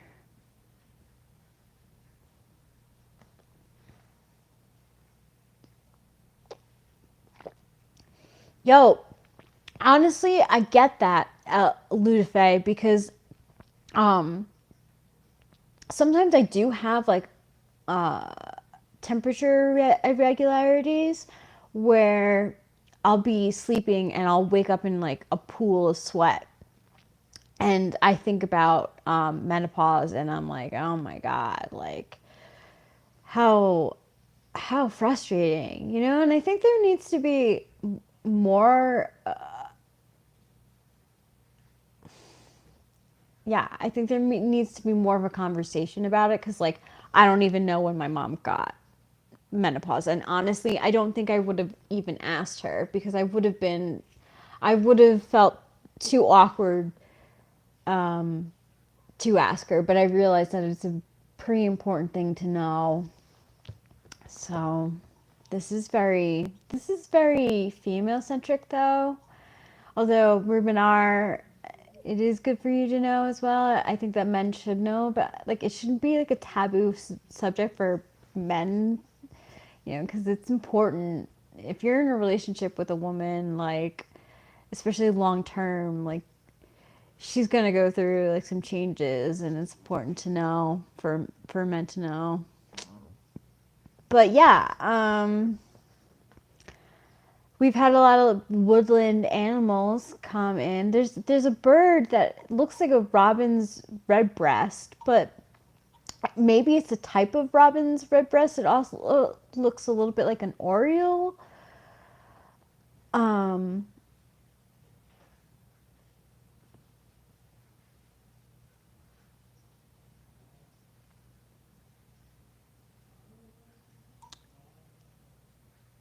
Ludovade says nighttime hot flashes started a decade later for you. Wow. Oh, a decade earlier. So I could be, you know, experiencing that before I have perimenopause. Are you experiencing cutlet envy? Cutlet envy, yes. I was talking about the bird that looks like an oriole but isn't maybe an oriole. Why do you keep saying hairy menopause? Perry. Hairy menopause? What's that? Yeah, it's like beginnings. Menopause? Yeah. You think you're in that?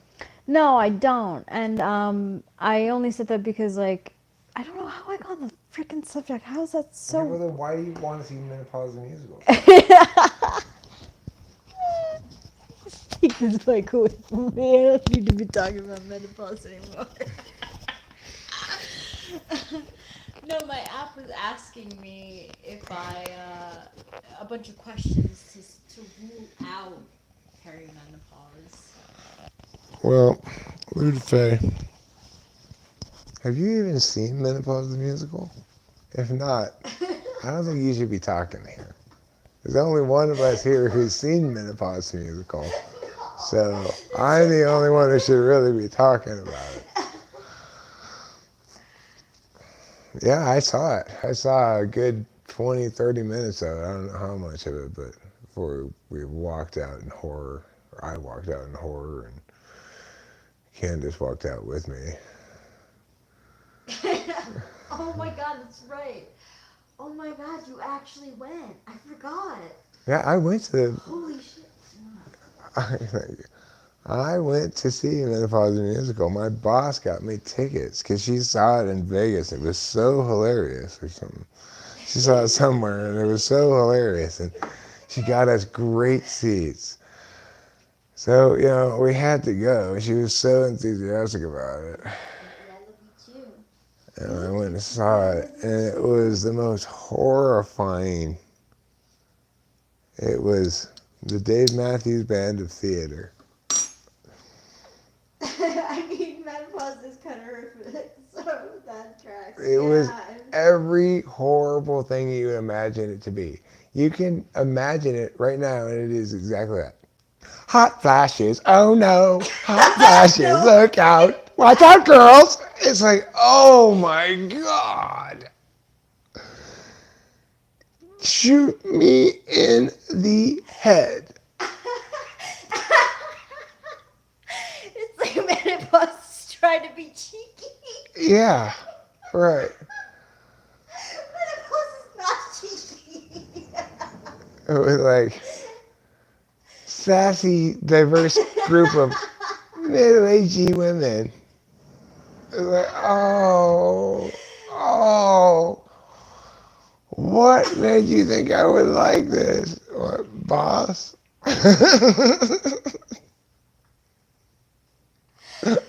It was your boss? Yeah, my boss gave me God. tickets. She loved it. She saw it. She loved it. She said it was hilarious and wonderful. That was Candace. No, my boss got us like great seats at the LA performance of Menopause the Musical. Wow. Oh, it scarred me. I'm so sorry.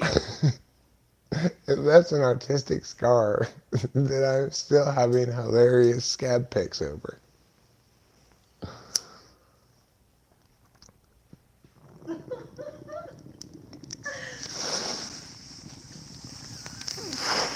Like, that's the wrong way.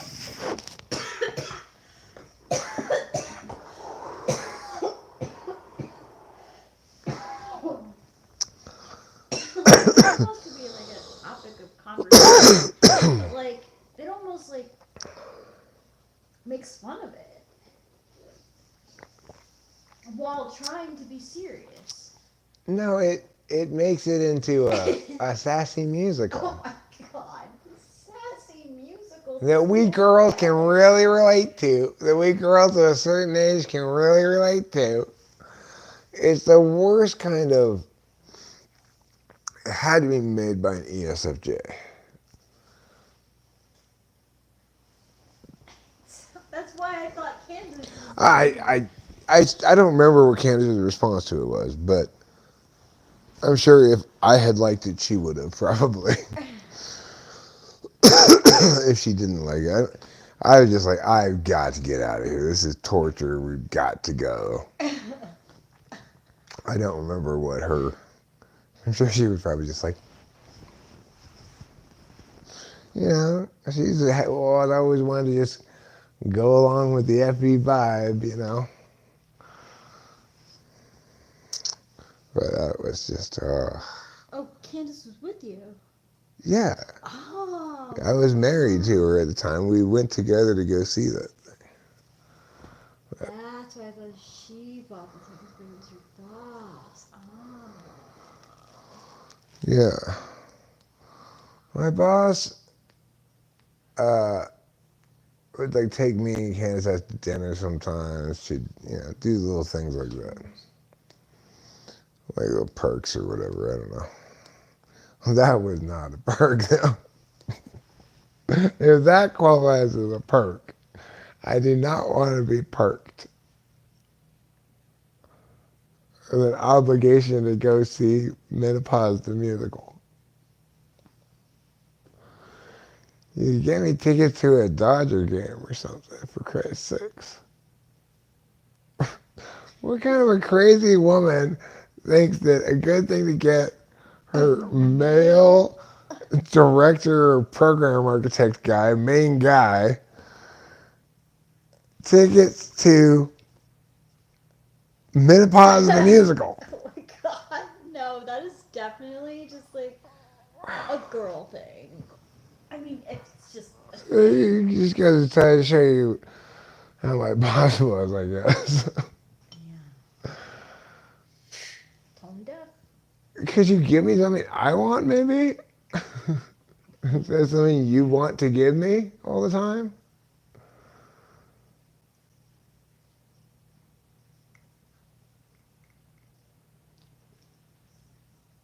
Oh, whatever. She's a horrible person. I tried CBD once when I couldn't, for some reason I was dried up, like I couldn't find anyone to sell me weed, and I think it was a placebo effect. Like, We had it in Hawaii, remember? oh yeah, and it didn't do shit, right? Right. You couldn't get weed from the store. They didn't do shit. You had to buy weed off the That's street, right. or else it was just CBD weed. Yeah, it was not good. So like, yeah. It sort of satisfied the urge to smoke weed, Right. but it didn't get you high at all. No. Like, what's the point of this? Right.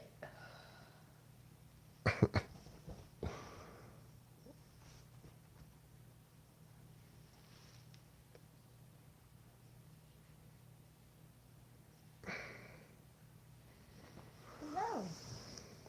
Does it smell like Arcadia? It smells like Arcadia to me. It smells like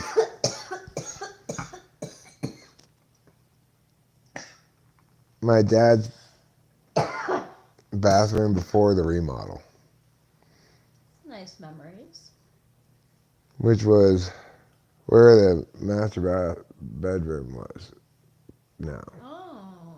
They expanded it. It used to be smaller, right? So, but not a lot smaller. There was a bathroom there.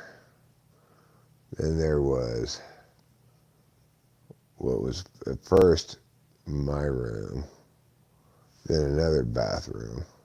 There was a hall that went down that way. And in the end, there was my parents' bedroom, which is like where the office was now. And that room that my dad slept in didn't exist. Like it was all arranged differently, right?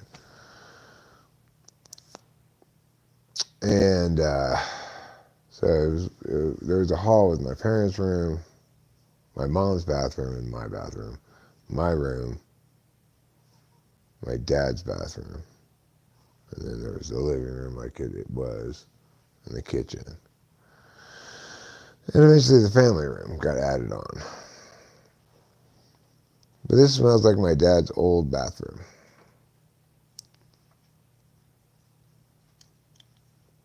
To me. It's nice. It's a very pleasant smell. It smells like the good years of Arcadia. Back before all the horribleness.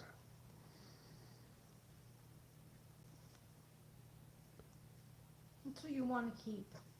Yeah. The good SI smell. It's like, yeah, sure, ask me a question about MBTI. It's like, why I wanted you to have that smell that I liked from high school. I have it. Yeah, I know. Because smells can produce nice SI memories that don't have any bad things associated with them. And the smell, in case you're worried and wondering, not worried, but wondering what smell it is that Rachel has, is called Chloe. Chloe. Yeah, I said, go ahead, ask your question, dumbass. I love how your name works like that. That's great. Oh, bye, little babe. Bye, Lou. Have fun grinding. I didn't know she worked at a strip club.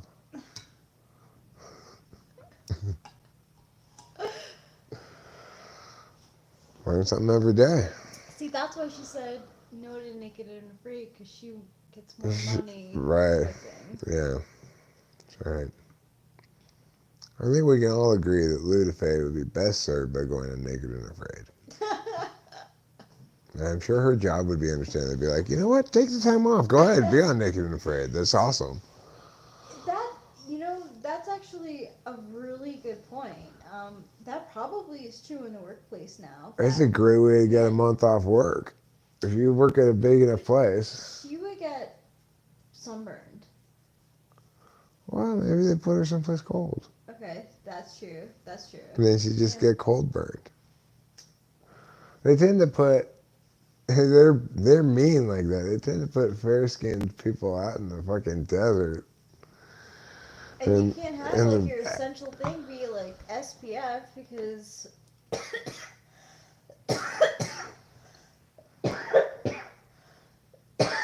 I mean you get Because it has to go to so much sunshine. It has to have a whole big towel of it. How can you carry that out? Ew.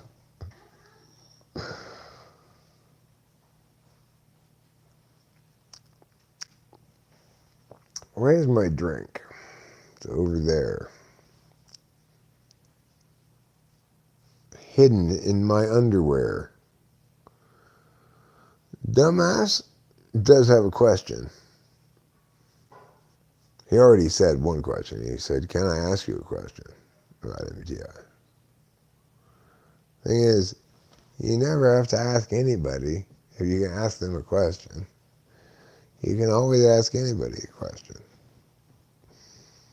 It's up to them as to whether they want to answer it.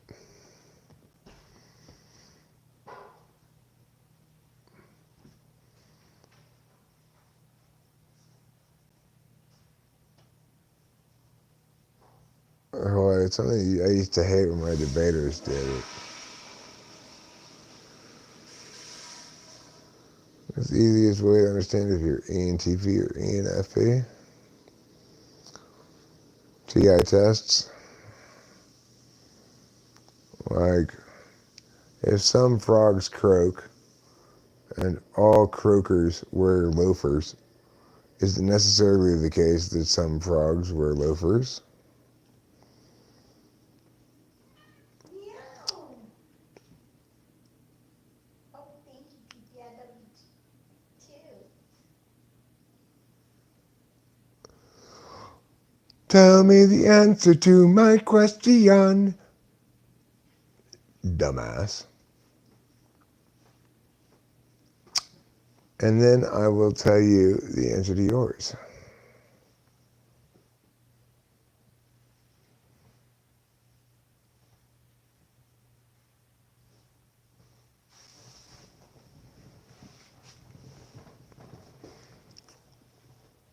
Or here's another question for you.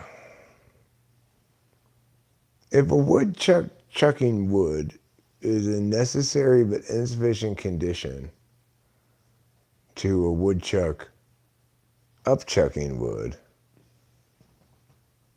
then if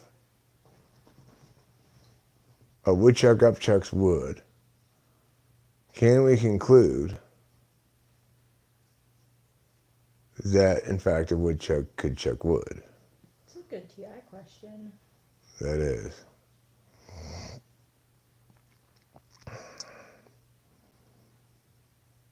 If you must cross a course, cross cow across a crowded cow crossing, cross the course cow across the crowded cow crossing carefully.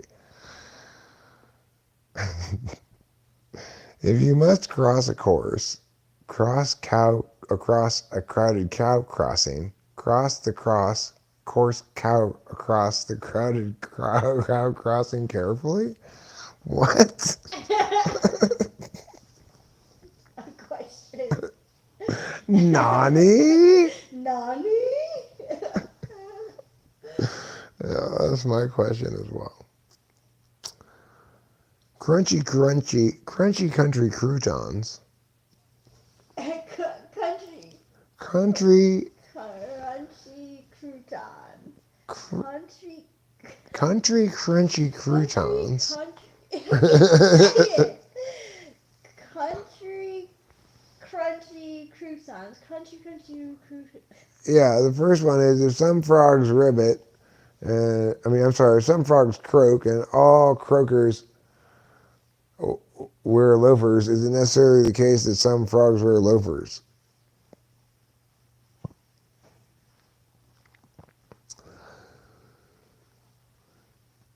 If you need it, repeat it. You're not an ENTP. Oh, sure, that's true.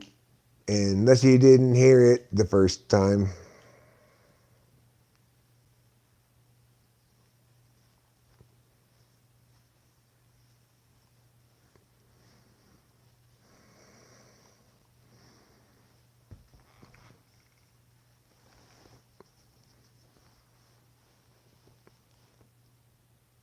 For ENTPs, there's an effortless fluency with those kind of TI questions. They can't really be imitated by somebody who's TI polar. So that's the best way to tell them apart. If you have anything less than an effortless fluency with those kind of TI questions, then you're not TI tool.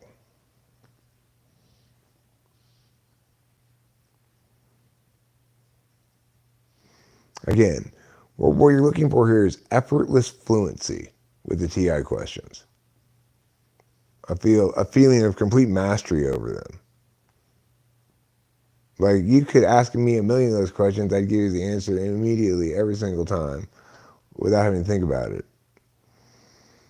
If you don't have equivalent kind of mastery of that TI stuff, you're not TI tool. Or close, maybe not quite as masterful, because I am very practiced in these things, and it does make a little bit of a difference. But close.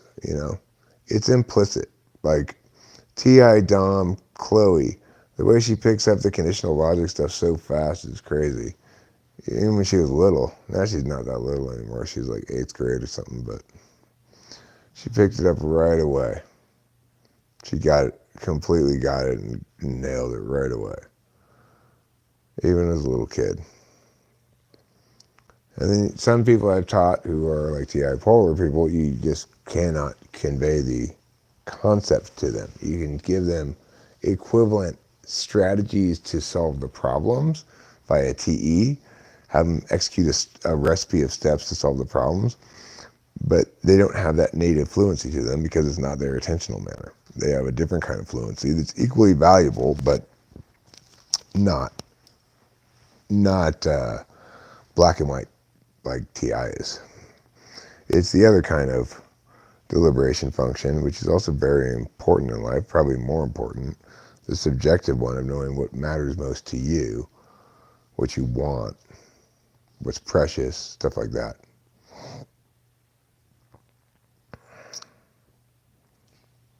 Winston's mom says the ENTP is nicknamed the debater, the inventor, the ENFP is nicknamed the champion. It's funny that you say that because I was going through my old, um, not Audible, Kindle books, and like 4 of them were on ENFPs when I like thought I was an ENFP. I was like reading all those books and I was like, yeah, I guess I can see myself like that. I think in their best incarnations, ENTPs are champions, and ENFPs in their worst incarnations are compromisers. Yeah, they do compromise at the And worst. in their worst incarnations, ENTPs are spin artists. In their best incarnations, ENFPs are not involved in politics or philosophy. In their best incarnations, ENFPs had nothing to do with politics or philosophy, or comedy. Okay, just stay away from those things, and we're fine, ENFPs. Just stay away from philosophy, politics, and comedy, and we're fine. And you can pull off comedy sometimes. Like Russell Brand is pretty funny in a couple of those movies. Yeah, when he plays an ESFP in Yeah, that in, movie. in that movie, yeah. Yeah. Yeah. He's pretty funny in Forgetting that Sarah movie. Marshall. Yeah. You guys trust MBTI tests? No, obviously not.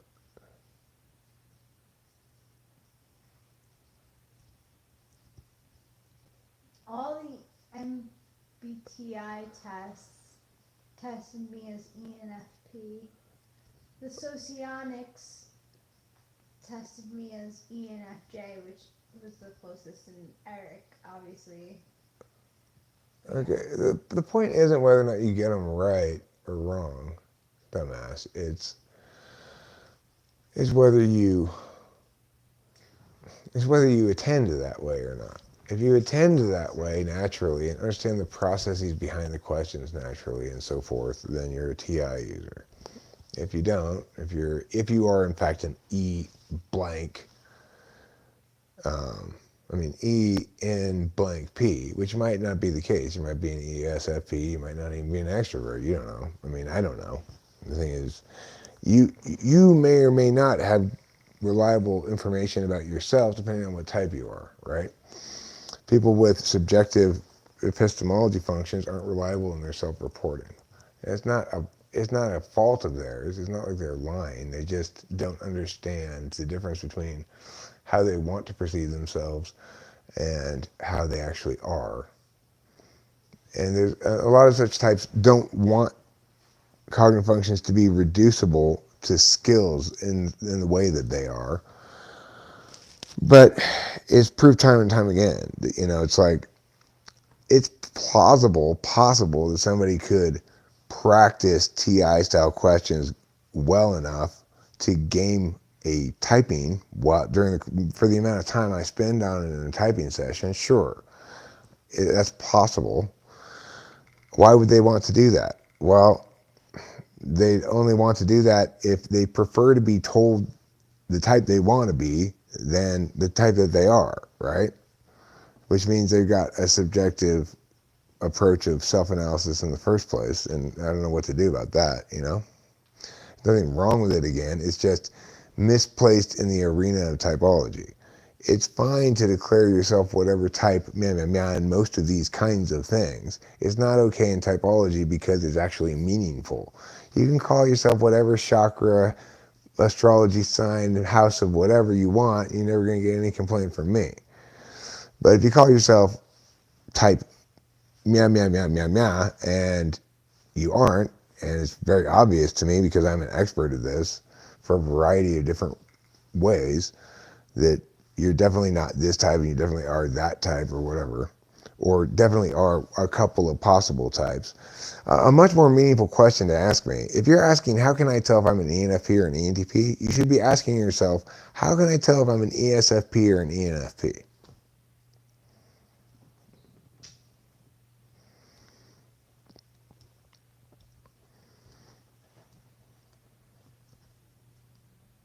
Anybody who's not sure if they're TI or FI and understands anything about TI as I've discussed it, or has listened to me talk about TI, if you don't understand it adequately to know definitively that you're ENTP and not ENFE, and you've listened to me talk about it enough, then you're definitely ENFE or ESFP or something over there on that side of the spectrum.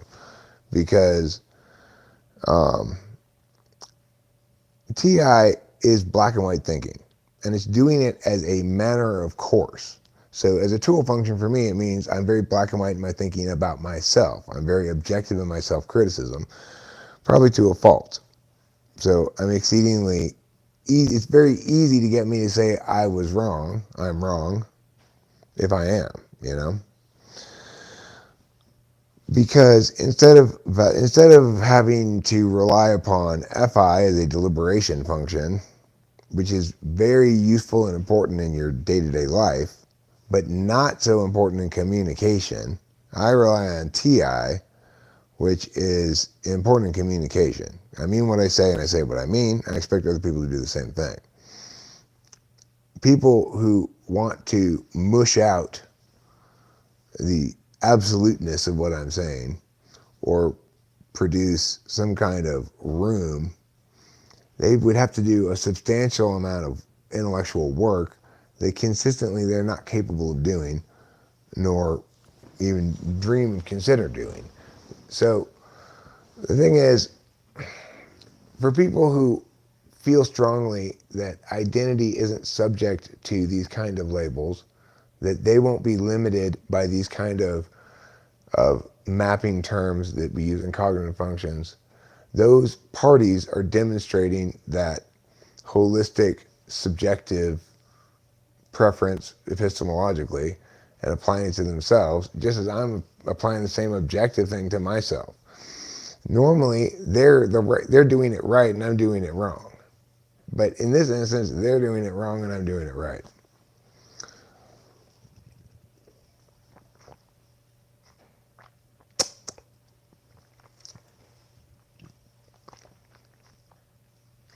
Ain't that the facts? Like, there's some things I can never possibly understand. Like, Club ANP keeps coming around here in various different guises and seems to think he's gonna fool me or something, even though I peg him every fucking single time, but I don't normally say anything about it, right? Like, what is his point? What is he trying to accomplish? What if he were to actually fool me one of these times? This is ridiculous nonsense. Would that give him some sort of satisfaction? That I believed a character he created was actually a person rather than him? What is the satisfaction? What's the payoff for him? I don't know. But I guess, whatever tickles your jollies.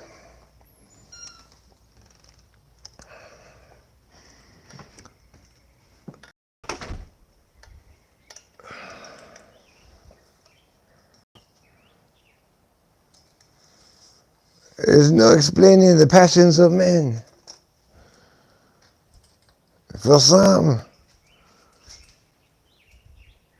they like to feed the wooden cutlets to their wooden friends.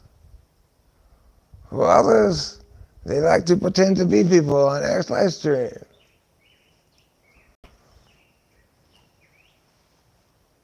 Look, it's a bird. Right there, do you see it? It's pecking at shit. What is it pecking at? It's pecking at woodland cutlets. Because it loves them. It says, give me some more of them woodland cutlets. Oh yeah. I'm a blue jay. I love woodland cutlets. Oh yeah. Look at me go. Woodland cutlets.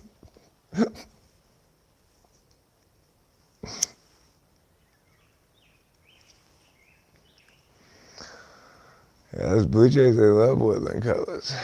All the creatures love them.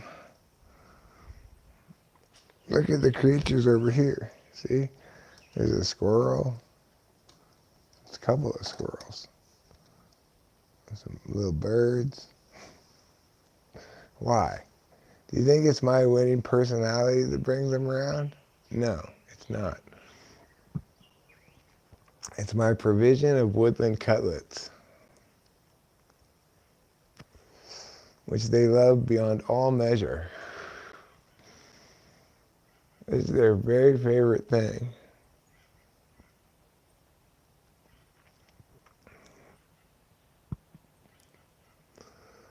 They're all like, hey, this guy keeps handing out free woodland cutlets. We should all come around here. And his friends are like, free woodland cutlets? No. They're like, yeah, I should, like a whole couple of them, like a couple times a day. Real woodland cutlets? Yeah. Well, sometimes he puts out like birdseed that's got a few real woodland cutlets. See, the squirrels think of the sunflower seeds as the only real woodland cutlets. But the birds have a different opinion about it. They think the bird seed mixed with sunflower seeds in it also is good cutlet. The squirrels are greedy. They want all sunflower seeds. They love them so much. They're like, give me more sunflower seeds.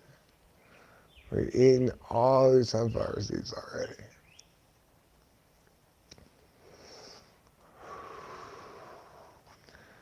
And I say, oh, you squirrels, make your woodland cutlets last longer.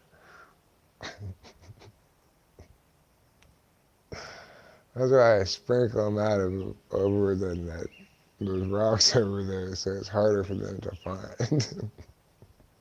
They have to do more work to eat them.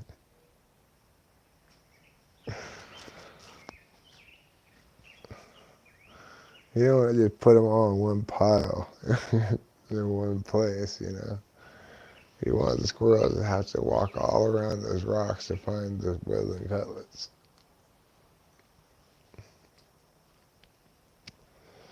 That's why I also throw some up into the bushes up there.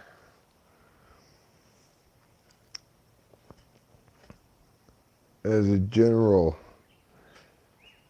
area, kind of carpet bombing with woodland cutlets. I believe in carpet bombing my front yard with woodland cutlets.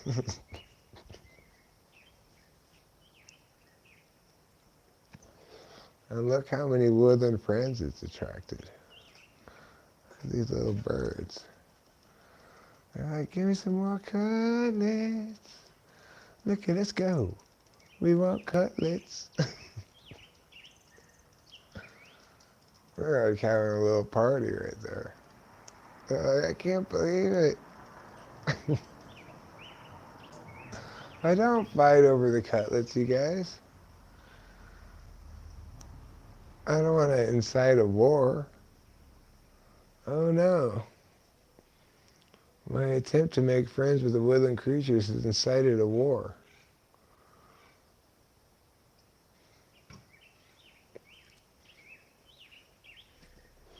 Oh well. I can live with warring birds. I saw an interesting sight this morning or earlier. There was this big ass crow chasing a little hawk away right down the street. They were like flying in between the trees right along the street. The crows up here are huge. When you see one in the sky, you gotta look to see if it's a hawk or a crow. You can't tell by size at all. You gotta look carefully at the wings.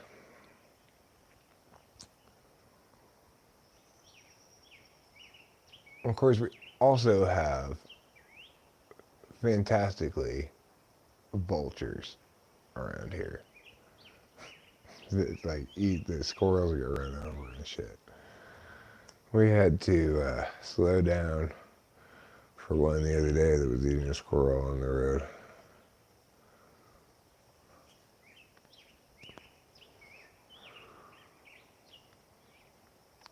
Well, I don't leave any woodland cutlets for the vultures. Because that would require me to leave rotting meadows. Even though I like the vultures, I don't like having rotting meat around my house. I mean, where would I even get it? At the rotting meat store? Well, you could just put out regular meat and let it rot. Yeah, that's good advice, Eric. It's good advice. I'll keep that in mind.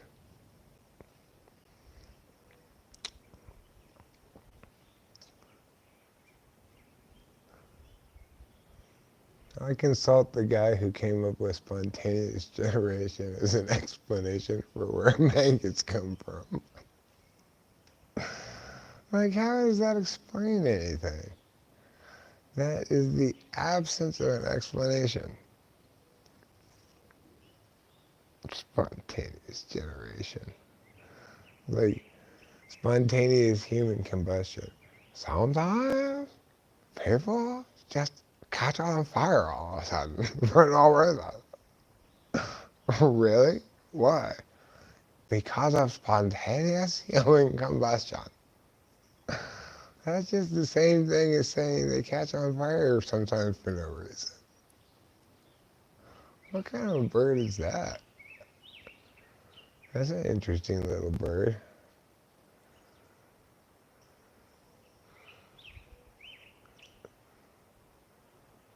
Yes, you like woodland cutlets too. You all like woodland cutlets so much. When I first started putting out woodland cutlets, I didn't get that many takers, just squirrels at first.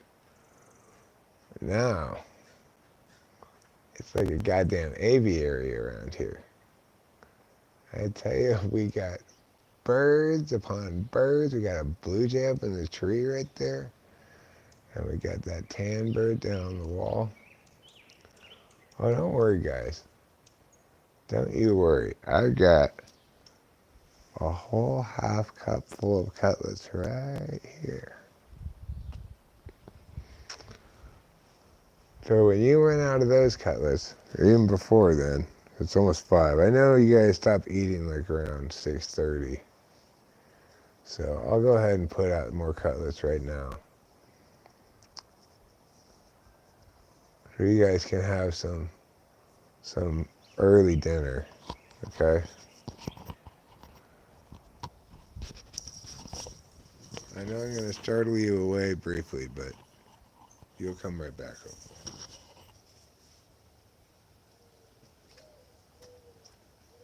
Here you go. Here you go, cuddly lovers. Yeah, more cutlets for you. Oh, yes. Delicious cutlets. You love them so much. And here's some cutlets for you guys over here, too.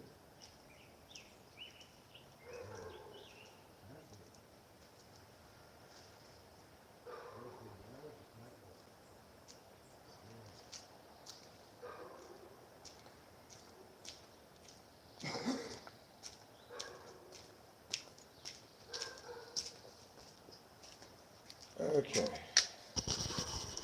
Now there should be enough cutlets for everybody to have dinner.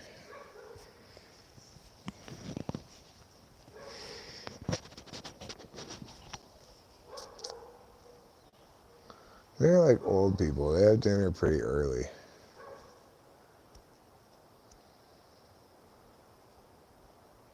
I, in contrast, have dinner at random times. Now, speaking of time, what time is it? It's 5 o'clock. If I'm not mistaken, there's a hockey game on right now that I want to watch called the Toronto Maple Leafs versus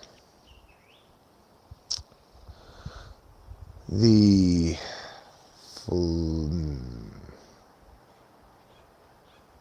it's versus either the team that beat the Rangers or the team that beat the Islanders. So it's either the Devils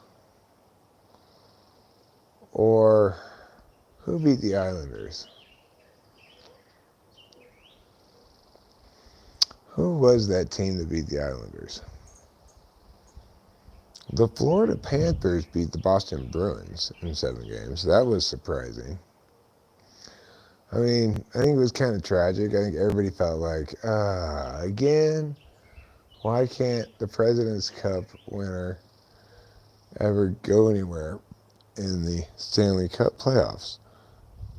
It kind of renders the regular season moot, you know? But that's hockey for you, I guess. I'm a recent hockey fan. I mean, I had a little bit of a hockey phase a long time ago when I was in the Sharks briefly, but I didn't really learn anything about hockey. I'm really learning a lot about hockey nowadays. It's a very interesting sport. The rules about offsides are very complicated, actually. And the rules for icing, like something you might think is offsides is not offsides if it's only the one guy who's streaking, but it is offsides if there's 2 guys or something. It's like super complicated. And they have a bunch of weird, like elbowing is a 2-minute minor penalty. I didn't know that until I just saw it called the other day. They got a bunch of penalties that rarely get called, They do an excellent job of not calling penalties in hockey. That's their number one primary hooray for them. Unlike basketball, which is constantly stopped by free throws. The action of basketball is just, you can never get into a game because there's so many free throws all the time. That's why I have a proposal for the NBA, actually. What they should do is they should not shoot the free throws until the end of the third quarter. And then they should shoot fourth quarter free throws and shoot them all the free throws from the first three quarters, shoot them all at the end of the third quarter. And just get rid of one-on-ones, get rid of one-on-ones, and get rid of rebounding off of free throws.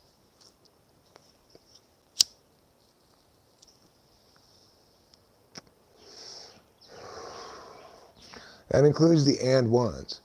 The free throw will be taken at the end of the quarter. So, like on shooting fouls, right?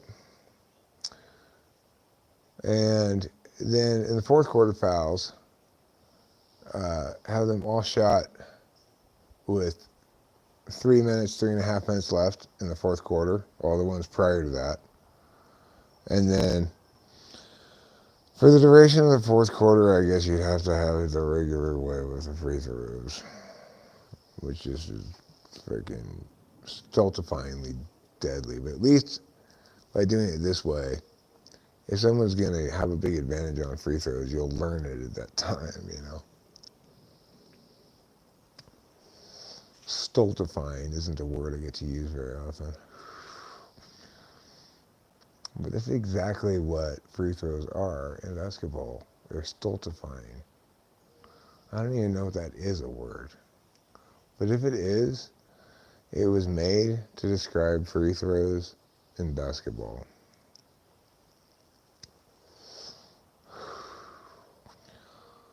Well, that Blue Jay came back for a second and he went away again. I guess he wasn't satisfied with the quality of these woodland cutlets. He said, I like the first half of the cup better.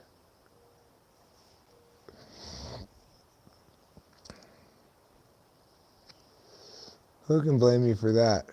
Who can blame you? There's one of those birds that looks like an oriole.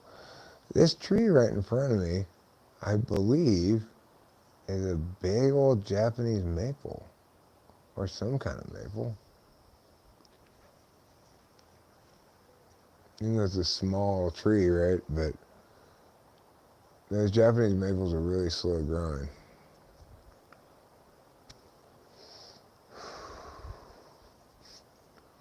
And there's a regular maple tree over there by the mailbox. You can't see where I'm pointing, but still, over there by the mailbox. You can kind of see it poking out from behind this leaning tree of Pisa that we have, which seems to be leaning more maybe than it used to be. Uh-oh. We really should get that taken away before the wedding. I need to send Rachel some money as well.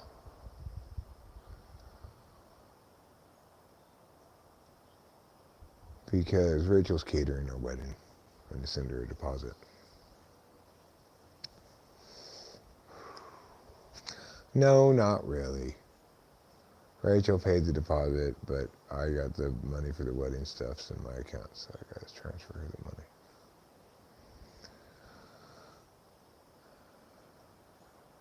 She could probably use with an infusion of more cash than that anyway.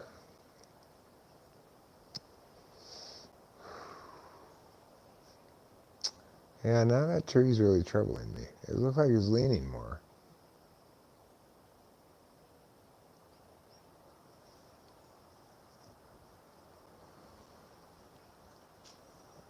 It definitely looks like it's leaning more. But I wonder if it's just some perspective change based on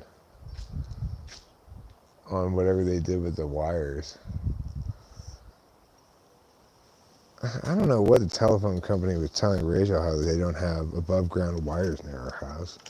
That's exactly what they've been working on. You know, Rachel sometimes gets strange responses from people on the phone.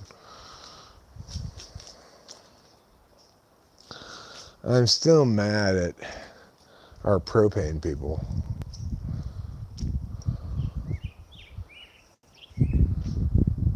Why did I come over here again? Oh, that tree. It hasn't finished opening up yet, but I think it's a maple tree. And if it is, I'm very happy. Because I was very sad when my dad killed the maple tree at the house in Arcadia when I was like 18. So it's great to have some maple trees around. Even though this is more of a evergreen heavy area, it's great to have some deciduous trees. See how it comes in around spring. It's gorgeous around here. Everything's all green. It's been raining too last night and today, so it's like right when we needed another blast of water for the grass and stuff, we got it. Backyard's looking all grown up with wild grasses and stuff. It's great. Cats come out here to eat this stuff.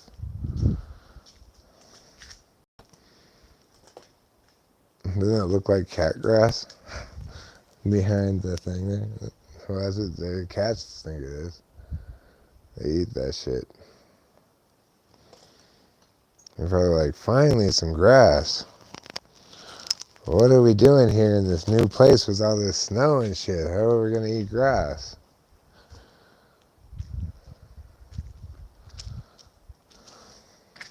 Didn't occur to me. It didn't occur to me that they need to eat grass until I saw them eating it.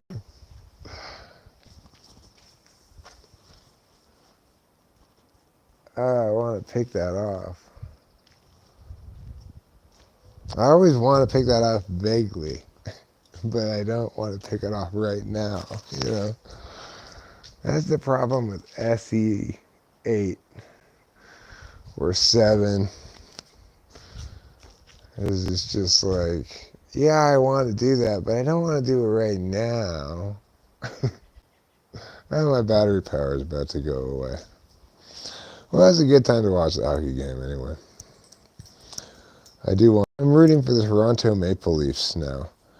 Partially because they don't have their name the Toronto Maple Leaves like they should. They insist on having it be Leafs. So I'm proud of them for that. And as a consequence, I'm rooting for them now.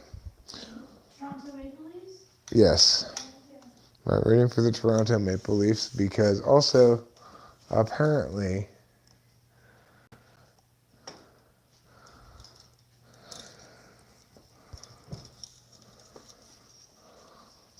I am very lucky, Eve, whatever your name is. I'm very, very, very lucky. We're very lucky. This is our backyard.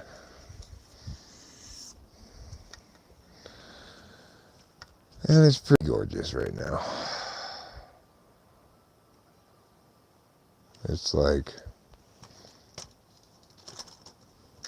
you know, it brings tears to my eyes, really.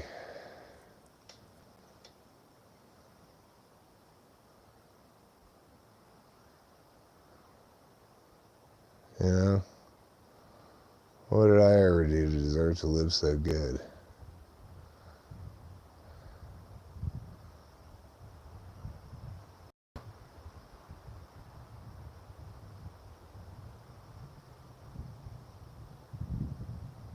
Oh, gosh, just be awesome. Oh, that's right.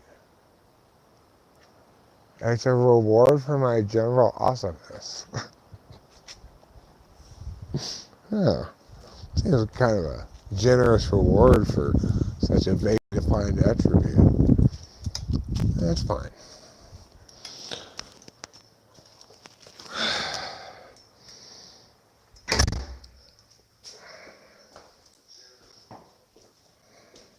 Anyway, my phone's about to run out of electricity. Thank you all for being here. Rachel and I love you all very much and appreciate you. And, of course, as a consequence, we're going to instruct you to please not forget to remember to always recall the necessity of remembering the eating of plenty of cheese.